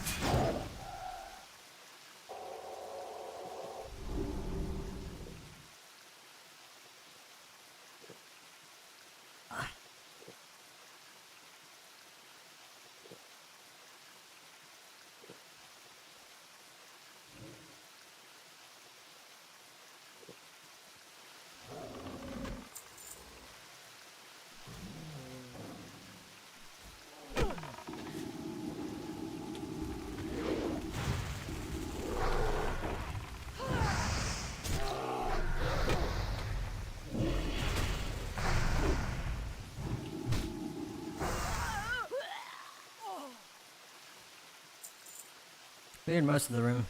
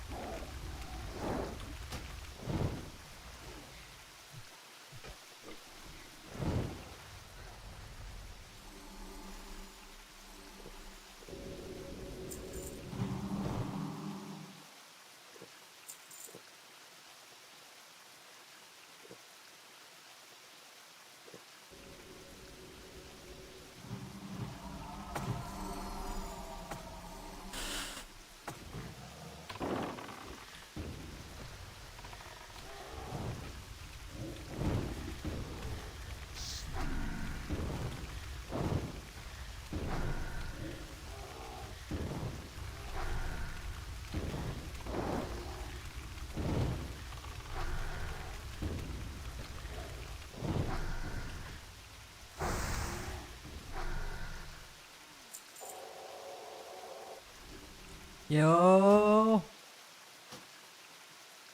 Oh.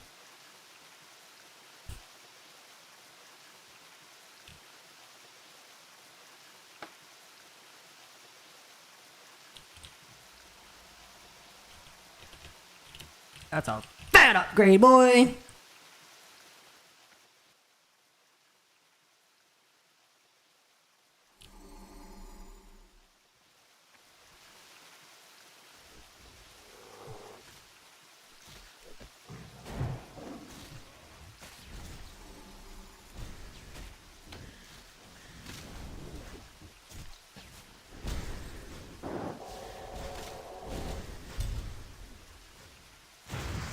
Oh shit.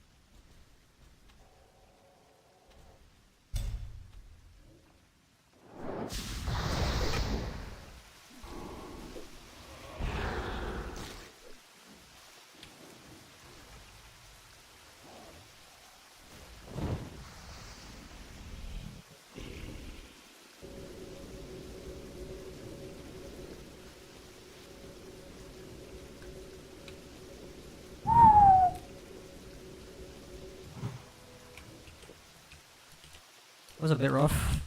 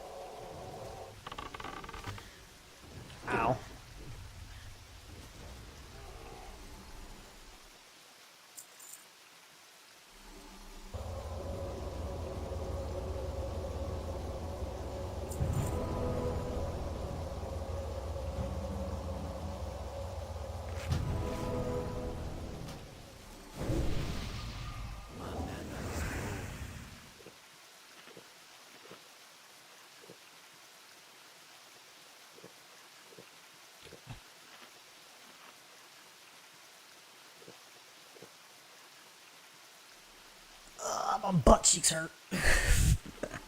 This seat has been sat in for a minute.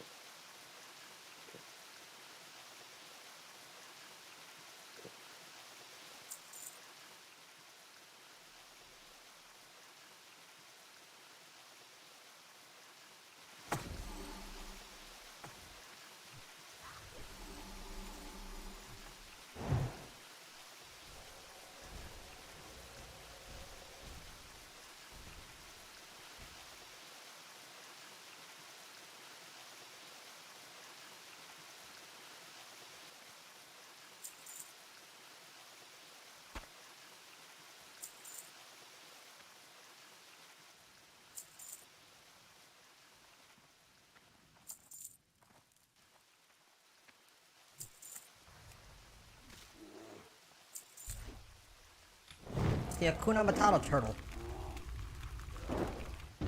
Get 'em, boys. Divided by 0.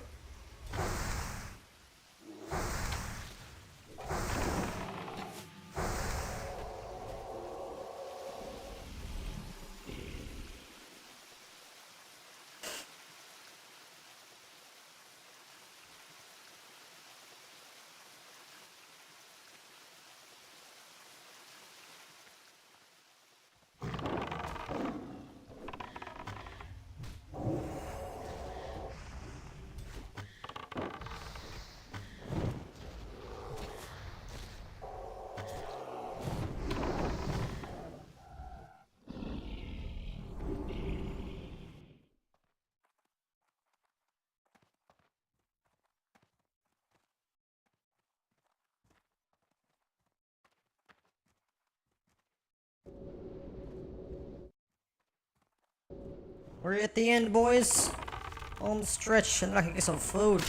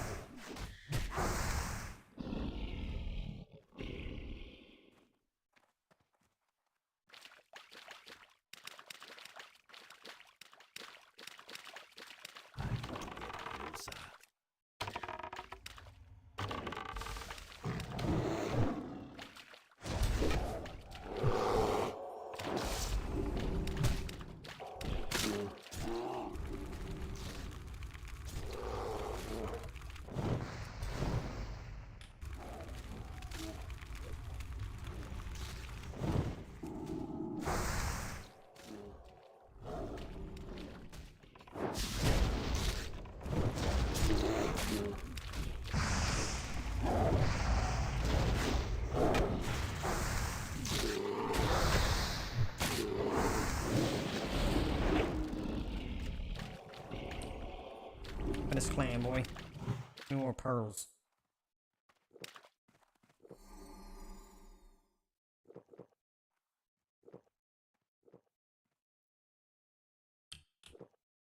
That's a thick boy.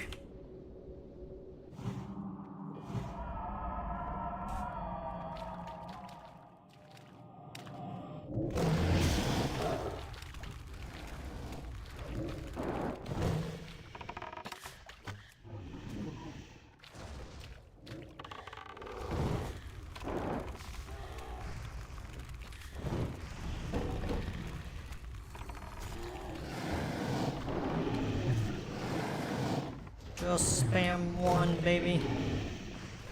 A fireball to the wind.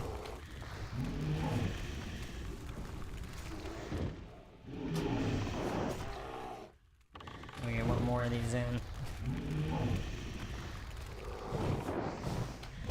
Shit, we get another one in, actually. And we get a wand.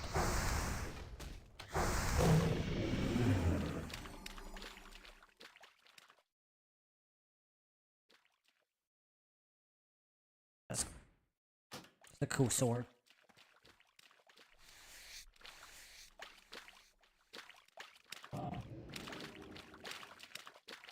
Give me the thing.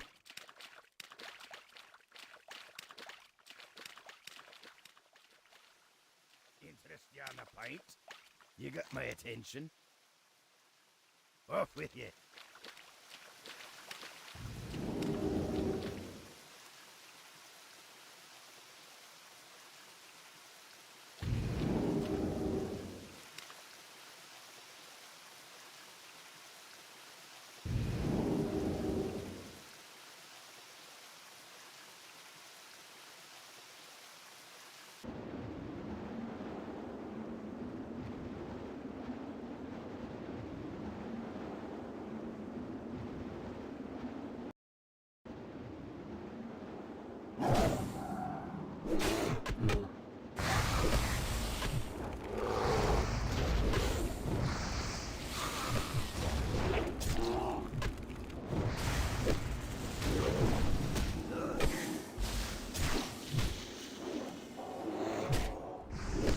That spell isn't ready yet.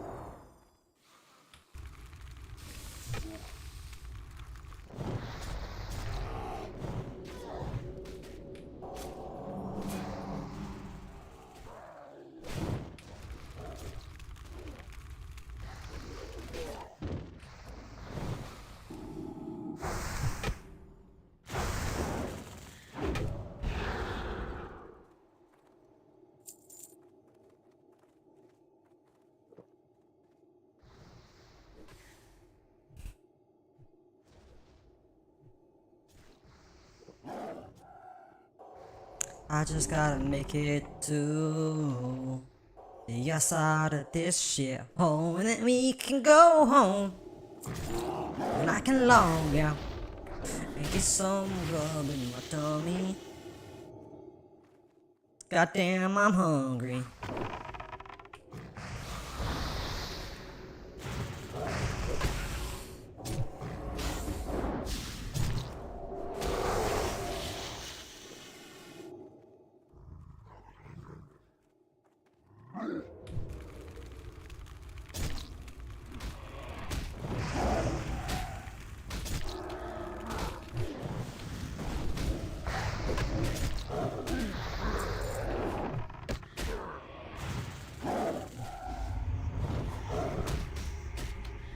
Can we get another one in there? Yeah, we can, boy. Let's go.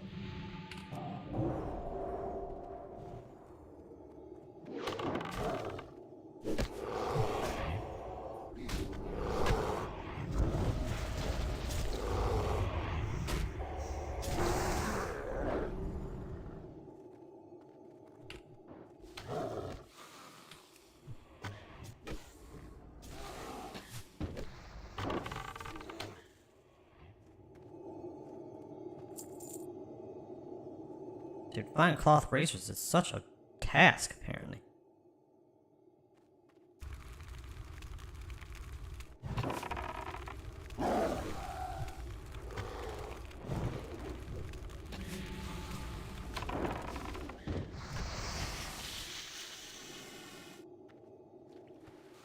Nailed that shit. Holy fuck. I need mana.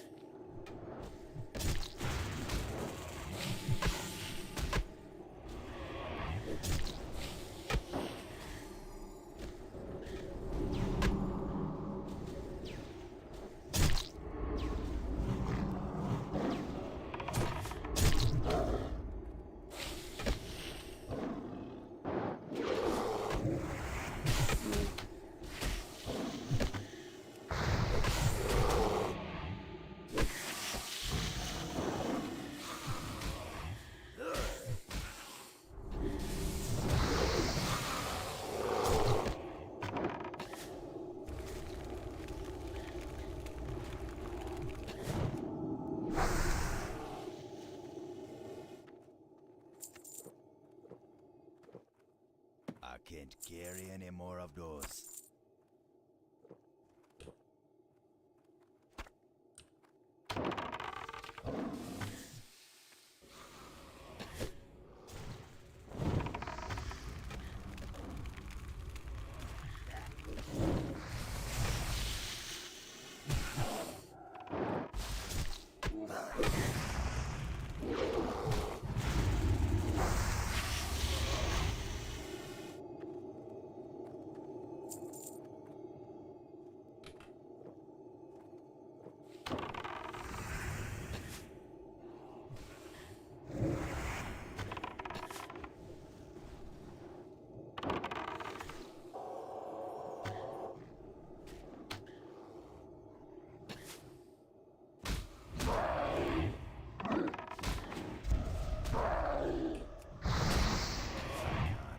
That yet.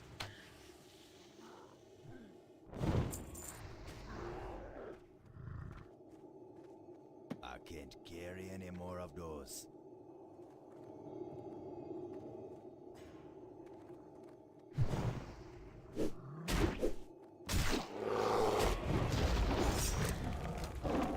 Oh my god, come on, guys. What weird direction are we taking here? I feel like we do not have to fight this much to get in as we are having to do right now to get out.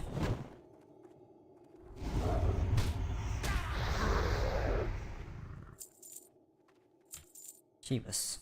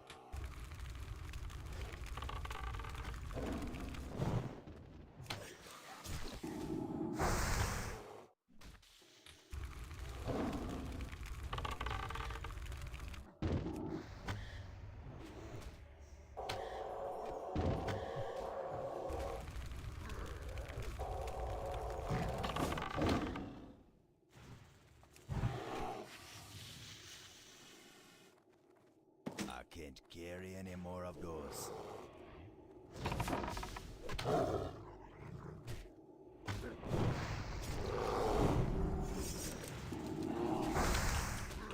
Almost out.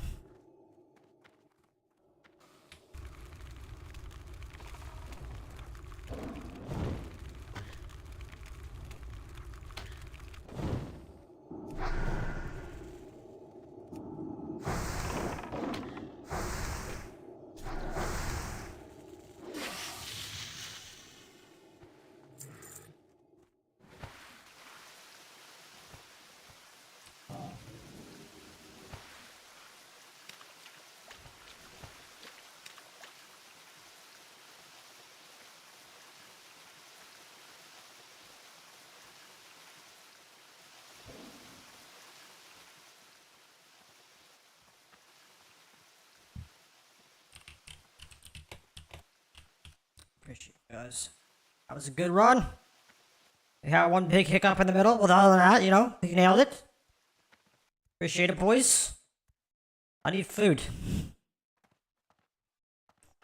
I'm about to get the hell up out of here. I just need to find my safe passage back to the inn real fast. Because I didn't set our hard point over here, because I'm a fucking idiot.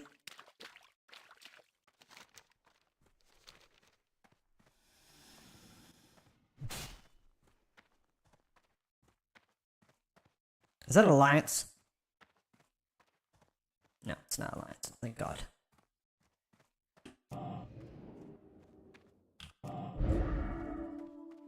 Okay, that is Alliance. It's just a fucking low-level one that doesn't matter to me.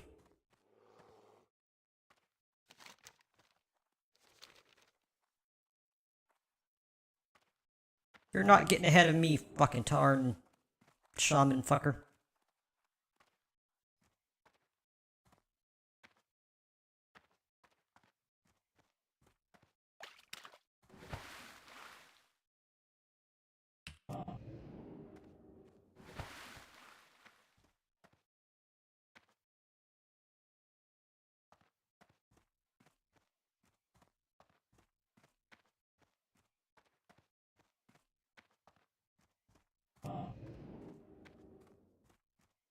Oh my god, I can see freedom.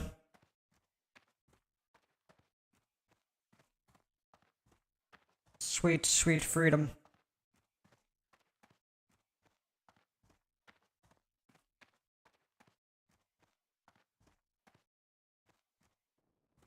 Makra!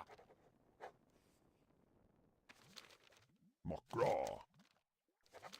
For the Horde!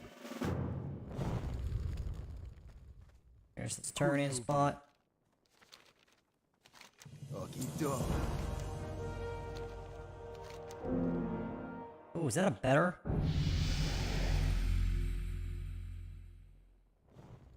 No, I have a stupidly good staff, so I don't need that. I'll just take it worth more money.